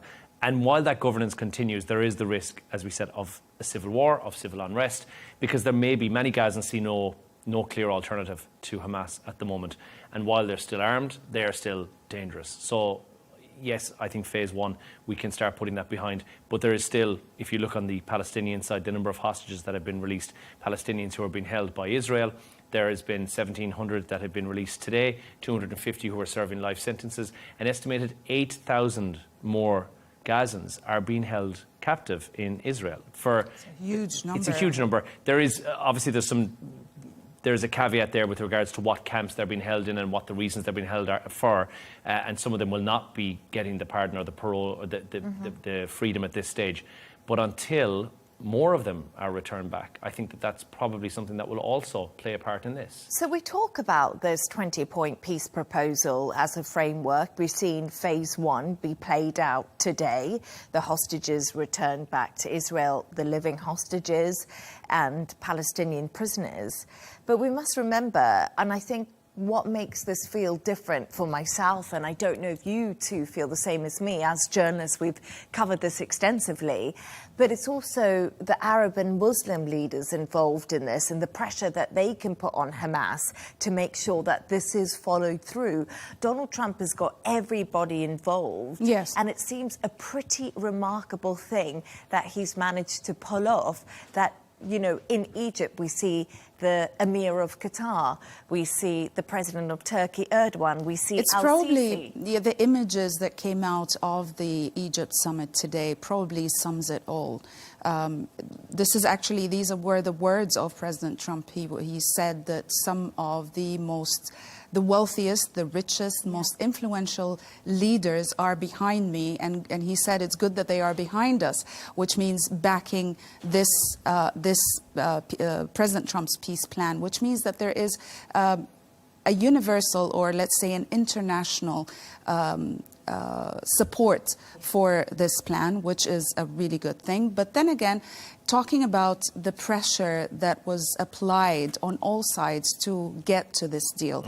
We saw today President Erdogan, how President Trump spoke of him, and in almost all Turkish, Israeli, even Palestinian media, they were all leading up to today. They were talking about the pivotal role that Turkey played in the last probably leg of these negotiations, that President Erdogan was asked personally by President Trump to come in and put pressure on Hamas, and that's what he did, while President Trump pressured Netanyahu. And it was quite interesting because we saw Benjamin Netanyahu didn't travel to Sharm el-Sheikh, and a lot of the reason is because Erdogan of Turkey didn't want him there, also not to be photographed with Mahmoud Abbas, who's there. But yes, Trump says Turkey has one of the most powerful armies in the world, and that's what he said to Recep Tayyip Erdogan a little bit earlier. Look, I think he had to laud praise upon the people who were instrumental in this, because this was not just a Trump peace deal, but he was instrumental in this. It's so important for so many reasons. What we've witnessed today is the first time a US president has declared a Middle East war as over, especially from the Israeli parliament, that we've seen something like this happen. The parallels that have been drawn from 1979, from Camp David, and the parallels from the Abrahamic Accords that were signed in 2020 as well are being seen. And if this peace accord holds up, if this peace deal sticks through for 6 months, then yes, it is going to be, this will be the legacy of Donald Trump's presidency of term 2. If not, and we see some premature optimism is what was delivered from the stage today, but regardless, he put on a show, which is what he went there to do, and I think, and we're seeing more of it again emerging from Egypt this evening. We're getting the full-on Trump, the Trump effect. And he's collecting also, Awards. highest honors, awards from different countries. Not the Peace Nobel Prize yet, but he did get the highest honor in Israel, which is the Heart of David, the highest honor in Egypt, which is the Order of the Nile. Yes, the Order of the Nile as well. But, you know, like you did say, Donald Trump, Trump is the showman of the world. And what I found was remarkable today is he has so much energy. He did this trip to Israel. He addressed the Knesset. He left Israel. He went to Sharm el-Sheikh in Egypt. He met al-Sisi. He had a photo with everyone. He's in his late 70s. And he is just putting everything into this. So for some reason, I think we all have a lot of optimism. He's unfazed by anything. Even when we saw the protesters who made their way in from Hadash Tal, they within 10 seconds, that was gone. And Donald Trump just got back to it again and said, right, where are we? Let's talk about Steve. He's great. Just straight back into a chat about Steve Witkoff again, completely unfazed by it. The guy is a showman. And I think that's what a lot of people are playing up to. And especially when we chat about Egypt, we'll see a bit more about that, because I think that's what world leaders are doing right now. And that's what he's doing. Absolutely. He's heaping praise on them and they're heaping praise on Donald Trump. It's been one busy news day, I must just say. Donald Trump, we're all watching you. Now, let's move on to the hostages and the prisoners. Now, as Palestinian prisoners were released, the remaining 20 living Israeli hostages were also released by Hamas. Here's the moment some of those hostages were returned. My heart is peace now that I can see his mother and his father having him. So I'm really happy for them that they can be together, and I can see how pain, 24 months of pain that they didn't know if he will come back.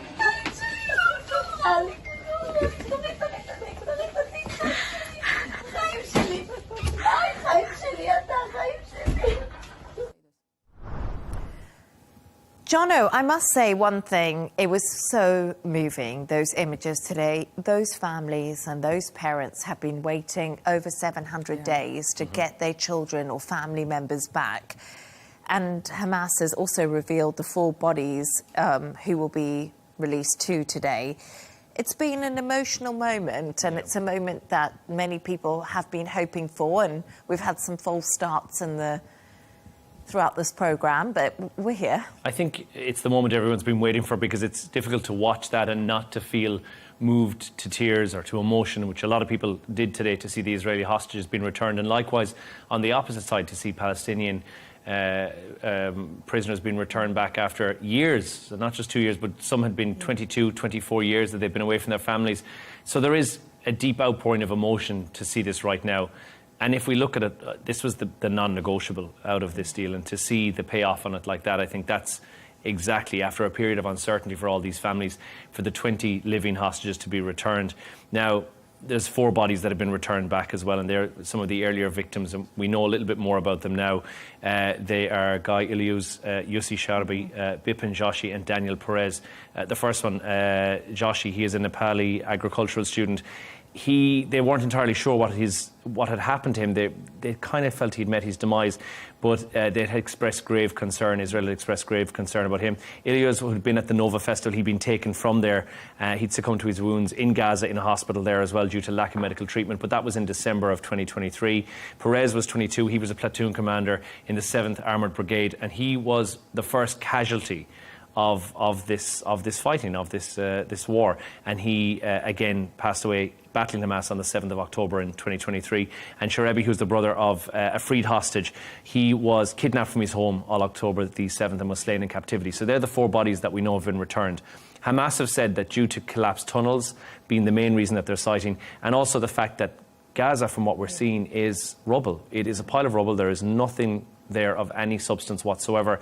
It is making it a little bit difficult and tricky to retrieve the bodies of those hostages, which for the families that we're seeing all the joy and the wonderful moments of the return, there are also 24 families who are waiting for bodies to be returned. And as Donald Trump has rightly said in the past, they love them and they express the want to have those bodies returned just as much as if they were living and breathing in front of you. But Donald Trump also made it clear today that it's going to be a difficult exercise to try to find the bodies, but they are hoping that they can manage to do that. And I think that will be an important part of carrying this phase onto phase 2, like we have been talking about. But Rawiya, who has been released from the Palestinian prisoner side? We saw emotional pictures to of families meeting them in Ramallah. And where were they headed? Emotional pictures on both sides, to be honest with you, Leigh Ann, today. On the Palestinian side, apparently 1,966 prisoners are to be released. A lot of them have been today, as the confirmations are coming. 1,700 of them are from Gaza, and they were arrested and detained during the war. They were returned to Gaza today, to Khan Yunis, to Al-Nasser Hospital, where they were examined by medical teams, and then they were reunited with their families. 250 Palestinians who are serving long sentences also are to be released. 150 of them have been released, and they were sent to Egypt, and they actually arrived this afternoon at the Rafah crossing. Now, these are serving, as I said, long sentences, 4 and 5 life sentences, and apparently in this case, the life sentence is 99 years. So we're talking about people who are serving sentences for 500 and 600 years, and some of them, as Jono previously mentioned, have already been in Israeli prisons for decades. We have also 22 Palestinian minors and 360 bodies of militants also are to be released. I found it interesting when we had a look at the list of the Palestinian prisoners which were to be released last week, that Marwan Barghouti wasn't on it. And we know he's part of the Hamas faction political wing. But Fatah. Sorry, the Fatah political wing. But Hamas have asked for his release. And we've spoken about this a lot because it's predicted that Marwan Barghouti is the most popular Palestinian politician and could possibly be the person to lead in the future, but Israel just don't see it. No, there were hopes that he would be on the list, and actually there were reports saying that his wife traveled, that was in the last days of the negotiations before they announced the deal, that she traveled, she was told to travel to Egypt quickly, and they were interpreting this as to his name will be on the list. Apparently it's not, nor is Ahmed Saadat's, another 3 names, prominent names that Hamas has asked to be added to the list, to be released, but they weren't. Israel has not even released Dr. Hussam Abu Safiyyeh, who is a Palestinian pediatrician who used to be the general manager of Kamal Adwan Hospital. This hospital was evacuated completely by the Israelis in December. He was arrested exactly a year ago, and they are with no charges, and they are refusing to release him as well. Which makes no sense. But then there are ones who you think there's a lot who've, like there's Abdullah Barghouti, who's in as been pivotal in organising suicide bombings. He was known as a bomb maker as well. He's on 67 life sentences. But he's in prison for something that he has done, which is intrinsically wrong. So you can understand why Israel will say no to that one. Abraham Hamid, who also likewise had organised suicide bombings as well. And though in 2025 there had been a deal that had been struck, which would have seen him been released, he's not been released yet as well. But then there's some nonsensical ones, which you think, a paediatrician who's got no affiliation, has not been charged with anything, why is he not been released? No proof that he was affiliated with Hamas or anything. But the problem is Israel said, and Hamas functioned within the hospitals, and it was a cover. It was somewhere that they restocked, they rearmed, and where a lot of their tunnels were. That makes the entire medical staff or team that operates within Gaza, the entire of Gaza, a target. I mean, and what is the proof?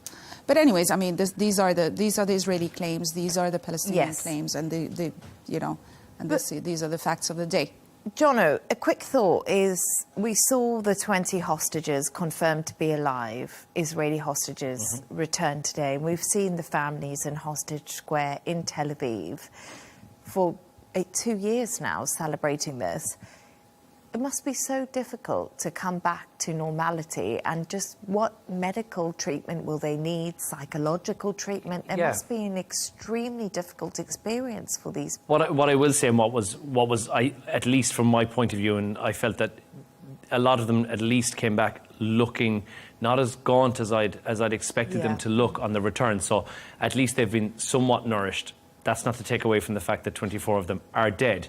But the 20 who've been returned home, I think there's deep ramifications on their side, but not just for them, for their families at large as well. Like you mentioned, the psychological ramifications of this will be immense and will be years long, which is, we very often see the physical casualties on the surface element of it. But we know, and we've already heard about the claims of PTSD from hostages who've already been released and who've been back at home, who just can't get a night's sleep because every time they close their eyes, they see the same thing. And I'm sure the exact same works the opposite way around for Palestinians who are returning back home after being kept in captivity. There will be a mental health crisis which will follow on from this as well. There will also be, of course, these people have returned to Palestine where there are no healthcare services at the moment. Aid is getting into the country. That's not going to rebuild hospitals overnight.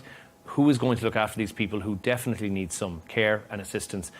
Whereas the Israelis who've gone back home as well, likewise, they're going to need assistance and care. And it's the real fallout is from now, in the next 6 months, in the next year, and even in the next 4 years, that we'll look and see the true ramifications from this war. Not from the people who've been slain and who've fallen, but from the people who've been left behind to pick up the pieces. Absolutely. And not just that, I mean, apart from the Palestinian prisoners, the Israeli hostages, there is a sense of collective trauma, whether it be in Israel or in Gaza. If you take Gaza, you're talking about an entire generation of children who are traumatized, malnutritioned, orphaned, maimed. You have, I mean, the problems to deal with are endless. And then you have on the Israeli side also, you know, what happened on the October 7th, the trauma that they have been dealing with for 2 years because of the hostages not being returned. In whichever case, this is a time, if truly this ceasefire holds, it turns into a conclusive and comprehensive peace deal, there is a lot of groundwork to be done in the future. And it is, it may seem like it's a long way away, but the bodies of the deceased, unless they are returned and until they are returned, phase 2 is not going to happen. We ideally would like to see a move to phase 2 in the next 10 days. Netanyahu has said himself, until everybody is returned, there will be no normalization. And I think that's something that is not going to be achievable in 10 days. I realistically don't think it is. There has to be some movement on that. And I know Donald Trump did reference it, but I think they need to be realistic. And I think now the jubilation, the joy, the celebration, that is one thing that is for today and tomorrow. But then after that, there is the real nitty-gritty stuff of getting down to phase 2 and to keep the traction going on this and to not leave up the momentum. And I think that is a really important thing to highlight, because I wonder we need to see the sides pressuring Hamas, and we need to see Donald Trump keeping the pressure on Israel in order to make sure that we get onto the other phases. But thanks for your thoughts on that there. Let's move on to the peace summit now, which is happening in Egypt. And President Trump has praised Egypt's President Sisi for playing an important role in the Gaza deal. The two leaders appeared together at a press conference ahead of an international summit on the agreement. So, Rawiya, another thing that happened today is, as we said, Donald Trump got on a plane. He went to Sharm El-Sheikh. All the world leaders have now gathered in Egypt. Amazing scenes. And Egypt put this together so quickly, and for so many world leaders to get there at such a short space of time just shows the respect they have for Donald Trump. But how politically important is this? Well, it is very politically important. It was also a diplomatic spectacle. It was put together very quickly, as you mentioned, yet it made sense to be hosted in Egypt. The summit is co-hosted by both President Trump and President Sisi of Egypt. But President Trump, it was obvious that he was taking the lead on the speeches. He started talking first, and he was directing the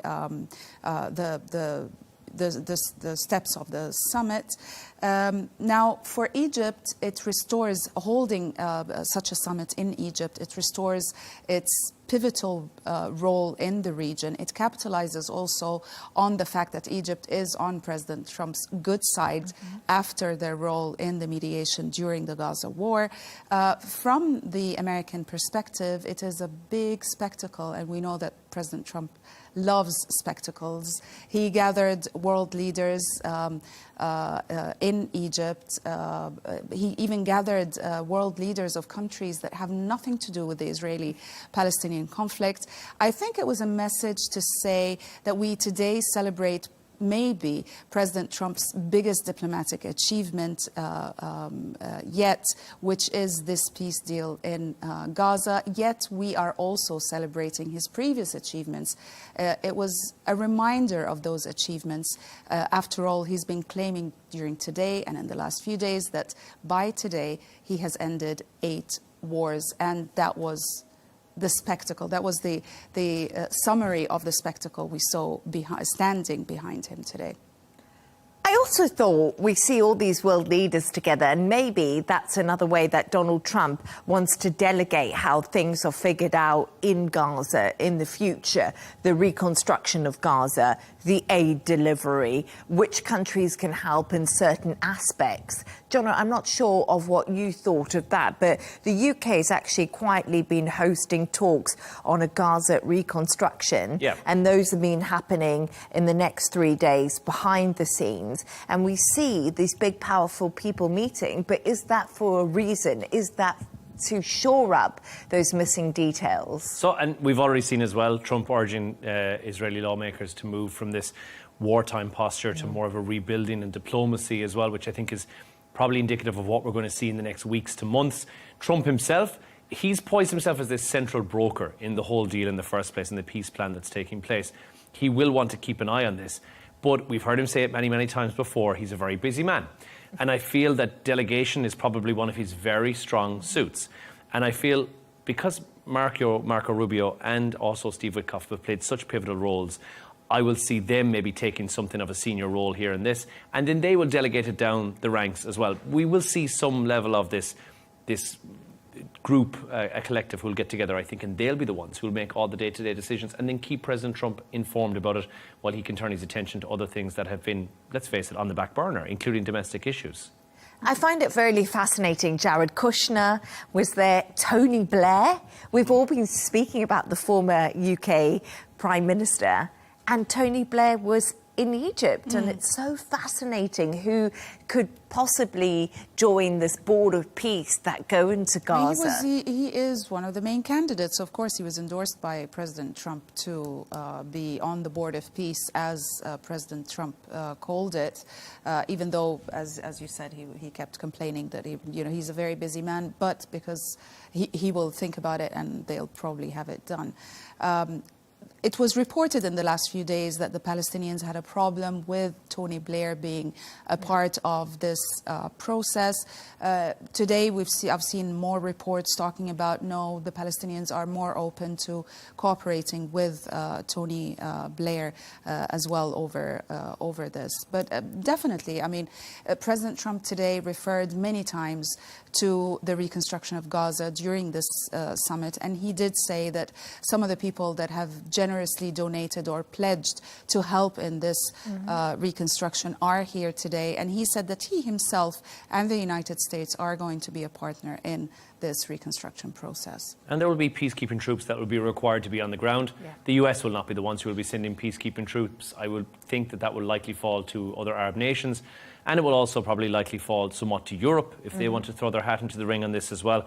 And so I think that, yes, the Board of Peace will be established, but much like any good company, Donald Trump will sit at the top as the director/CEO of this company, and the minions will feed into him once a week and tell him exactly what's going on the ground. And then attention may be focused back towards Russia, Ukraine, the domestic issues that he's dealing at home, which continue, you know. The US shutdown continues. Yes, definitely. I mean, there are a lot of local issues looming in the US, but he actually mentioned in his speech at the Knesset, he actually mentions Iran. He said that Iran are ready to make peace, and they want help. And they want help. And he even asked, Netanyahu and the Knesset, would it be something that you consider? But then he said that before we work on this, he asked Steve Witkoff to focus more on Ukraine and Russia. I think this is the upcoming project for President Trump, definitely. And I'd like to see that as well. I think we've forgotten that continues to rage on as well, and it's taken page 3 and 4 of the newspapers while Israel and the peace deal here in Gaza was so important to get that done and passed and cross the line, because many thousands of people were losing their lives every single month. We were just continuously talking about it, and I feel like that was the priority. I did think Russia-Ukraine would have been an easier one to solve, and I did think when he said 24 hours that would have been realistic, but I think now that's probably the nitty-gritty of that needs to be dug into. If he can do it in Israel, I really think Donald Trump has got a fighting chance at managing to do it for Ukraine and Russia. Well, we'll have to see what happens, but we know that President Zelensky of Ukraine will be heading to Washington on Friday to meet Donald Trump, and the discussions will all be placed around these Tomahawk long-range missiles that Ukraine has been asking the US for. However, there has been difficulty in the US giving them to Ukraine because Russia will say that this is a clear escalation. But it looks more and more like Donald Trump is moving that way in Ukraine's favor, because Russia has just been launching unprecedented drone attacks on Ukraine and attacking all the energy infrastructure as the cold winter comes into play. So Donald Trump, maybe now we'll see a change of stance and possibly something happening on the Russia-Ukraine front. But thank you so much for all of your thoughts on that. I feel like we could have done more than we did on that, 2 hours possibly. But let's turn to something lighter now.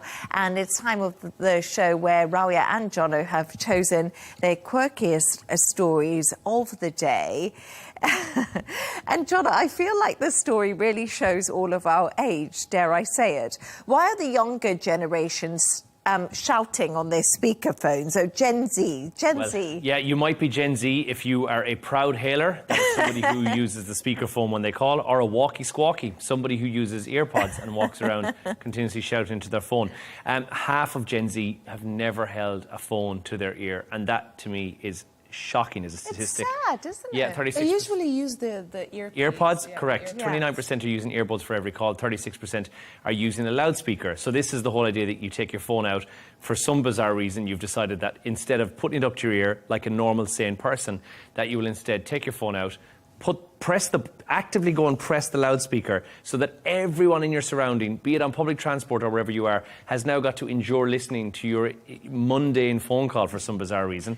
And the reason is that they've simply built up a habit. Younger people are used to FaceTime. They're used to WhatsApp calling. Yeah. So therefore, when they normally answer the phone, they're not putting it up to their ear. They're actually face-to-face speaking with somebody on the screen. Yeah. So that's how they're used to dealing with it. So when a call comes through, and in the unlikely event that you call a Gen Z and they actually answer the phone to you, if I've learned anything from my godson, who never does at 13 years My old. nephew, never. Never. Never. But if they have, for some bizarre reason, answered the phone, they'll do it on loudspeaker, which I just find a whole generation of people who never get to experience the feeling of a warm ear from having the phone up to your ear for too long, for hours on end. But do you not think that there's something else that I always think about is reality TV did this. Soon if you watch the Kardashians or you watch the Housewives of Beverly Hills. On... So if we were on it, you and me, the Housewives of Dubai, it would call and Raoya would come up and be like, oh, Raoya, it's Raoya. You know, what are you doing with your day? It's like they're always pretend cameras around maybe. them. Yes. Maybe you're always on show.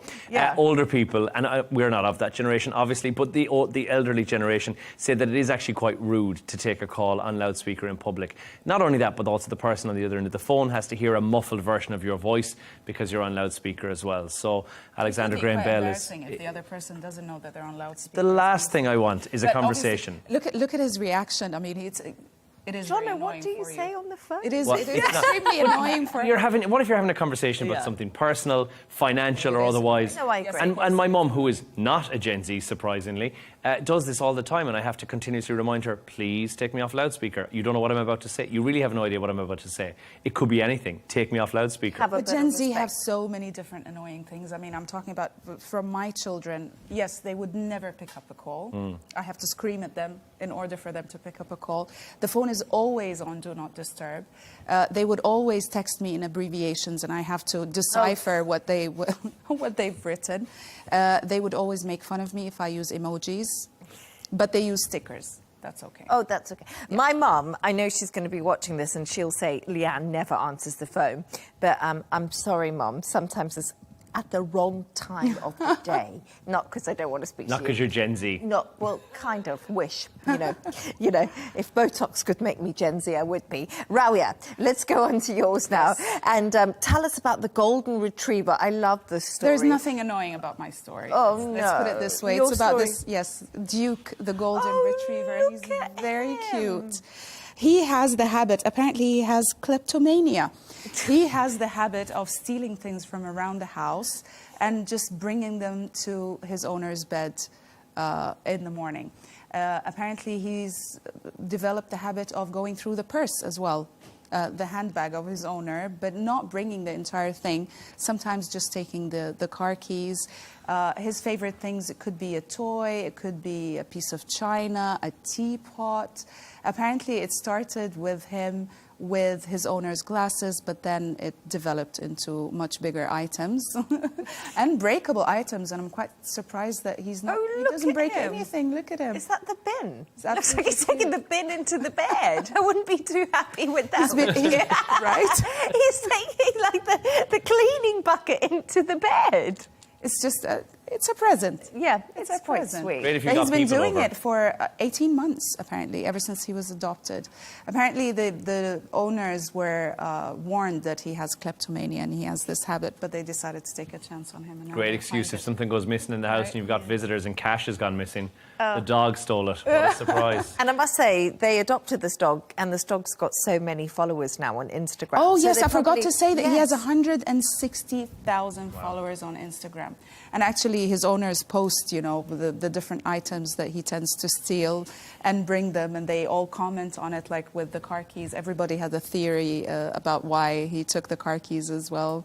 It's really cute, very cute, very, very popular as well. That is so sweet. A little star in the making. Well, thanks to our guests today, Dubai 92 presenter John O'Hayes and Al Arabiya senior presenter Raoya Alami. And that's all from us on W News Extra. Don't forget to subscribe to our YouTube channel. Of course, follow us on X, GNT, with Tom Burges Watson will be coming up next. Goodbye and thank you.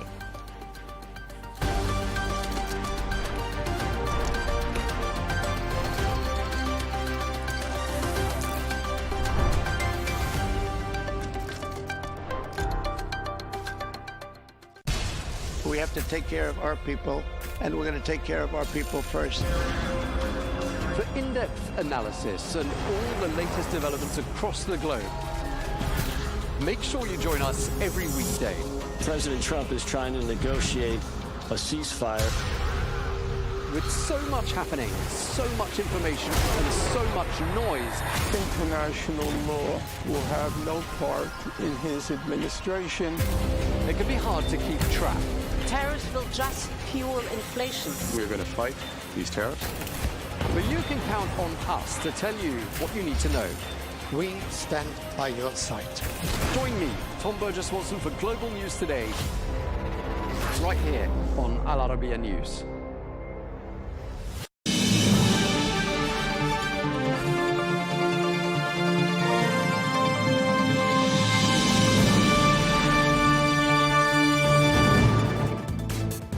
Hello and welcome to Global News Today, bringing you exclusive interviews with leading experts every weekday here on Al-Arabiya English. I'm Tom Burges Watson. Coming up on today's programme, the nightmare is over. The words of President Donald Trump as he addressed Israel's parliament today, where he was given a lengthy standing ovation. This as the last surviving hostages returned home from Gaza and a group of Palestinian prisoners were freed under the ceasefire deal that he spearheaded. Well, these developments and how they're likely to go down in history, as well as the findings of two pollsters, one Palestinian, one Israeli, all of that under discussion today.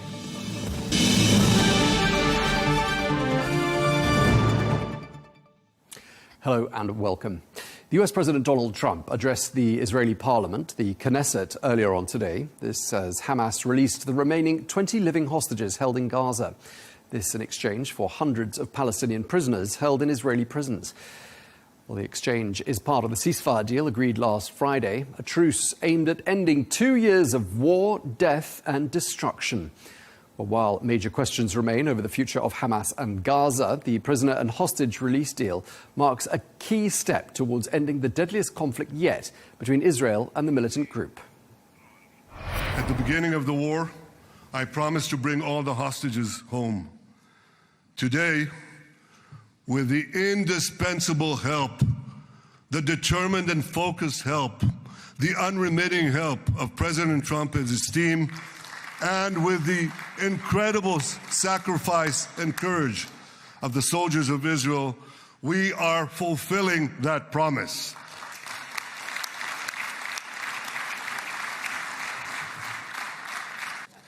Under your leadership, we can forge new peace treaties with Arab countries in the region and Muslim countries beyond the region. Well, while Prime Minister Netanyahu praised President Trump's visit, not everyone shared the enthusiasm. Members of the Hadash party protested during Trump's address at the Knesset, forcing two security escorts to remove two lawmakers from the chamber. And I've seen it over and over again. להוציא את חבר הכנסת הזה, להוציא אותו מהאולם, להוציא אותו מיד, החוצה, החוצה, החוצה. להוציא גם את חבר הכנסת כסיף, להוציא את חבר הכנסת כסיף מהאולם, להוציא אותו מיד.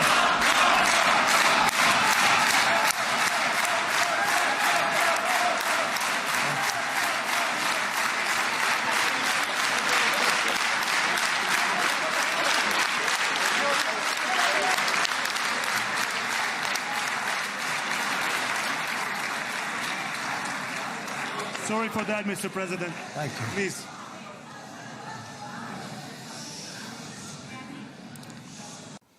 Well, for more, we can speak now to Alan Dershowitz, who is a Harvard Law School professor emeritus and former attorney to President Trump. He joins us from New York. Always a pleasure seeing you, Professor Dershowitz.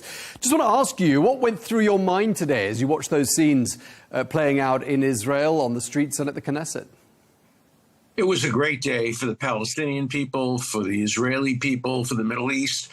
It's only a bad day for those who would want to see Israel destroyed. A very bad day for Iran, a very bad day for the protesters in New York and throughout Europe, none of whom ever called for a two-state solution. They called for a replacement of Israel by Palestine. So those who want to see the end of Israel, it's a terrible day. But those who want to see a two-state solution ultimately and peace in the Middle East, it's a very, very good beginning.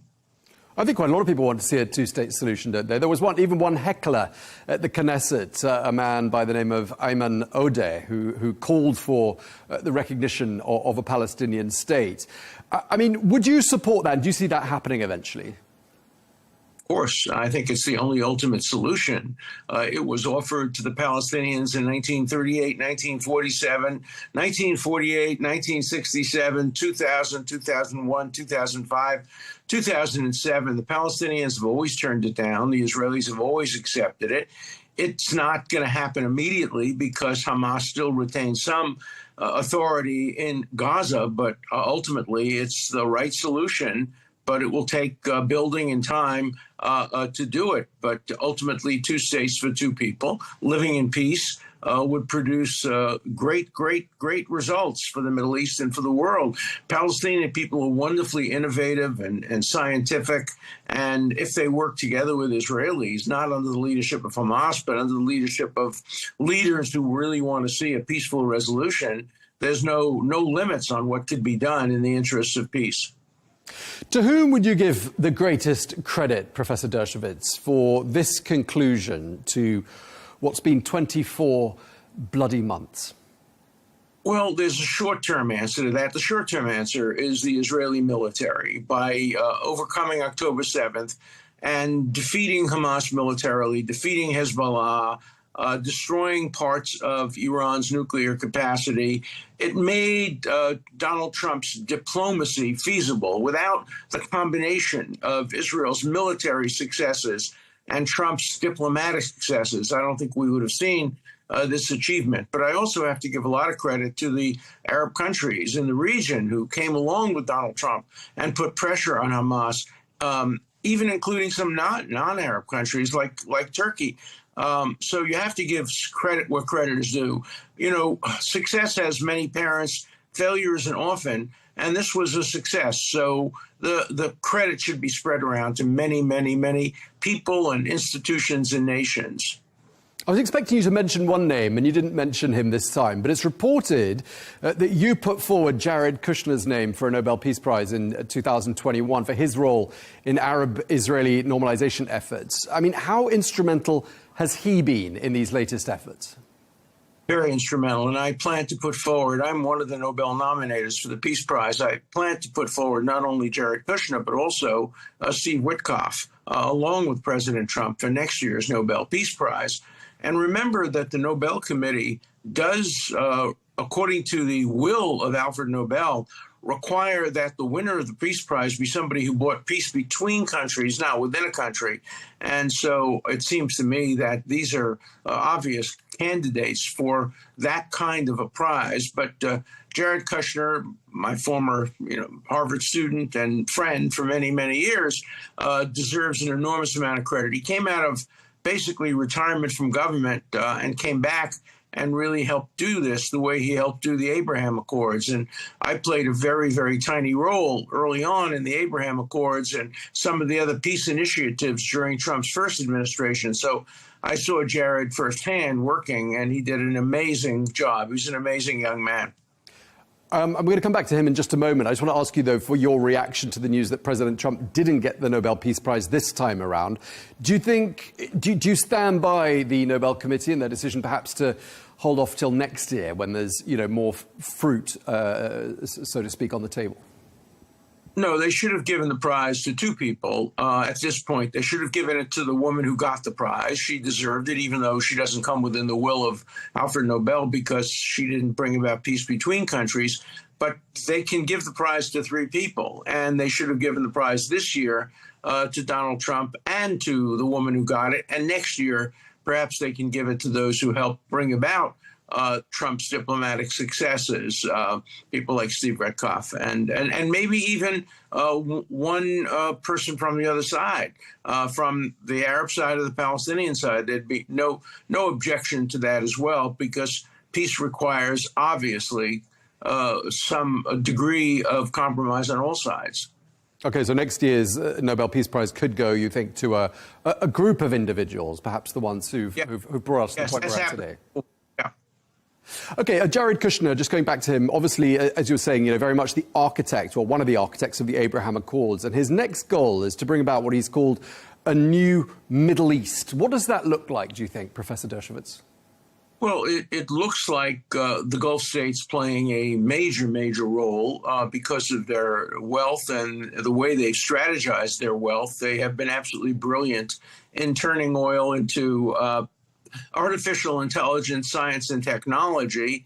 And I think we see a New East focused on working together, building on the Abraham Accords, working together, Israel and the Gulf states. I think what we're seeing is a diminution of the impact of some of the other Arab states like Lebanon and Iraq and Syria. And we're seeing the center move south and move toward the Gulf states. And I think that's a great development because the Gulf states are not ideological. They're interested in stability. They're interested in increasing their influence. They're increasing their wealth. They're interested in positive developments, whereas, at least in the past, Hezbollah in Lebanon and Iraq and Syria have been more interested in destruction than construction. So I think that movement south has been a very positive movement. We haven't mentioned Prime Minister Netanyahu yet, and I know you're a staunch defender of Benjamin Netanyahu, accusing some of his critics of having BDS, which you call Bibi derangement syndrome. Do tell me if I'm quoting you out of turn or misquoting you. But what do you see as being his future? Do you think his political future is tenable? What do you think is going to happen? Well, you know, Israel's a vibrant democracy, as evidenced by what happened at the Knesset today. Nobody can predict what the outcome of an Israeli election will look like. There have been, 4 or 5 elections over the past 6 or 7 years, and there's going to be another one coming up next year. And I think these recent developments will strengthen Netanyahu. But remember also that Bennett, who's going to be running against Netanyahu, contributed to this as well by making it possible for Netanyahu to make this kind of peace without fear of his government crumbling. So, you know, Israel's a very complicated democracy with very vibrant media and critics. So nobody can predict Netanyahu's future, but I think we can predict Israel's future. And I think Donald Trump predicted it very well in his speech today, saying it is a strong country, will be there forever. Anybody who tries to destroy Israel will fail. And I would hope that these useful idiots that are demonstrating all over Europe and Norway and Italy and other places for the end of Israel will understand that they cannot bring about that result, that they ought to devote their energies to actually helping the Palestinian people instead of hurting Israel. Now, it's been reported that you've offered to represent Prime Minister Netanyahu in the event that he appears before the International Criminal Court. And again, do tell me if I'm wrong. No, that's correct. Do you see that day coming? I don't. I think that in light of the fact that Khan, the former or the now suspended president or prosecutor, chief prosecutor, there now is very strong evidence that the only reason he issued these indictments was to deflect attention from the credible sexual charges against him. I think that the ICC has lost its credibility on this. And my suspicion is that this will not come to a trial. But if it does, I'm ready and able to go to The Hague and defend Prime Minister Netanyahu. I will do it with pride and with hopefully with success if it comes to that. But I hope it won't come to that. And of course, Netanyahu doesn't just have legal woes potentially at the ICC, he also has them domestically. And again, it's been reported that you've offered to give legal advice to Prime Minister Netanyahu on his domestic legal woes. Do you think, as some of Netanyahu's critics in Israel believe, that he looks more vulnerable, he would look more vulnerable in a situation like the situation we're in now, that the war in Gaza is over? Do you subscribe to that? I do not. I think that if he handles it well and takes responsibility for October 7th, the buck always stops at the very, very top, and moves forward and builds on some of these successes that he can endure politically. But, you know, his survival is not nearly as important as the survival of Israel as a vibrant democracy with equal rights for all of its citizens. That's the key, and I think that hope was strengthened today. And certainly President Trump made very strong statements today about Israel's permanence and endurance, and I would hope the protests against Israel would begin to dissipate and effort should be made to help the Palestinian people rather than to hurt Israel. We're talking to a few historians today and sort of taking a bit of a historical step back whilst looking at the last 24 months. I mean, how do you think this 24-month-long chapter is going to go down in history? A tragedy, a totally avoidable tragedy. There was a ceasefire on October 6th. Hamas deliberately broke it. They broke it largely in order to prevent Israel from making peace with Saudi Arabia. They broke it in order to hurt Israel in the court of public opinion.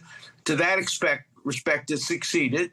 The fact that Britain and France and other countries have recognized the Palestinian state and given essentially the Palestinian people a reward for their support of Hamas is not a positive development. I think it will be seen as a tragedy that could easily have been avoided if Hamas had either not started the October 7th war or if both sides had been more willing to come to the bargaining table with compromises earlier on in the process. Well, you mentioned the UK and other European countries, but you've also warned in the past that Israel has lost support amongst the next generation of Americans. That's something you're quoted as saying. I mean, do you see that now being reversed now that the war is over? No, I think it will be diminished to degree, but not reversed, because a lot of the opposition to Israel is unthinking opposition. It's just knee-jerk opposition. It's opposition to Western democracy. It's opposition to capitalism. It's opposition as strongly to the Gulf states as it is to Israel, because these radical protesters hate Qatar and hate Saudi Arabia and hate the Emirates as much as they do Israel. They've been focusing their attention on Israel, but their real focus is on free market economies, democracy, Western values, Judeo-Christian Islamic values. These are people who are enemies of peace and enemies of decency. And so I think that the protests will continue. They'll just be somewhat differently directed, but they will still be opposed to the United States and to the values reflected by the Abraham Accords. These are against the Abraham Accords. Yeah, I mean, just lastly, I mean, obviously 67,000, although the number is disputed, I know, by Israel and others. 67,000 Palestinians killed in Gaza these last 24 months. I mean, that is perhaps what people who took to the streets, many of them would argue, brought them out onto the streets, was those daily pictures, gruesome pictures of emaciated children, maimed mothers. I think that's what people would say brought them out onto the streets as much as anything else. But would you say all of this, just to sort of wrap up this conversation, has damaged Israel's international standing? Well, we have to remember that these protests began on October 8th, some of them on October 7th, before a single Israeli soldier went into Gaza, before there was any destruction of Gaza. So a lot of it was just aimed at Israel, and October 7th became an excuse, and so did the horrors that occurred in Gaza become an excuse. Let's remember, too, that many of the, not all, but many of the problems of Gaza came from the fact that Hamas conducted its war from behind civilians, using civilian structures, using schools, using mosques, using playgrounds. They built tunnels which they allowed only their fighters to use to protect themselves, making all their other non-fighters subject to Israelis' legitimate self-defense. So there's a lot of blame to be shared, and I don't think that the protests were solely directed against what happened in Gaza after the war began, although obviously some of it is a function of the terrible pictures that have been shown about destruction. But look, this was an important message to the world. Israel wanted to send a message that Jewish blood is no longer cheap, as it was during the Holocaust, as it was in many other instances, as it was on October 7th. And if you attack the state of Israel, if you attack the Jewish people, you will pay a heavy, perhaps disproportionate price. Some could argue it was disproportionate, but it was historically mandated by the fact that Jews have been subject to pogroms and Holocaust and genocide over so many years. And unfortunately, the price was paid by the citizens of Gaza, many of whom were innocent, some of whom were not, some of whom were complicit. It's a complicated story. I hope we can move on, and I hope we can rebuild Gaza the way the Americans rebuilt Germany after the Second World War and rebuilt Japan. Once total surrender occurs, then you can move toward the second phase of rebuilding, and I hope that will happen in Gaza. Okay, well, we appreciate you taking the time to speak to us. Professor Alan Dershowitz, thank you very much indeed for your time. Thank you very much.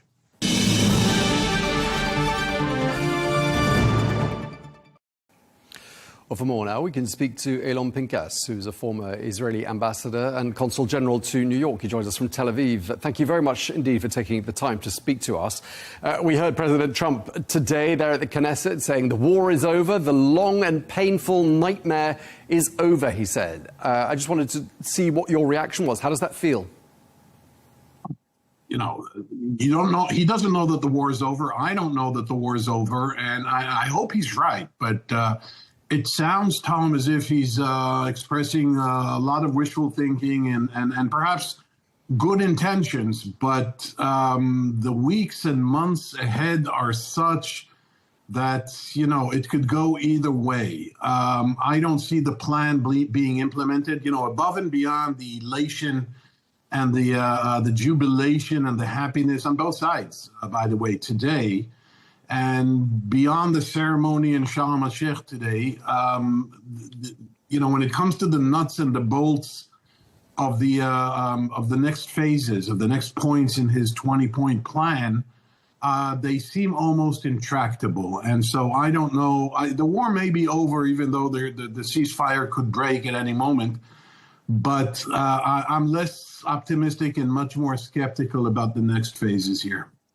Yeah, I noticed that you were skeptical in some of the commentary I've seen where you've been quoted in the last couple of weeks. And I just wanted to ask whether, you know, perhaps there is a perception that up until this point, however, you know, all sides have been more or less honouring the terms of that 20-point plan. What's your thoughts there?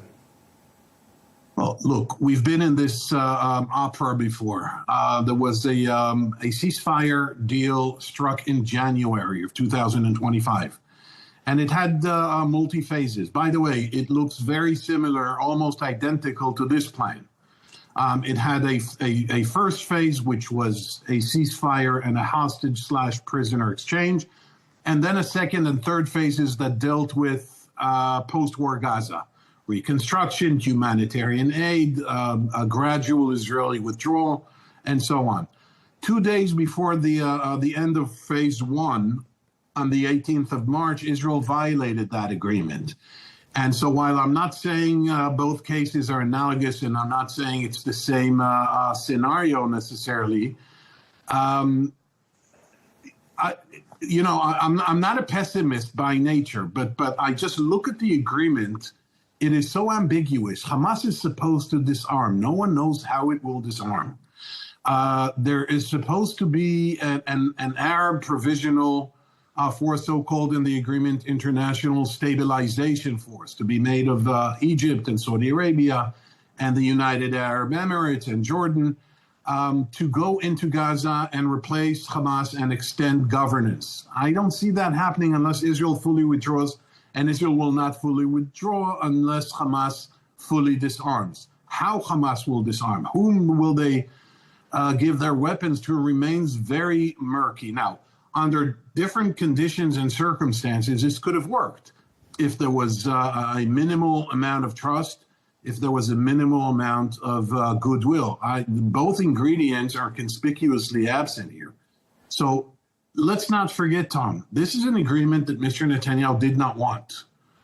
There's a reason he is not in the ceremony in Sharm el-Sheikh. He did not want this because he understands that this agreement makes a link or creates a linkage between the West Bank and Gaza, as was the case for many years until he somehow severed that link. And he was coerced into this agreement. And so his motivation, his incentive, his willingness to proceed is questionable. Right, and just a few days ago, you're quoted as saying, I've been in an article that you yourself wrote, that Netanyahu does not want peace, and it's as simple as that. And I'm wondering, just joining the dots here, I mean, there are these critics of Prime Minister Netanyahu out there. Over the last 2 years, they've been saying, as soon as the war ends, his time is up. And I'm just wondering whether you subscribe to that and how widely held that opinion is.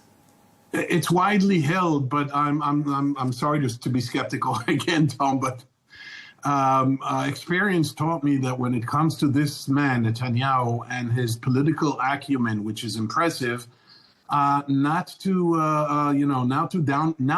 downplay his chances. I, for one, never thought he would survive the calamity and the catastrophe of October 7th. I thought he would resign. I thought he would indicate that he would never run again. I thought he would be toppled. None of those things happened. Not only did they not happen, but he refused to take responsibility and be held accountable for the worst attack in Israel's history, the worst day in Israel's history, under his watch. To this day, he's blaming the military, blaming the security service, blaming the intelligence, blaming Iran, blaming the Martians, blaming the Klingons. I don't know who he's blaming, but he is not responsible. So yes, there is this general notion, supported by multiple and consistent polls, that show that 70% of the public is against him and want him out. But polls are not an election. And once there is an election, you never know, because he is now going to be busy in the next few weeks and short months in rewriting the narrative, how he actually remodeled the Middle East, how he actually struck Iran and Hezbollah, and the axis of evil that threatened Israel has dissolved, and so on and so forth. And enough people may buy into that, substitute explanation or parallel universe. Now, on top of that, let me connect the two issues that we've been discussing, Tom. If he does proceed into the next phases of the so-called Trump plan, then he loses his coalition almost by definition because of the Palestinian factor, the Palestinian Authority, and the reference to a process that would result in a Palestinian state, things that the entire world is demanding from him. You just saw 3 weeks ago at the UN, the recognition in a Palestinian state campaign. So I don't know that all this public anger vented at him will necessarily bring about political change. It could. And right now, looking left and right, the war is over. I mean, I go back to what I said a moment ago. Things can go sideways and the ceasefire can disintegrate. However, if the ceasefire holds, no matter the other phases, he is in a very difficult political situation because his day of reckoning has come. To conclude from that he's done politically, I wouldn't go as far as saying.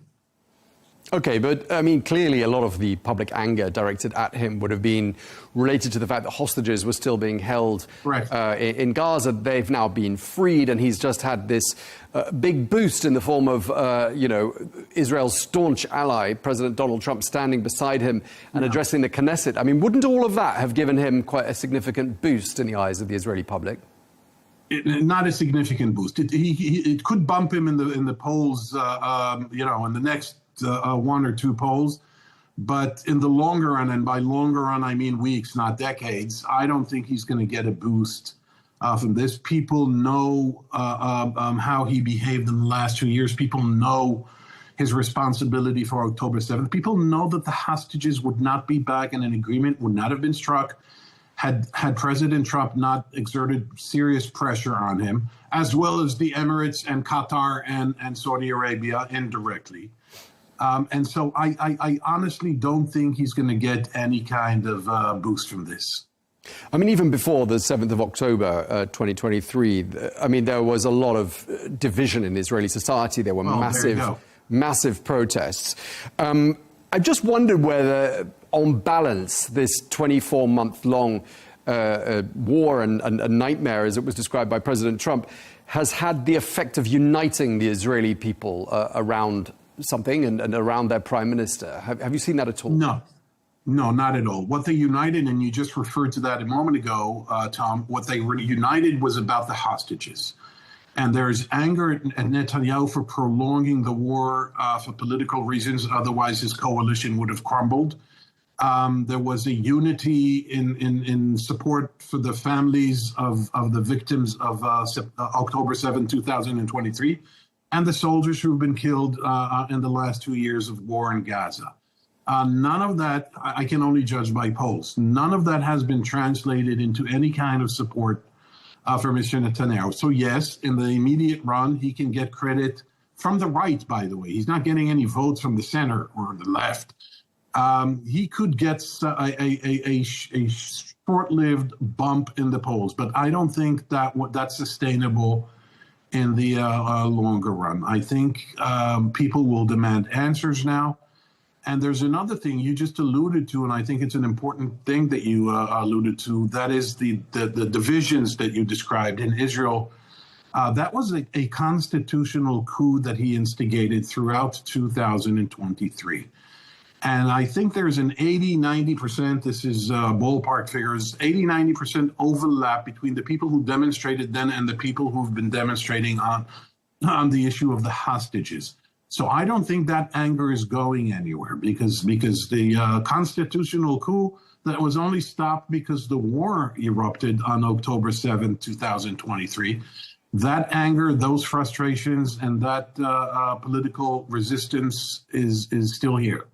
Whether or not that will be translated into a potent political movement, I don't know. Just drawing on your international diplomatic expertise, I mean, when you look at all the different parties who were involved in getting us to this point and getting that signature on the deal, which is happening today in Sharm El-Sheikh, I mean, to whom would you give the most credit? Where does credit go? There are two ways of looking at it, one positively and one negatively. Positively, the credit needs to go to Donald Trump because he did something that American presidents before him did not do and avoided doing, and that is pressure Israel. He basically cornered Netanyahu, put him under severe pressure 2 weeks ago in Washington and said to him, you agree to this and you agree to this now and you agree to this publicly. I don't trust your inside the room pledges of support. You come out with me and you say that you subscribe to this plan.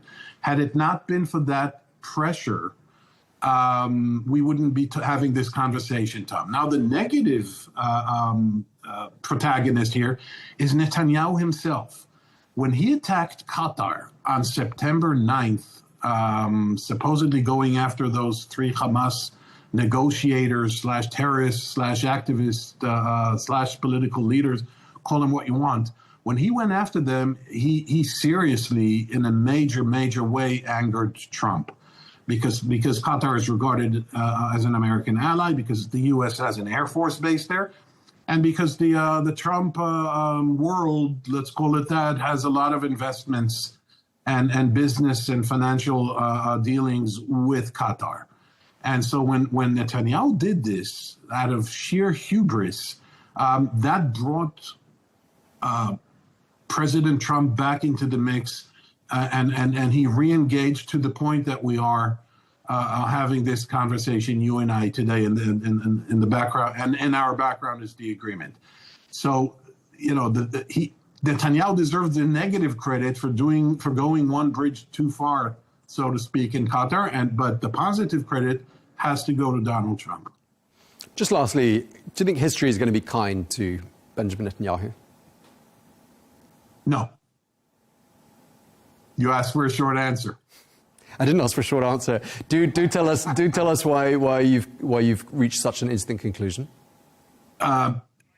History will note that he was the longest-serving prime minister, and history will note that he had a very solid political following that did not fail him. And history will note that he had very impressive political acumen, but history will also note that he's a failed statesman, that he brought Israel into a situation of unprecedented isolation, that he made Israel into a radioactive brand from a startup, high-tech, state-of-the-art, cutting-edge technological hub into a country that's condemned and admonished all over the world. History will also be much less kinder to how he managed relations with the U.S. Forget the speech that Trump made today. I'm talking about the duration of his tenure as prime minister. Support for Israel in the U.S. is dwindling. He sacrificed one of the most important tenets of Israel's relations with the U.S., and that was bipartisan support by aligning himself squarely with the Republicans, and the Republicans are now owned by Donald Trump. And so if Donald Trump changes his opinion, as he did 2 weeks ago on this deal, Netanyahu has no choice but to go. So his maneuvering room was narrowed to the bare minimum. So I don't think history will be kind to him. Maybe in 50 or 60 years, when a longer, farther perspective is there for those historians writing in 50, 60 years, things will look somewhat different. And he does have some achievements. But in general, I mean, the short history, I mean, the one that'll be written in the next 5 to 10 years will not be kind to him.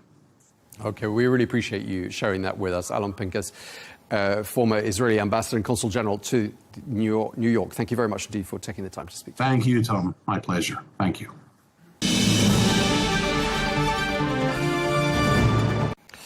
Well, let's get perspective from Gaza now, and we can speak to Adib Khaled Jarada, who is a Palestinian football player who joins us now. Really nice to have you with us, Adib. I gather your nickname is Bibo, so perhaps that's what we'll call you during this interview. Just tell us, we heard President Trump say, the war is over, the nightmare is over. How does it feel?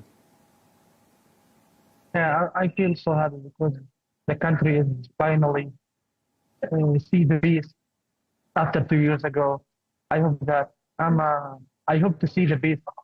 I hope to see many kids or people see the peace. Finally, we did it. I need to feel safe. I can't feel the safe after 2 years ago. I see the shot. I see the bomb. Yeah. Now I want to say thank you for everything. Yeah, I need peace. You want peace? You know what I mean? Yeah, I need peace. I'm peace man. What's been the most difficult part of these last 24 months for you? Difficult part. Yeah, when I lost my friend, that's the most important. I feel the darkness. This is the best friend. His name Muhammad. I lost since I think 6 or 7 months. And also I lost my home.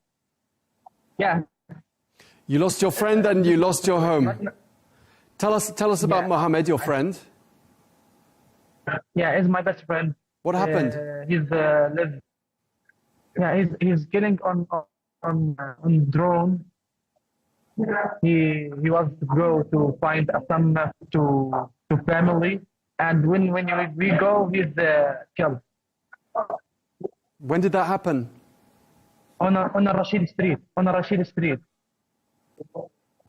Okay, and now you're inside a house. You lost your home. Where are you now? Where are you living? I'm in a cafeteria on the beach now. I'm in a beach on the safe side now. This is a build. Is the cafeteria. It's called on Rashid Street. And he's built on last 3 months. I don't know, but he's startup now.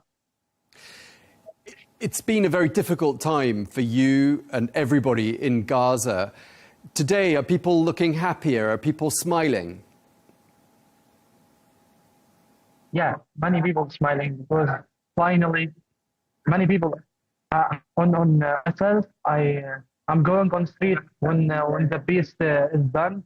We're alive. I can't imagine that. This is unreality. You can imagine that. I can't imagine that right now because yeah, I feel all the time to suffering. I feel suffering.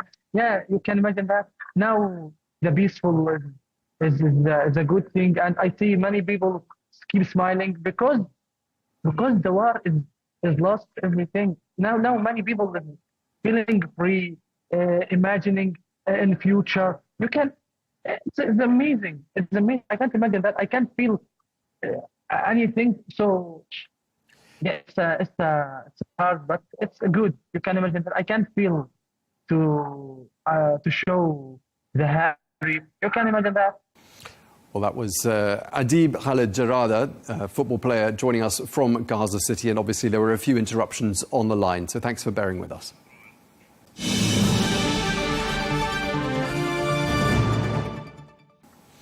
Well, we can speak now to David Tal, an Israeli historian who's based in the United Kingdom. Thank you very much indeed for joining us once again here on Al-Arabiya English. A lot has happened since you were last on our channel 13 months ago. But just looking at today's events, many emotions, the joy at the hostages who came home, the sadness at those that didn't. Probably a little bit too early to judge, but how do you think history will look back on this chapter? I really hope that this is the beginning of a new era. It's very difficult to be optimistic in the Middle East. Optimism is a quite rare commodity, precious commodity. But it might be really an opportunity to start a new leaf in the history of the Middle East and the history of the Arab-Israeli conflict.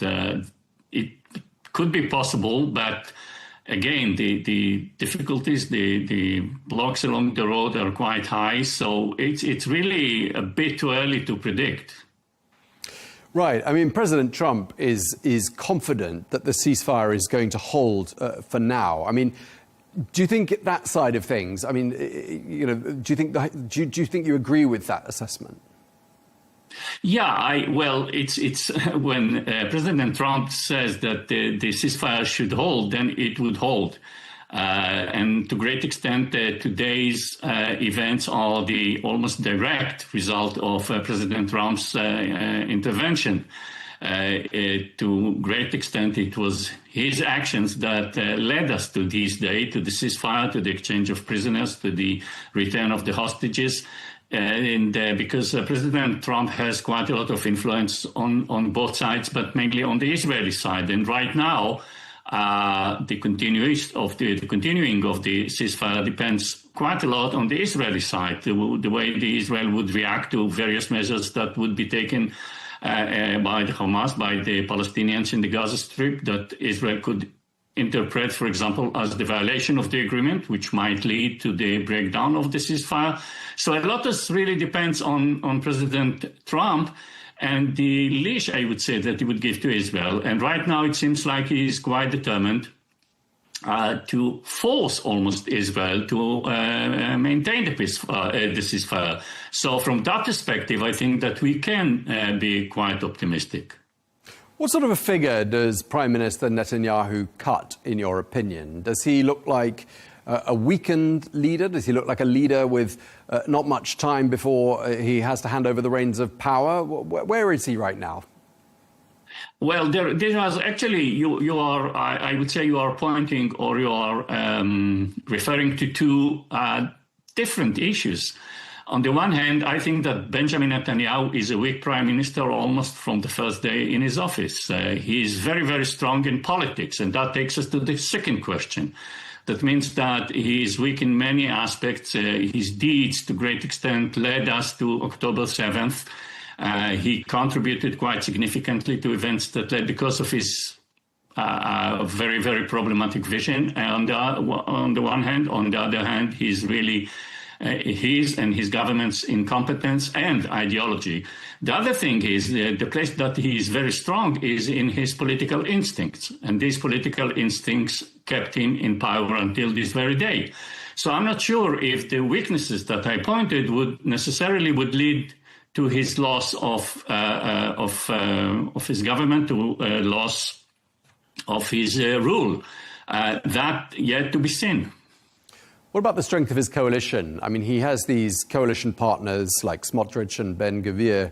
I mean, what are their options? Do you see them potentially turning their back on Netanyahu? Not at this stage. I don't think that they would do that for the simple reasons that, in any case, elections are due in 1 year from now. And for both of them, it will be much more, I would say, right thing to do from their perspective to come to these elections when they are in the government. Being in the government, being ministers, being the power, the executive power would give them a lot of leverage in running their political campaigns. And I don't think that they would want to lose that position of power toward the election. So even if because of the, and by the way, the reaction right now to the whole exchange and the whole ceasefire, which defies fundamentally almost everything that they called for before, a few months ago, the fact that they remain in government, they barely object, they raise their hands against the exchange, the agreement. But once the agreement was passed, they stayed, and I believe and I think that they would stay because they want to come to the elections from a position of power, and their ministerial positions give them that position of power. What's the state of the opposition like in Israel right now? I mean, do you think perhaps looking ahead to 2026, Yair Lapid is a possible contender? As it looks now, at least based on the polls, Lapid lost a lot of his power, his political power in the Israeli public. The problem really is that you can point to one single clear figure who would be the real opposition to Netanyahu, as it is now. There are several potential candidates, very good, I think, to Israel potential candidates.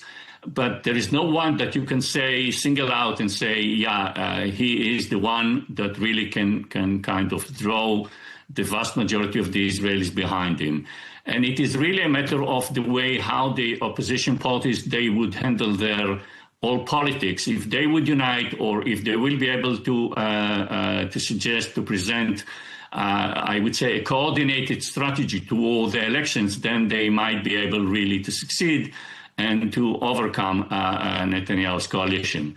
But right now, the opposition doesn't seem as if they had really a clear course and a clear path. But again, we are not really in the election campaign, so it's a bit earlier to say. We need to say when the elections would be announced officially, I think things will be clearer.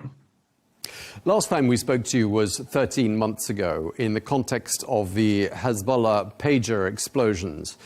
And I mean, at the time, that sounded like and looked like a great coup for Prime Minister Netanyahu and for his intelligence services. And he's had some other intelligence coups since then, what looks like the total infiltration of Iran, for example.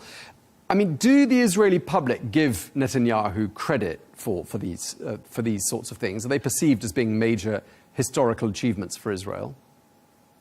There are those who think that this is really Netanyahu's deeds that led to these achievements. But on the other hand, many Israelis say if you want to claim credit for the success, then you need to claim also credit for the failure. And we need to remember that Netanyahu did not really take responsibility for the October 7th events and the events that came immediately after that. So the Israeli opinion on that is quite divided. Most of the Israelis believe that Netanyahu is to be blamed for October 7th. And many Israelis, I don't know exactly how many, really say that if you want really to claim credit, then you need also to claim responsibility, which he didn't do. So opinions in Israel are divided really over that issue as well. What's public opinion in Israel like towards the idea of a Palestinian state? Well, now it's really a difficult question in the sense that after October 7th, the level of suspicion, of distrust toward the Palestinians, all Palestinians, is very, very high. And again, the Israeli opposition to the two-state solution is not, I would say, profound. It is not that the Israeli public as such opposes the idea of a Palestinian political entity. In 2006, Ehud Olmert went to elections under the platform of separating from the Palestinians. He won the elections. And what came after that led the Israelis to really to ask, is that the right solution for Israel? considering the Palestinian reaction, the fact that the Gaza Strip, for example, after the disengagement became a terror base, the fact that also in the West Bank we can see a lot of terror activities against the Israelis. So Israelis are questioning the two-state solution, not fundamentally, but they're afraid that such a solution under the present circumstances would just lead to a renewal of October 7th. At the beginning of this interview, you said you were somewhat skeptical about how things might evolve. I just want to ask you, I mean, if we put on our optimistic hats and try to be optimistic about how events could develop, do you see perhaps a scenario in which everything that's happened in the last 24 months is somehow a catalyst towards a better and more stable future, not just for Israel, but for the region? I would say that I don't believe that there is almost no one who really want to believe that and to hope for that. I think that the key issue is what will happen in the Gaza Strip. If the Gaza Strip would become what it was supposed to become in 2005, the kind of the Singapore of the Middle East, if that would happen, if the recovery of the Gaza Strip would turn the Gaza Strip into a very calm, very rich, very prosperous civilian site, then I think that we have a very good chance to move ahead and to resolve the, I would say, fundamental problems of the Arab-Israeli conflict of the Middle East.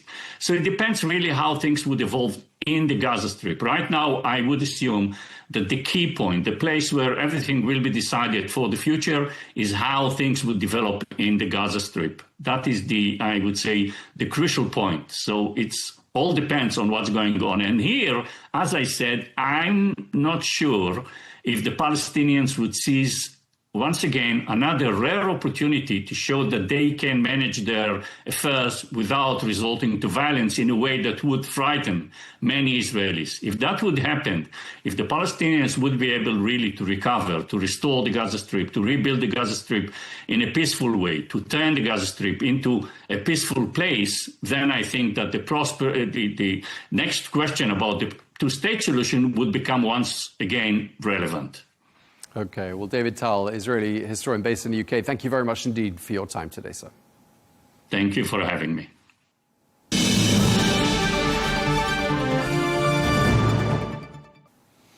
Well, we're joined now by the Palestinian academic, Professor Kamal Hawash, who joins us from Birmingham in the United Kingdom. Professor Hawash, always a pleasure talking to you.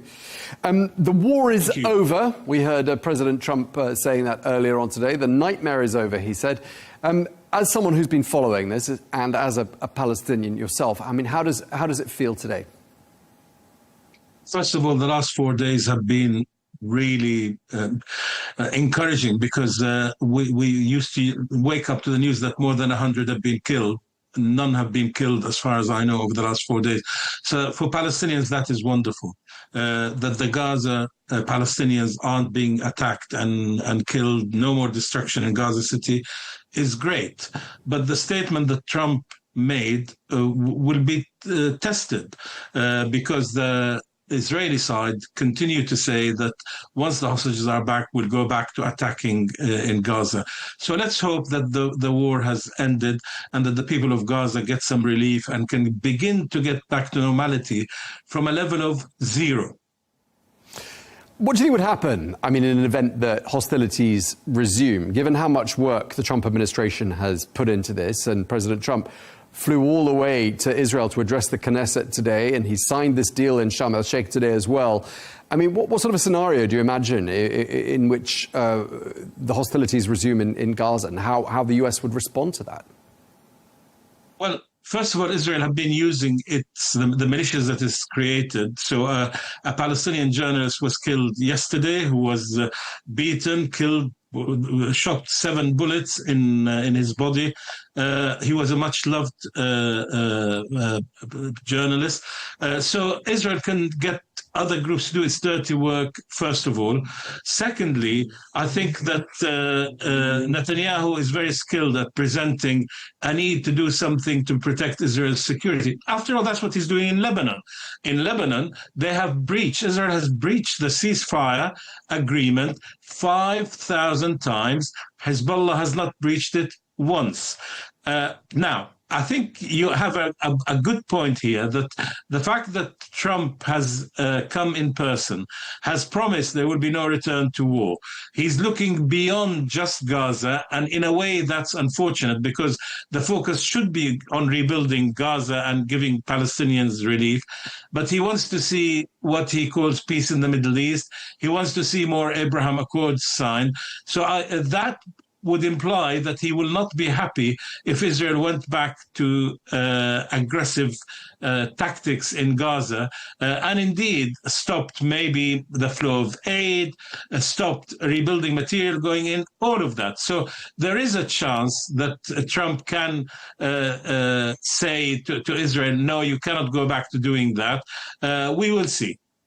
And when you hear President Trump talking about guarantees from regional players, what do you interpret that as meaning?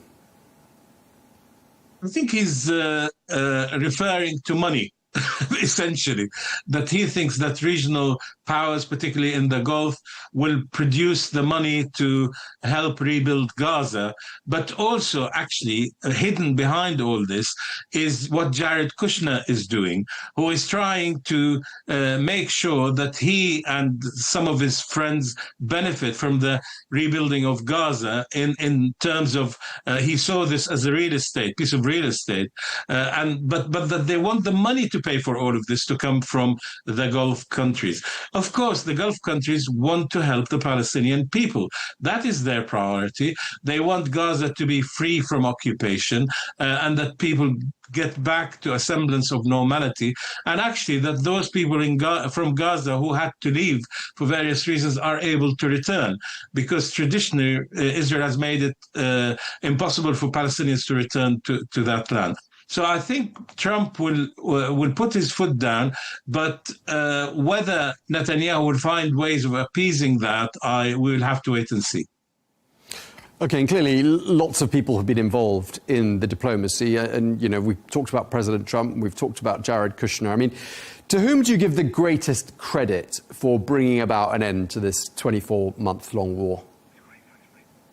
I think we have to acknowledge the role of Trump, undoubtedly, because when Biden was in power, he did not bring peace to the area. He didn't ensure that all the prisoners of war were freed from captivity in Gaza. So you have to do that because at the end of the day, I think we all would normally say the only person who can stop Netanyahu is Trump, and it appears that he has done that.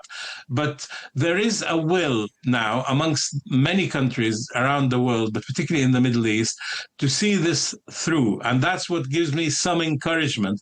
It is tempered by the record of Israel at breaching agreements.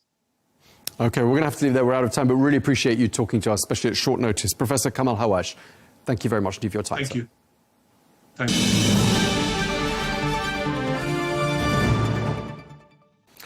Well, we can bring Jason Greenblatt into the conversation. He is a former White House Middle East envoy under President Trump. Thank you very much indeed for joining us once again. A pleasure talking to you. As we spoke only a few days ago, and we certainly weren't where we are now. How does it feel to you to see that the war is, in fact, over? No, I'm elated. I mean, it's an incredible day. It's an incredible day for the hostages and their loved ones. It's an incredible day for Israel. It's an incredible day for the Palestinians who are suffering because of Hamas, those that don't align themselves with Hamas. And really, it's an incredible day for the region. There is a chance, as difficult as it is, and there's so many things that we have to get through, there is a chance President Trump could finally turn the chapter on this thing. So very historic day, and we all owe a deep debt to President Trump and those who worked with President Trump to get to today. What did you make of the president's address to the Knesset? What stood out for you? I thought it was a perfect speech. First of all, he made it super clear he stands with Israel, but he also made it clear that he is trying to build a future for the region, a future where everybody, Israelis, Palestinians, Arabs as a whole, can live in peace, could live in prosperity, can just thrive. You know, the leaders of the region, in particular in the GCC, have been working on all of these visions and have been succeeding at creating a new future. But there are other countries that are left behind. So I think his speech was targeting hope for the future. I think he's the president that might be able to pull it off despite all the many challenges. So to me, I thought it was a perfect speech. I mean, he did seem to be alluding to perhaps another deal further on down the line with Iran, because Iran got a special mention during that address. I mean, how far off could a deal be, do you think? Look, it's typical Trump. I've worked for him for 23 years. He's an optimist like no other, but he really gets stuff done. It's his optimism that's infectious. I think the Iranian regime would really have to change in order to make a deal that lasts. But you never say never. And even, Hamas might have been backed into a corner. There's a lot of theories on why Hamas finally gave up. So we could spend 2, 3, 4 days talking about it. But Hamas did what it had to do for today. Let's see what happens tomorrow and in the ensuing weeks. Maybe President Trump can work with Iran and figure out a solution to the Iran problem. And I'm actually very glad that he sent that a message to Iran, hey, it's time to talk. Let's get past this. You've sort of already answered this next question, but I'm going to ask you anyway. I mean, clearly, this is an administration with a very different approach to what have been some quite historic problems. And what do you think it is about President Trump's approach that delivers where others have not? Well, again, I say this from 23 years of working for the president. He doesn't take no for an answer. If he sees a brick wall, he will ram through it. He's an extraordinarily optimistic person, but he also understands reality. He's not a diplomat. He doesn't speak in diplomatic terms. He speaks in reality. He understands problems very quickly. He comes up with creative solutions. Sometimes he makes people uncomfortable with his ideas. But the truth is, if you have a typical diplomat, let's say I'm a former lawyer. If you have a lawyer sitting at the table and you're the one in charge, you're not going to make progress. You need a guy like President Trump with his infectious optimism and drive and ambition and dreams and hope to get things like this moving. Clearly, there are challenges ahead. What do you identify the biggest potential pitfalls as being in the weeks ahead? I think one of the biggest challenges will be, where is Hamas going? Will they really demilitarize? Will they allow the Palestinians in Gaza finally to breathe? Will they allow a government to actually run the place, to start rebuilding, to feed them properly, to house them properly? Or do they still have an aim to destroy Israel and not give up their arms and want to continue to fight? I sit in a unique position where I hear everything on the Arab side, including the Palestinian side, and of course the Israeli side, and neither side trusts each other. Everybody's worried, but at least today they took the first step. My wonder, my concern, my apprehension is, will Hamas take all the necessary next steps to allow Palestinians to thrive and prosper in Gaza? With President Trump, I think there's hope. You suggested in an article written about 10 days ago in Semaphore that there's a new approach that we're seeing towards Israel from some of its neighbours, and you mentioned Lebanon and Syria. I just wondered what makes you think that there is a different approach, and are we looking, do you think, at a broadening here of the Abraham Accords?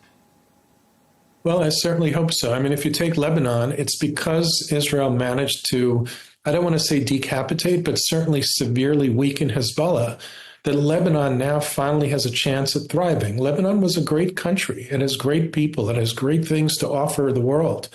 And with Hezbollah largely gone, I mean, there too we have an issue. Can they disarm Hezbollah? There's a potential future and a partnership between Lebanon and Israel, whether it becomes an Abraham Accords 2.0 or not. If there's partnership and peace between the two nations, they could all thrive. The same with Syria. The jury's still out on the leader. We'll see. So far, there's mixed results. He's doing some interesting, good things, but he also has some issues. But even there, the Syrian people have suffered for so many years. So few people paid attention to their suffering. Now there's a potential for hope, even if it's just a small agreement with Israel or if it ends up becoming an Abraham Accords 2.0. Syria, for the first time in how many years, now has the potential promise of a beautiful future. And again, I think it's because of President Trump's approach. What sort of a future do you think Prime Minister Netanyahu has now? Because we've spoken to many people on this channel, including in Israel, and particularly in Israel, who said words to the effect that once the war is over, his time is up, politically speaking. Do you buy into that? I have two rules of thumb in for my diplomatic career: never bet against Trump, and never bet against Bibi. He is a great leader.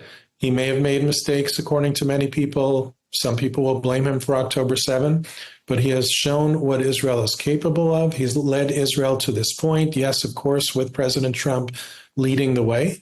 But I think today he is probably extremely popular. I think President Trump and the team behind President Trump made it clear that he was essential to getting to this point. So I would not bet against Bibi Netanyahu. There was a little bit of heckling at the Knesset today. I'm sure you saw it. A few people removed from the parliament. I mean, what did you make of that? What was that about, do you think?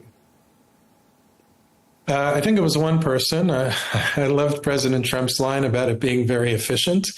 Listen, in politics, it's a messy business. You know, the UK Parliament has its thing. Congress has its thing. The Knesset has its thing. I don't pay attention to that. Some people want to make a point, take a stand. I think the person should have kept their mouth shut and sat and listened, even if they weren't happy with the remarks. But politics is a dirty business. All right, well, we're going to have to leave it there. We're out of time, but really appreciate you taking the time to speak to us. Jason Greenblatt, thank you very much for your time, sir. Thanks for having me.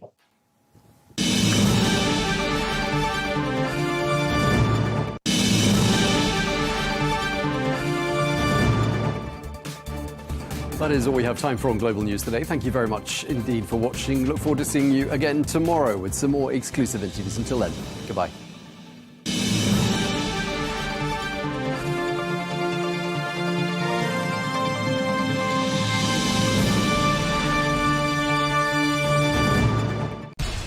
We have to take care of our people, and we're going to take care of our people first. For in-depth analysis and all the latest developments across the globe, make sure you join us every weekday. President Trump is trying to negotiate a ceasefire. With so much happening, so much information, and so much noise, International law will have no part in his administration. It can be hard to keep track. Tariffs will just fuel inflation. We're going to fight these tariffs. But you can count on us to tell you what you need to know. We stand by your side. Join me, Tom Burges Watson, for Global News Today, right here on Al-Arabiya News.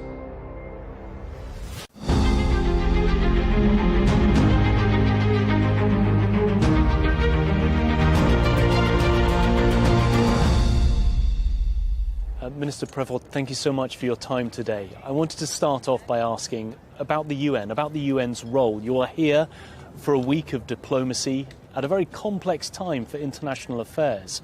What role do you think the United Nations plays in all of that? We are here in the temple of international law, and it's important to reaffirm our commitment for the respect of international law, for a rule-based order. In such troubled times, it's really important, facing all the different places in the world with different conflicts, not only in the Middle East, but certainly there. It's really important that many countries continue to be defenders of the international law. We've seen that it's no more the case for some of them, included some big country with a lot of power. It's why it's important to reaffirm this important commitment.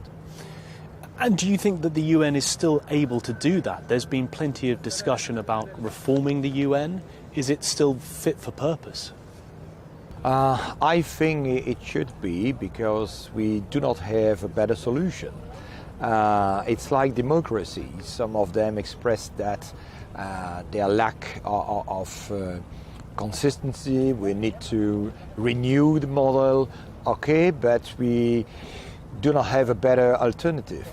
And I think that it's still important, more than ever, to continue to work together and to discuss in order to find solution on international level for different situations and issues located in different parts of the world. I want to ask about the conflict between Israel and Gaza at the moment. Belgium recently imposed sanctions on Israel. Why was that, and what message do you think it sends? It was important, according to us, to define a package of sanctions against the Israeli government, not against the Israeli people, certainly not the Jewish community. It's really against the political leaders of Israel, seeing the attitude they have on the ground against the Palestinian people. They have decided to launch a project like E1 with the creation of new illegal settlements. They have decided to extend the current and already existing ones. They have decided to annex the West Bank, to occupy totally and militarily the Gaza Strip. This is not acceptable. These are clear violations of international law and humanitarian law. People are starving, children, women, citizens, and it's on a voluntary basis that the Israeli government has decided to cut off any kind of humanitarian aid, to cut off any providing of water, electricity, healthcare, food. And we absolutely need to put pressure on the Israeli government in order to enable a massive deployment of humanitarian aid to the Palestinian people in the Gaza Strip. And I regret that the EU, till now, has not taken important sanctions, significant sanctions against Israel. So we've decided to take such decision on national basis. But it's true that if we are looking for having a biggest impact, the EU level is certainly the right one. So there isn't that unity across all of the EU at the moment. I mean, how difficult is that to engage with Israel, to work out a unified position for the European Union? But you know that the European motto is unity in diversity. But for the moment, we do not have any united vision of the conflicts, and we have a broad range of diverse attitudes. Some of the countries refuse, for historical reasons, for instance, to take any sanction against Israel, and other European countries have decided to take many sanctions, and Belgium is certainly on the top of the EU countries that have decided to take sanctions against Israel with only one purpose: change the situation on the ground for the humanitarian situation. The humanitarian situation for the Palestinian people very much in the spotlight at the UN this week. We've seen countries recognising the state of Palestine. Of course, Belgium is one of them, but there are conditions, and that's that all of the hostages are returned and that Hamas plays no future part in ruling the Palestinian people. We've decided to send today a strong political signal.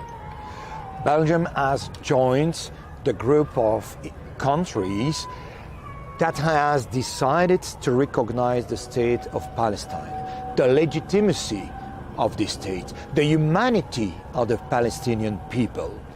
And it is important to send such a signal to Israel in order to avoid that the two-state solution disappear as a scenario. Now the two-state solution is in danger.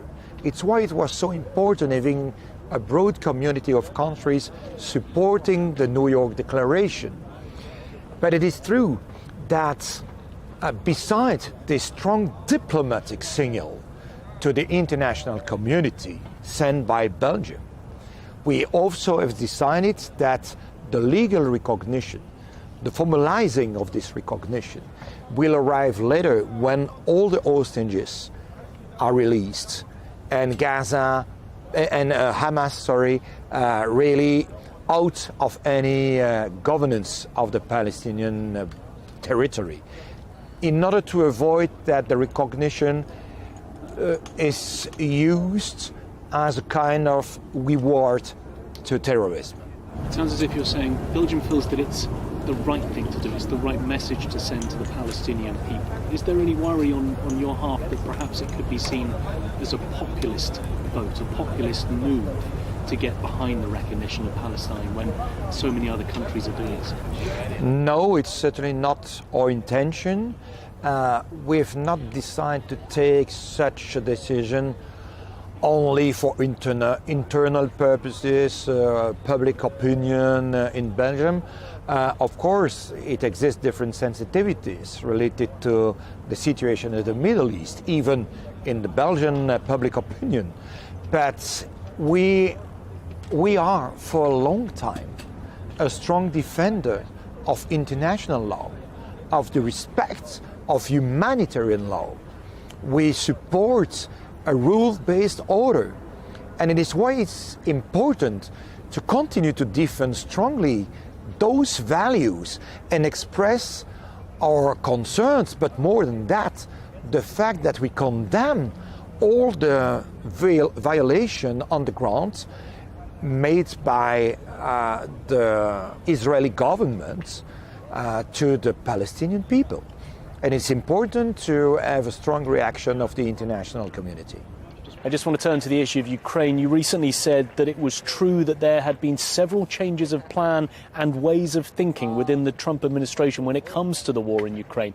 Can you elaborate on that? It's important to count on a reliable partner, and we are working all together, the European countries, with NATO allies, including the United States. The US remains a strong ally of the EU, and it's also part of the solution, I think so, of the conflict in Ukraine. The aggression war launched by Vladimir Putin must end quickly.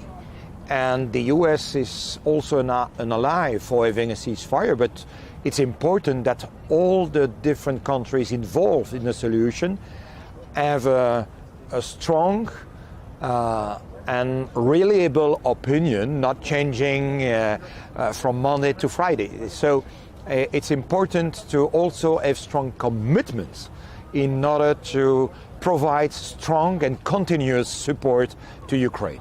And returning to that idea of unity, how much unity is there within the EU when it comes to confronting Russia? Is there that united front to push back and to help Ukraine? But most of the time, all the EU countries are united in order to decide, for instance, important sanctions against Russia. We will decide in the coming weeks a new additional package of sanctions, the 19th package of sanctions, and it provides results. But we absolutely need that all the important and powerful countries in the world, including the US, also decide important sanctions against Russia in order to obtain quite quickly a result and a ceasefire on the ground. Otherwise, it will continue to be difficult for Ukraine. And we are currently identifying all the different measures possible to take in order to reinforce the support to Ukraine. Minister, thank you very much for your time. Thank you so much.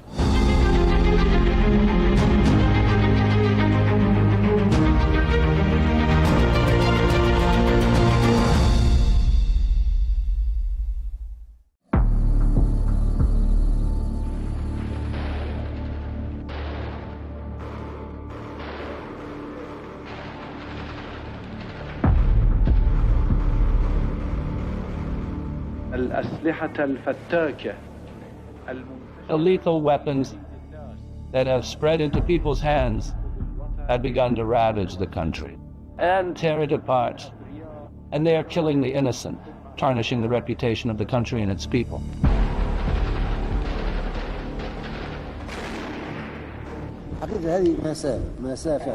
We've lost that margin. Libya is maligned. To all involved, find Musa al-Sadr and how he disappeared. I sought to serve the poor Christians in Tyre just as I worked to serve the Muslim poor, far from sectarian. The Imam's cause does not weaken with time. It is like a snowball rolling from a great height.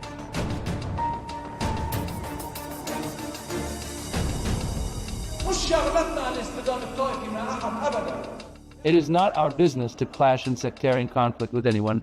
We are not the Lebanese people's adversary, and we will never be the citizens' adversary. We are the victims of the conflict between traditional politicians and party politicians, and we are paying the price.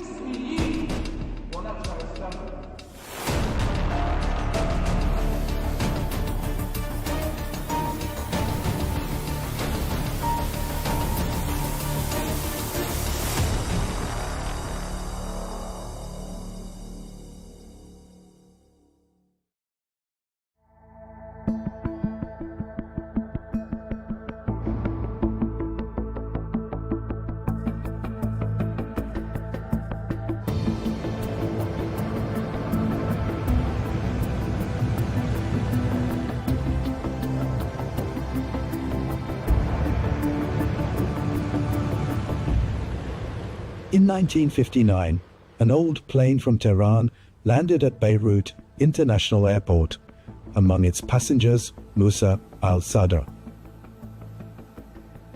The young cleric, born in the Iranian city of Qom in 1928, where he studied jurisprudence and philosophy before continuing his higher studies in Najaf. Before earning a degree in law from the University of Tehran.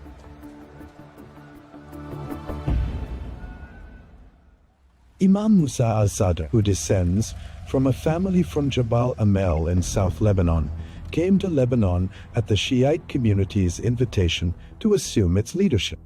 After the death of Imam Abdul Hussein, Sharafuddin in the city of Tyre.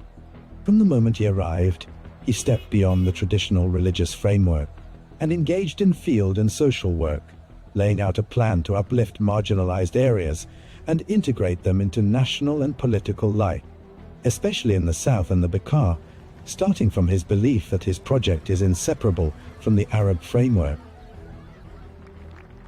Based on solidarity among the region's states and peoples, and confronting everything that threatens the unity of the Arab world.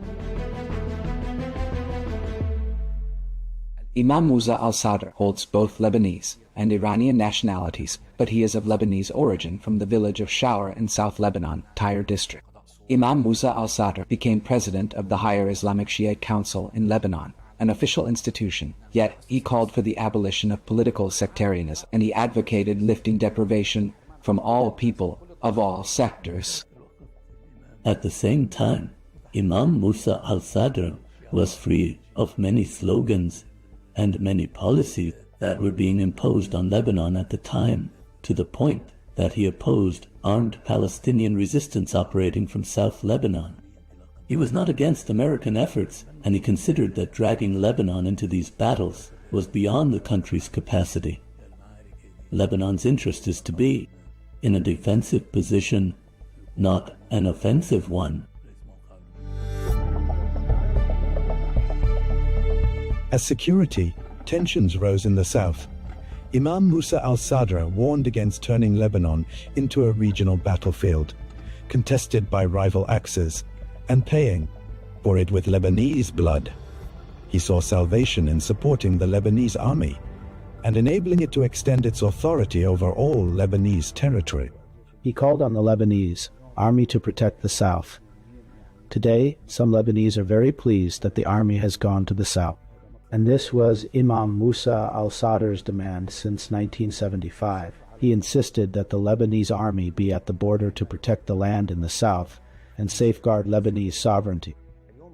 Today, the Shiites need the logic of Imam Musa al-Sadr, who was a pioneer in anchoring the principle of the state among Lebanese Shiites. After they had, for a time, drifted away from Greater Lebanon, he brought them back together with Imam Shamsdin into the fold of the Lebanese state. This is what we need today. And when he also founded the Shiite Council in Lebanon, he was the first to declare that Lebanon is a final homeland with an Arab identity, meaning even before the Taif Agreement. Imagine in 1989 in the Taif Agreement that Lebanon would, in its first 2 articles, affirm in the Lebanese constitution that Lebanon is an Arab identity homeland. This is what Imam al-Sadr, with Imam Muhammad Mahdi Shamsdin, wove into a paper of political and social reform that was adopted at the Higher Shiite Council on May 11, 1977. He had a famous saying, "I am against the unjust ruler, even if he is a Shiite, and with the just ruler, even if he is Maronite or Christian." For Imam Musa, sectarianism was the real affliction of the political system, one that brings with it a lack of trust among Lebanese. Therefore, he focused in his discourse on the relationship among 3 levels: the homeland, the citizen, and the state. He was on guard and wanted to confront this project, the arming of the Shiites in Lebanon in confrontation, and he sought to preserve the link between Lebanese, Shiites, and the Arab community. At the start of the 1970s, the Lebanese scene began changing gradually due to political and sectarian tensions, along with the strain from armed Palestinians, pushed the Lebanese militias to prepare for internal confrontation. They began organizing their ranks and arming themselves, heralding the country's slide toward civil war. So Musa al-Sadr worked to open channels of communication with various political forces and Lebanese sects. In his speeches, he stressed that social justice and national unity are the real gateway to Lebanon's stability and the strength of its position in the Arab world. What was Musa al-Sadr doing at that time? He, together with Imam Shamsuddin, staged sit-ins in mosques and churches along the front lines, in Ain al-Ramani and in Antelius, to say, "Stop this war." Consequently, Sayyid Musa, like Kamal Jumblat, became an obstacle to the forces that had their hands on the country. In protest against this civil war, Imam Musa al-Sadr staged a sit-in, and many Lebanese joined him. He tried to launch a role for intellectuals and elites through the body he formed, with roughly more than 120 intellectuals from all sectors. And even in the midst of the Lebanese civil war, when he entered the town of Deir al-Amar, he said, "Every bullet fired at Deir al-Amar is a bullet fired at my turban, my pulpit, and my family." Thus, he was a true unifier of coexistence as a principle.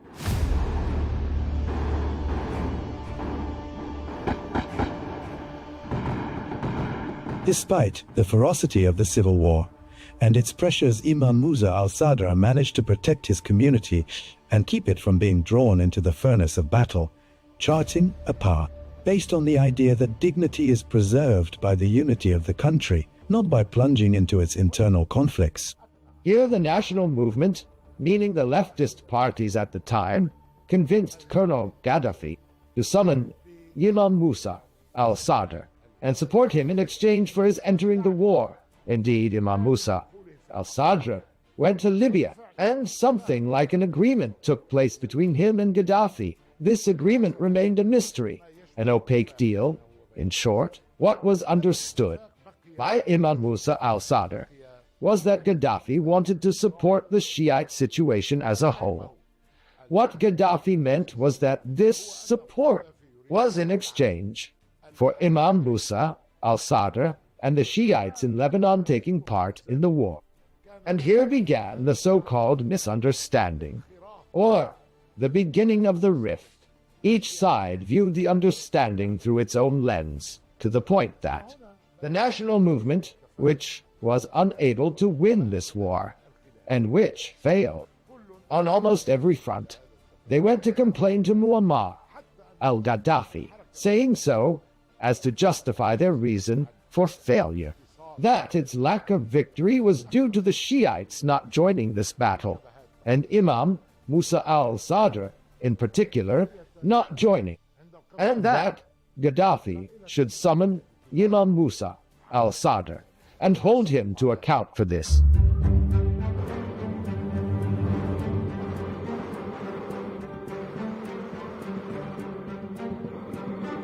On the fateful day of August 25th, 1978, while Lebanon's summer boiled atop a volcano, Imam Musa al-Sadr left Lebanon with Sheikh Mohammed Yaqub and journalist Abbas Badr al-Din, heading to Libya in response to an invitation from Colonel Muammar Gaddafi. It was a public trip to Tripoli, west, but without anyone knowing, it turned into a one-way journey.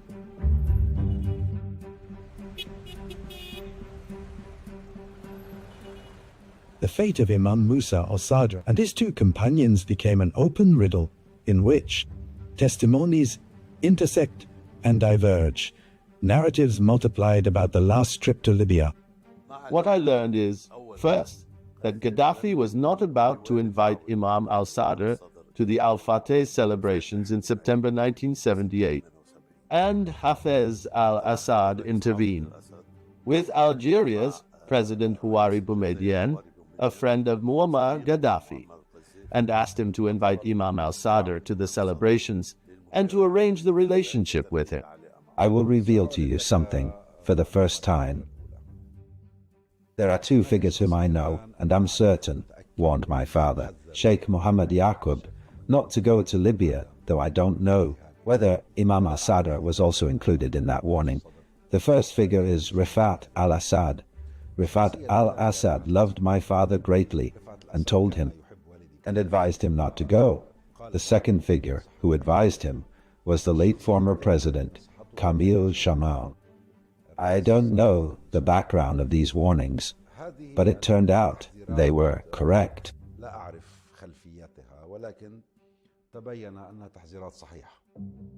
Despite the warnings, Imam Musa al-Sadr chose to proceed with his trip after receiving personal assurances from former Algerian President Houari Boumediene, who encouraged him to go to Libya and meet Colonel Muammar Gaddafi, in the hope that dialogue would open a door to resolving the disputes. There was a kind of reassurance in the positive sense, not in the sense of deceit and treachery, from the president of Algeria, Houari Boumediene. He asked the Imam to make this visit, and believed that with this visit, all the differences in viewpoints and opinions between Imam al-Sadr and the Libyan leaders would disappear. There was a studied, planned conspiracy, calibrated to the circumstances I mentioned, especially since Muammar Gaddafi had some time earlier sent his Prime Minister, Abdel Salam Jalaud, to Lebanon, where he met most of the leadership, national or Islamic at the time, under a certain banner, and most of them differed with Imam Musa al-Sadr in their approach to the Palestinian issue and to the Lebanese reality. Imam Musa al-Sadr's trip to Libya came to coincide with the Al-Fateh anniversary, which led many to believe that his visit was tied to the festive atmosphere that Tripoli, West, witnessed. However, the official committee following up on the Musa al-Sadr case affirms that the direct aim of the visit was to hold a meeting with Colonel Muammar Gaddafi. He went to Libya at Muammar Gaddafi's invitation to meet Muammar Gaddafi, not to attend the Al-Fateh of September celebrations, nor for anything else. To meet Muammar with the aim of addressing the issue of the civil war in Lebanon, which was raging at the time, and to solve the problem of South Lebanon and the scorched earth policy. A meeting took place with Muammar Gaddafi on August 31st, 1972, in Bab al-Aziziyah, with the Imam's two companions, the travel companions, His Eminence Sheikh Mohammed Yaqub and journalist Abbas Badr al-Din. The meeting was stormy, and Gaddafi ordered his aides to detain them. The days preceding Imam Musa al-Sadr's trip were laden with shifts. In the streets of Tehran, the features of the revolution were emerging, and as the Israeli incursion neared its end, Lebanon groaned under its wounds, and was ablaze with merciless internecine fighting.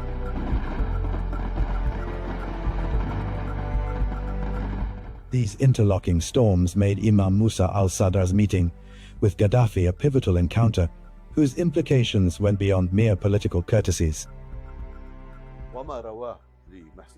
And as he recounted to Mohsen Dallo, whose memoirs I wrote, and which will be published before long, he says that Riyadh Taha and Abu al-Mutasim in talks with Libyan, that in the session where Muammar Gaddafi met Imam Musa al-Sadr and his two companions, there was discussion of supporting the communist Iranian opposition. And there was a representative of that opposition in Libya, and groups of the Iranian opposition were present in Libya. Imam al-Sadr was asked to cooperate with them. Imam al-Sadr refused. According to Riyadh Taha, and according to Abu al-Mutasim bin Hussein Dalu, Imam al-Sadr said these people are suspect, therefore I will not deal with them. Despite Gaddafi's insistence, Imam al-Sadr refused to comply. Then another discussion was opened about the Green Book, and that discussion was the reason. A problem in a previous meeting between Imam al-Sadr and Gaddafi also developed into disagreement over the idea of the Green Book, and Imam al-Sadr's view of this was negative. When Gaddafi would ask Imam Musa al-Sadr where this support was going, while Imam Musa al-Sadr showed him a list of all the social, health, and medical achievements, hospitals, schools, and so on. This led Gaddafi to say to him, "My support for you is not for that purpose. My support is for you to enter the war." Then, according to my information, Imam Musa al-Sadr replied to him, "I am Lebanese, and above all my patriotism compels me not to enter this war. Indeed, the Palestinians are committing aggression against us in South Lebanon, and if I am to enter this war, I will enter it only against the Palestinians, not with them. And I consider that the Palestinians are trying to destroy Lebanon's sovereignty, its security, and its stability." The testimony of former Lebanese President Amin Gemayel, who lived through that period, revealed a different scenario as he considered that former Syrian President Hafez al-Assad was the one behind the operation to make Imam Musa al-Sadr disappear. Hafez al-Assad was fundamentally a pilot, and air intelligence had taken charge of all aviation in Libya, meaning the airport Sousse, and the influence of the Amal movement in Lebanon grew at the expense of Syrian interests and Syria's goals in Lebanon. Musa al-Sadr began to be a source of annoyance. On the surface, relations were good with everyone, but in reality, Syria was irritated by the Amal movement. As for arranging the disappearance Musa al-Sadr in Libya, Syrian intelligence at that time had complete control over the airport. In Libya, Gaddafi was confronted with a fait accompli on this matter, and it's possible he had no knowledge of the operation until after it happened. And this, he argues, confirms that the operation was Syrian, not Libyan.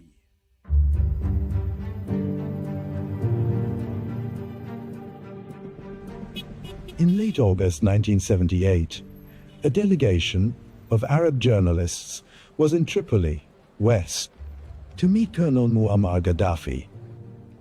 Among the delegation was the Lebanese journalist and former MP Mohammed Kobani, who by chance met Imam al-Sadr in the corridors of the Al-Shati Hotel. He later became the last Lebanese to see him alive. In his testimony, he recounts that the Imam appeared calm and told him he would leave for Italy the next day. His Eminence, the Imam, was there. We saw him in the courtyard, right opposite the Al-Shati Hotel, which at that time was a 5-star hotel. My wife said to me, "This man resembles Sayyid Musa al-Sadr himself." I told her, It is indeed Sayyid Musa al-Sadr. We then asked him, would he join us for suhoor? For suhoor, indeed. We had the pre-dawn meal in his suite at the Al-Shati Hotel. The occasion, this significant moment, brought to mind the main keys that connected al-Sayyid Musa, his legacy deeply intertwined with Lebanon and the Arabs. After that, as dawn broke, we left. And by then, he had already left for Italy, specifically to Rome. After that, when I finally reached Beirut, I learned that news of him had completely ceased. The reception at the airport was not up to par at Tripoli Airport on August 25, 1972. The Libyan media published only a small item and did not cover the Imam's visit. What most caused the Imam's displeasure was that he spent 6 days waiting at the Al-Shati Hotel in the capital, Tripoli, and the appointment with Muammar did not happen until the 31st. Thus, the Imam intended to meet Muammar and then leave for Paris as planned, to visit his wife, who was ill at the time in Paris, where she was being treated. So, the intention was to head to Paris immediately and not to attend the Al-Fateh celebrations on the 1st of September. The next day, the Imam was going to depart. He wanted to meet Muammar and then leave. He was moving about without any guards, and when I spoke with the Libyan ambassador, Salih al-Duroki, who was my friend, I said to him, "How is it that the Imam has no protection?" He said to me, "Here I am a citizen, not an ambassador. Therefore all I have is my own car, and I've given it to you. Do as you wish." And that's what happened. Kabani's testimony added a new dimension to the mystery. It shows that Musa al-Sadr was convinced his trip to Libya would end safely, before its final hours turned into a riddle that has pursued the truth for more than 4 decades. But the Imam did not go to Rome. He did not depart for Rome on that night, the night of August 31st, and we obtained judicial rulings from Italy that nullify the entire Libyan narrative. Muammar Gaddafi relied on the story of departure to Rome. The statement of his foreign ministry on September 17, 1978, 17 days later, said that the Imam had left for Rome on an Alitalia flight that evening. This is a lie, a charade, and we invalidated it with final Italian court judgment. Al-Sanusi, who was present at this meeting, that is, the head of Libyan intelligence, was tasked with making Imam Musa al-Sadr disappear. Gaddafi told the security men who escorted Imam al-Sadr to Gaddafi's tent to dismiss him. Here the wording became ambiguous to them. Dismiss him, meaning take him away, or dismiss him, meaning finish him off, eliminate him. Here the plot was lost, and the official Libyan story became that Imam Musa al-Sadr and his 2 companions left Libya for Italy and vanished there. But the Imam, at least, and this is confirmed information, was detained at first in the Yanzur area, on the outskirts of Tripoli, an apparent security zone, a type of security detention within houses, and he remained there for several years. Then the Imam was moved among several prisons. We verified that for extended periods, and we could no longer obtain more information. Among the most prominent chapters of ambiguity in the case is what later emerged about 3 people entering Italy using the passports of the Imam and his 2 companions. This identity theft operation was later documented in airport records, which sent the investigations spinning in circles and opened the door to endless questions. His passport was used to prove that he left Libya and entered Italy. So, a person, a man who resembled him, was selected, and this passport was presented. He left Libya and entered Fiumicino Airport in Italy using Imam Musa al-Sadr passport. Therefore, in the Italian police records, it appears that Imam Musa al-Sadr entered Italy. The Imam never boarded the plane. The intelligence officers who impersonated the Imam and his 2 companions are known by name: Al-Ruhaibi and his 2 associates, Mansouri and Samun.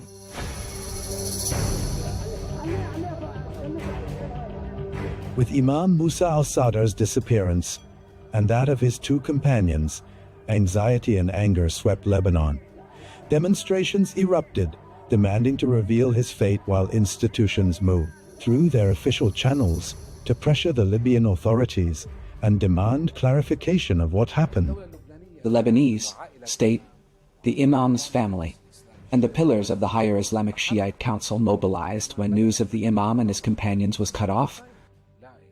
And the one who reported that was the Lebanese ambassador, or the chargé d'affaires of the Lebanese embassy at the time in Libya, Mr. Nizar Farhat, who went to check on the Imam at the hotel. They told him he left, meaning he did not vacate the room. He left meaning he went out for an errand. They hadn't even cleared the hotel. So he became suspicious. Where did the Imam go? The then president, the late Elias Sarkis, and the then prime minister, the late Salim al-Hos, took action and tried to make contact with Muammar, but Muammar Gaddafi refused to answer Elias Sarkis's calls. May God have mercy on him, and the Libyan side did not respond at all. He imposed blackout and tried to evade contact, and this incriminates him. Prime Minister Al-Hos had called me several times and said, "Why don't you return to Libya to look for Sayyid Musa?" And I called, as I said, my friend Kamal Younes, in whose house I had met the Imam. He said to me, "Call me back in 15 minutes. And after 15 minutes, he told me, he is in his suite at the hotel, which means that in Libya, they did not know the whole world was searching for Musa al-Sadr.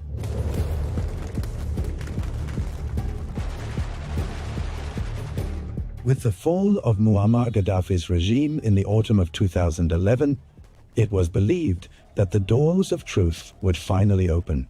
An official delegation, a delegation from Lebanon, including state representatives and Imam al-Sadar's family, set out for Tripoli, hoping to unravel the mystery of his disappearance. They toured official headquarters and security centers and met officials of the Libyan Transitional Authority in an attempt to seize any thread that might lead to the whereabouts of the Imam and his two companions, but despite media momentum accompanying the visit, the delegation returned to Beirut empty-handed. In truth, when the regime fell, we immediately went, as an official follow-up committee tasked by the Council of Ministers, to Libya, to the capital, 3 days after the regime's fall, in October 2011. We were given promises, and there were subsequent high-level official visits. We were given promises, many times by the President, the Prime Minister, and the judicial and also the security leaderships to cooperate. But nothing happened. None of the promises were carried out, and nothing at all regarding the Imam's case. No serious investigations were carried out, even with Abdullah al-Sanusi, and the pillars of the regime who were imprisoned in Libya, among them Abdullah Hajizi and Farah Abu Ghalia, and Ahmad Ramadan. There was never any serious investigation in the Imam's case.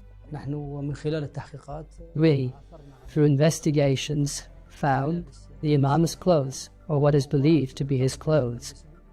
They contacted our Lebanese brothers in Benghazi and then in Tripoli, and we arranged for a judge from the Lebanese government to coordinate with the investigative committee and the prosecutor general's office. There was suspicion about a certain body, a certain grave, in a certain place.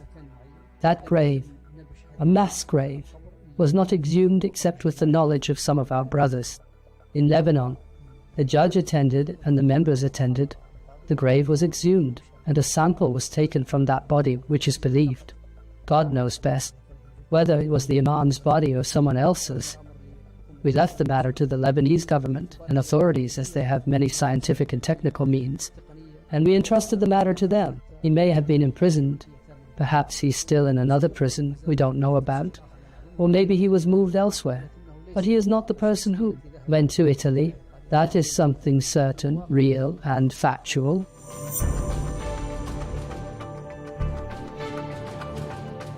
In the midst of efforts to search for the truth, the committee following up the Imam al-Sadr case conducted DNA testing, but the results were decisive. The tests were negative and non-matching, and confirmed that everything that later appeared as claims about finding Imam Musa al-Sadra's remains was nothing but false reports, inconsistent with the Imam's characteristics and with scientific facts.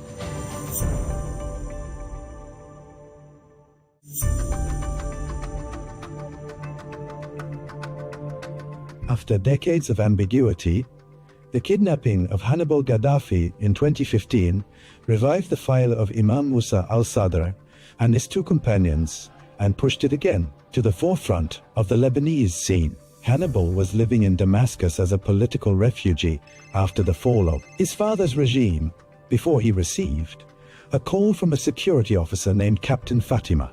It appeared to be a chance to meet the Syrian regime's leader, Bashar al-Assad, but that invitation was a carefully laid trap. Once he arrived at the agreed point, he fell into the hands of an armed group that transported him to Lebanon via rugged mountain roads using military corridors in order to avoid any Syrian inspection.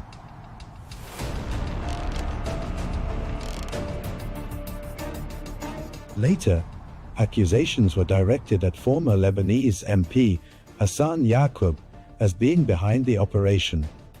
As long as the total consensus of those who like and those who dislike says there is no real, serious action of substance, except for the matter of Hannibal Gaddafi, who is under the hand of the Lebanese judiciary, and one person described this as a trove of information.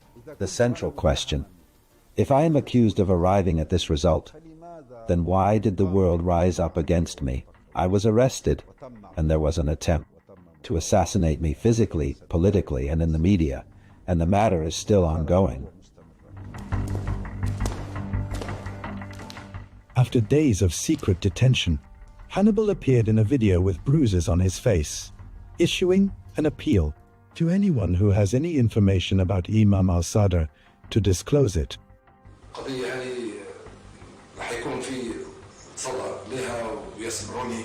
In this case, what I mean is, those who have any evidence should come forward to present it immediately, without stalling and without delay. He was handed over to the Lebanese authorities and has been detained since on charges of withholding information about Imam Musa al-Sadr's disappearance. Was not yet 2 years old when the incident occurred.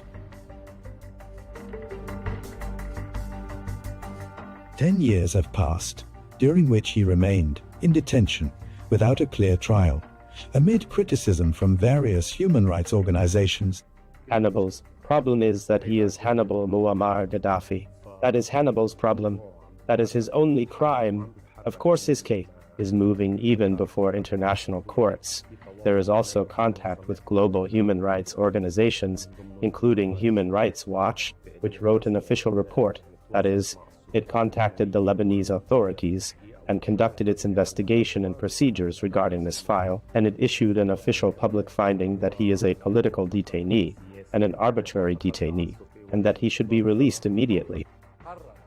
He decided to withhold the rest of the information and told the judicial investigator, "I will not say the rest of the information until I am on the plane. This is a crime, an offense," so he was immediately detained. A person who has exculpatory information might try to withhold it at first and hold out, but not for 11 years. If Hannibal had any information, he would have given it from the first moment. Hannibal has no information.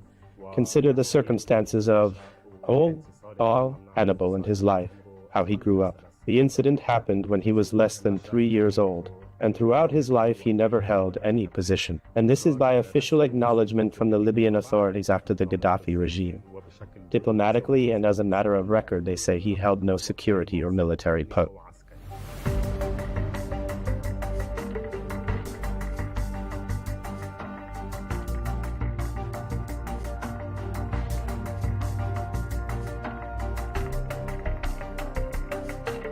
The one who undertook to make the Imam disappear was Abdel Salam Jalad, but without Muammar Gaddafi's knowledge.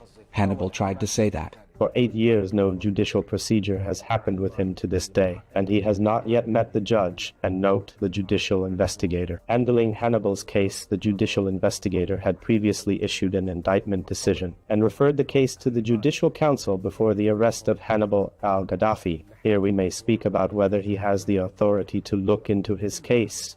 In any event, the file is with him. But it has still been in the investigative phase for 10 years. For the judiciary to be fair at least, if he has information or is involved in any crime in this context, he should be tried, an indictment should be issued, and the case sent to the Judicial Council, and the Judicial Council should determine his sentence if he is not innocent, and decide his punishment if he is not innocent. It determines his sentence. The Lebanese Minister of Justice at the time, Major General Ashraf Rifai, considered that the detention of Hannibal Gaddafi was carried out unlawfully. On the day Hannibal Gaddafi was detained, I was traveling outside Lebanon, and even the Minister of Justice does not have authority over sitting judges, whether they were trial judges or prosecutors or others. He was detained. After I returned, I learned he had been initially detained. 10 years have passed since, and I say again, this detention is neither legal, logical, nor normal. It is merely an expression of the Sunni's weakness. Were the Sunnis truly stronger, he would not be detained at all. According to Islamic law, no bearer of burdens shall bear the burden of another, meaning that when he was 2 years old, he bore no responsibility for anything. Fundamentally, even if the regime headed by his father was responsible, and the intelligence services in Libya were responsible, the child at 2 years old is absolutely not responsible. At the time which Musa al-Sadr disappeared, Hannibal was 2 years old. What could he possibly tell? He was not involved in any of these matters, and had no role in intelligence or politics. His detention is strange, and it does not do the Lebanese system credit. To say that Hannibal Gaddafi took part in the operation of the change, or in the kidnapping, how could he have taken part when he was 2 years old? That is not the point. The point is what Hannibal Gaddafi said. In the investigation, he declared he knows, but he stipulated he would not disclose that information until the aircraft stairs, when he departs and is relieved. As for Hannibal, he does not believe in the fairness of the Lebanese judiciary. For him, he sees that God, those who kidnapped him in this manner, are outside prison, while he has been in detention for 11 years. All the agreements related to human rights, from domestic law to the Constitution to the international conventions Lebanon has signed, have, in Hannibal's case, all been violated. No one is taking revenge on him. He is not a hostage. We did not stalk Hannibal, and we were not concerned with Hannibal or anyone else. But when he gave some information and withheld the rest, he became implicated. He is in the process of taking legal action before the international judiciary, toward securing his release, and even toward filing a claim against the Lebanese state for injustice, for the inequity and deprivation of liberty to which he has been subjected for 11 years. Amid the swings of time and the shifts in the Lebanese scene, the lines of the last letter Imam Musa al-Sadr sent from Algeria remain. To the Minister of Education at the time, Edmund Riss, testimony to a man who carried his country's burdens to the very last moment. A letter he wrote with a heart preoccupied with the teachers' issues in Lebanon while far from his land, to affirm that his constant concern was none other than Lebanon and its people. This was the last letter. He sent no other. He said to me, "Your Excellency, my dear brother, Professor Edmund Riss, Minister of National Education from Algeria, the homeland of heroes, and after the Islamic Thought Forum, where I did my duty in the best way to represent Lebanon, greetings to you for all the efforts and stances you take on various important issues, which has made me remember you always. And I pray for your well-being. But I wish to gently remind you of what we agreed upon regarding the teachers' issue. I sincerely ask you, please do your utmost to reinstate them all, no matter what difficulties it may require. To do your utmost to reinstate them all, whatever difficulties that may require. May all God preserve you. All is in the service of the country and the people, the youth and the friends. Musa al-Sadr, he went to Libya after that and disappeared.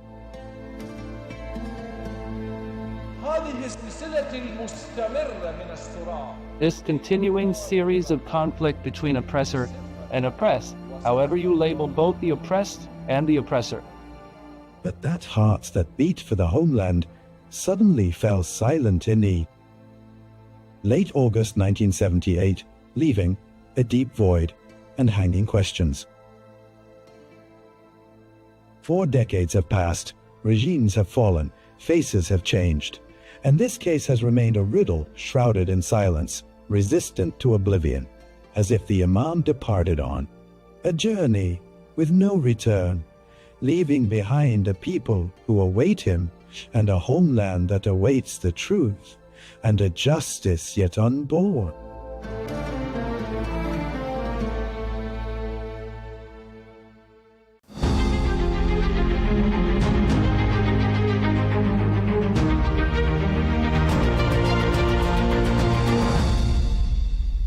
Hello and welcome to this special interview with Lord Roderick Balfour, the great-nephew of the former British Foreign Minister Arthur Balfour. Lord Roderick, thank you for your time and for this interview. I'd like to first start by asking you about your family legacy and the history of the name of the family of Balfour. Being a descendant of former Foreign Minister Arthur Balfour, how do you think that carrying the name shaped your own perception and understanding of the declaration and the impact given its significance and to the whole world, I would say? Good. Well, listen, thanks for your interest. The Balfour Declaration, you may have read before, hung on the back of the lavatory door in our house in France. Nobody ever talked about it.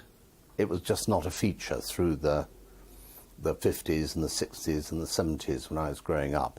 Although I say the 70s, by then it was a bit, because the first time I came across it seriously was during the Six-Day War in June 1967, when I worked for the New York Herald Tribune in Paris.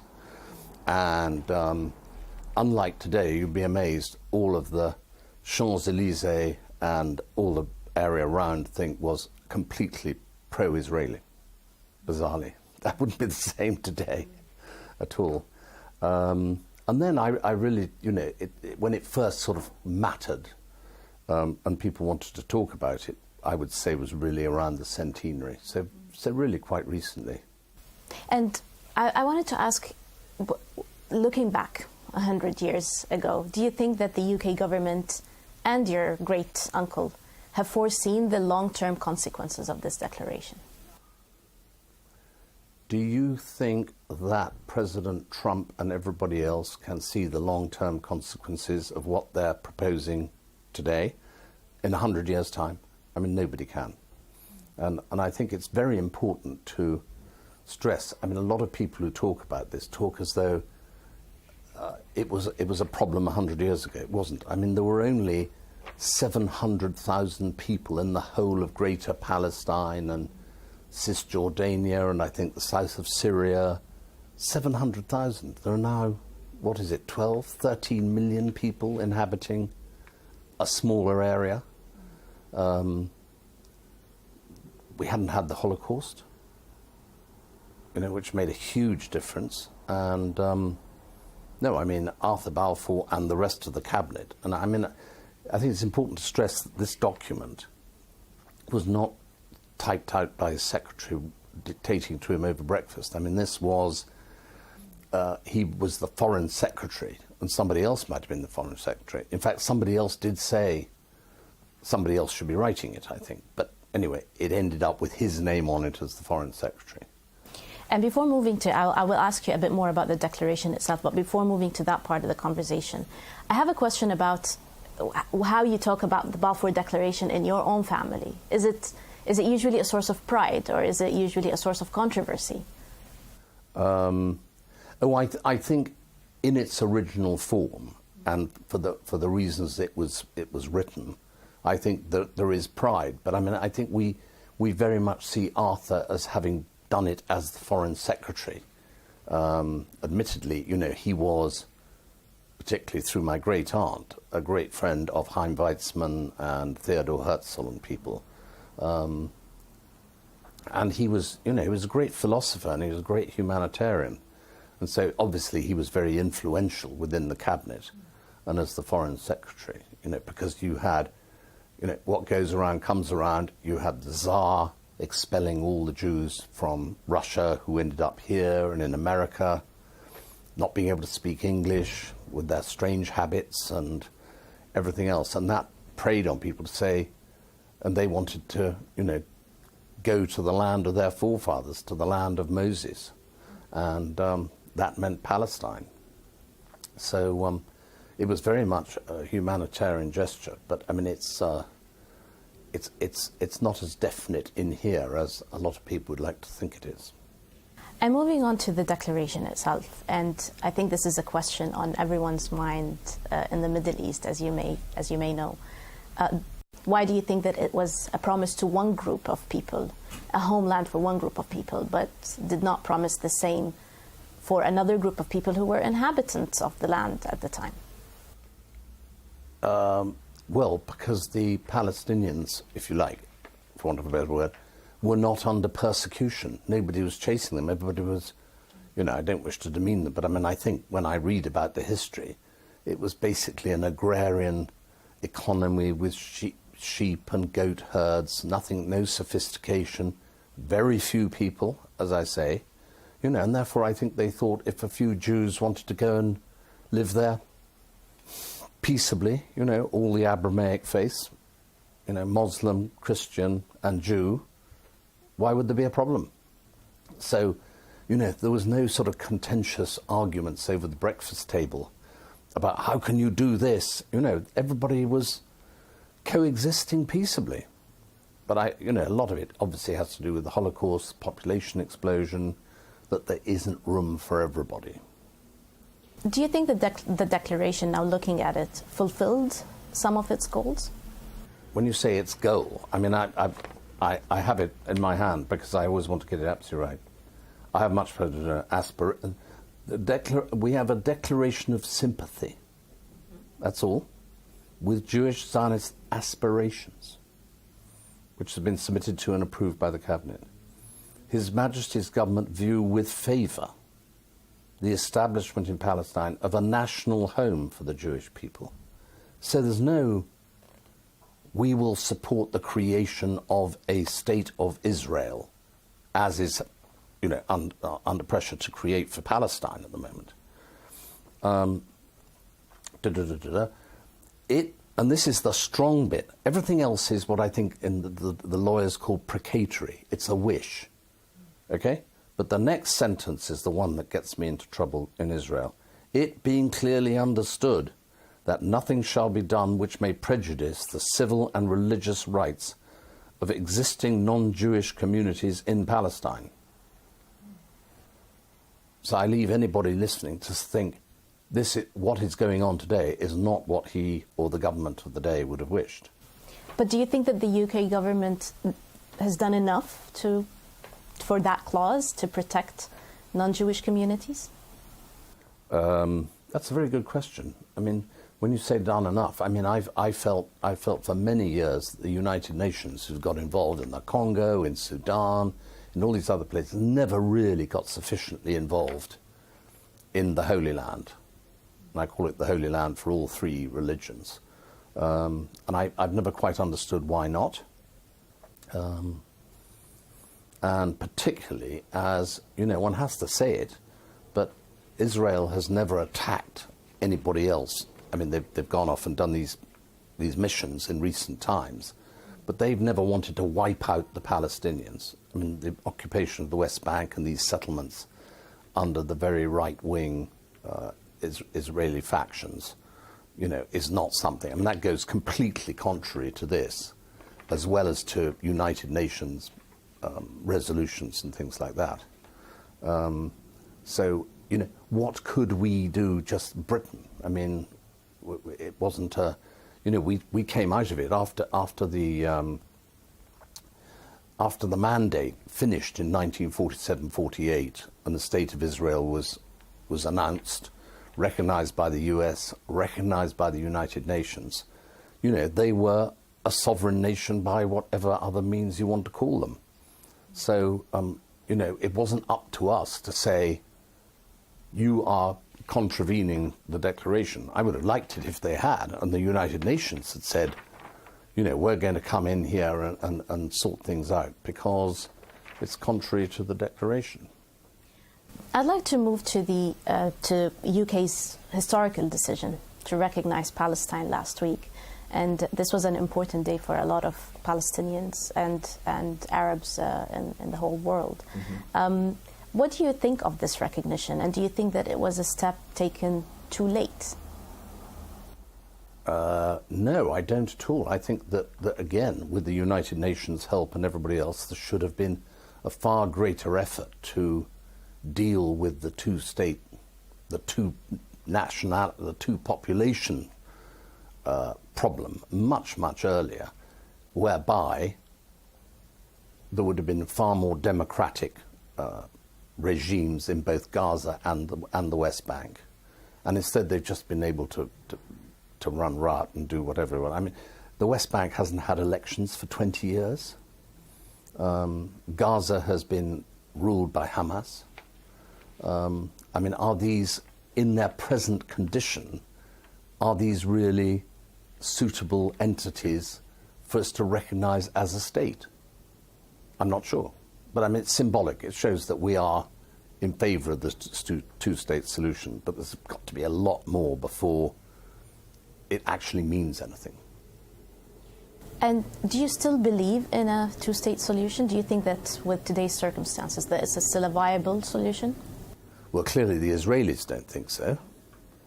And I don't think Hamas thinks so, because Hamas want to get rid of Israel, and Israel doesn't trust any of the Arab countries while they're run as, the Palestinian enclaves, until they have a reassurance that they're not going to be populated by people who swear death to Israel from the river to the sea.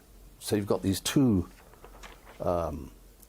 blocks who are implacably opposed to each other.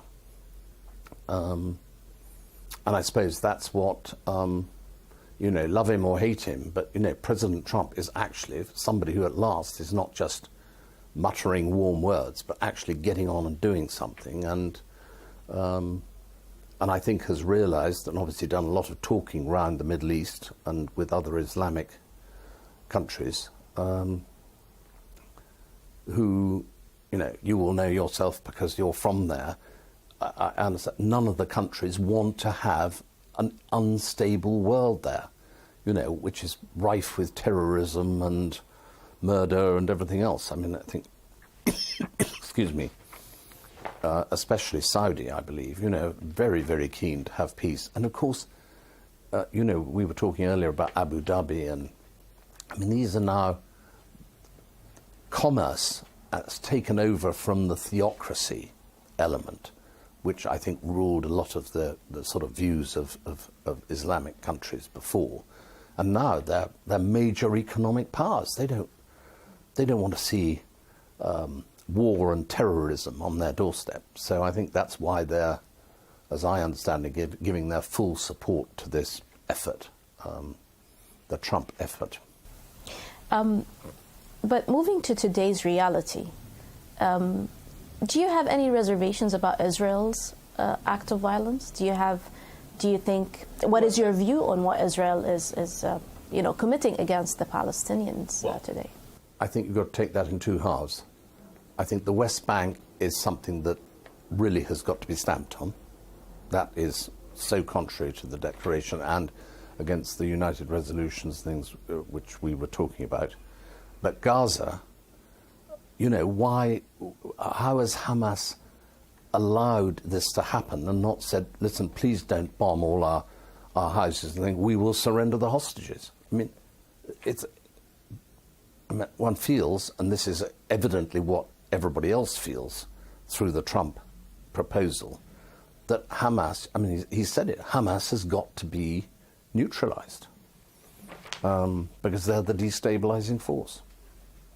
But I think the West Bank and Gaza are, but I'm no lawyer, I'm not a professional historian, so these are just my personal opinions, but you've got to separate the West Bank problem from the Gaza problem.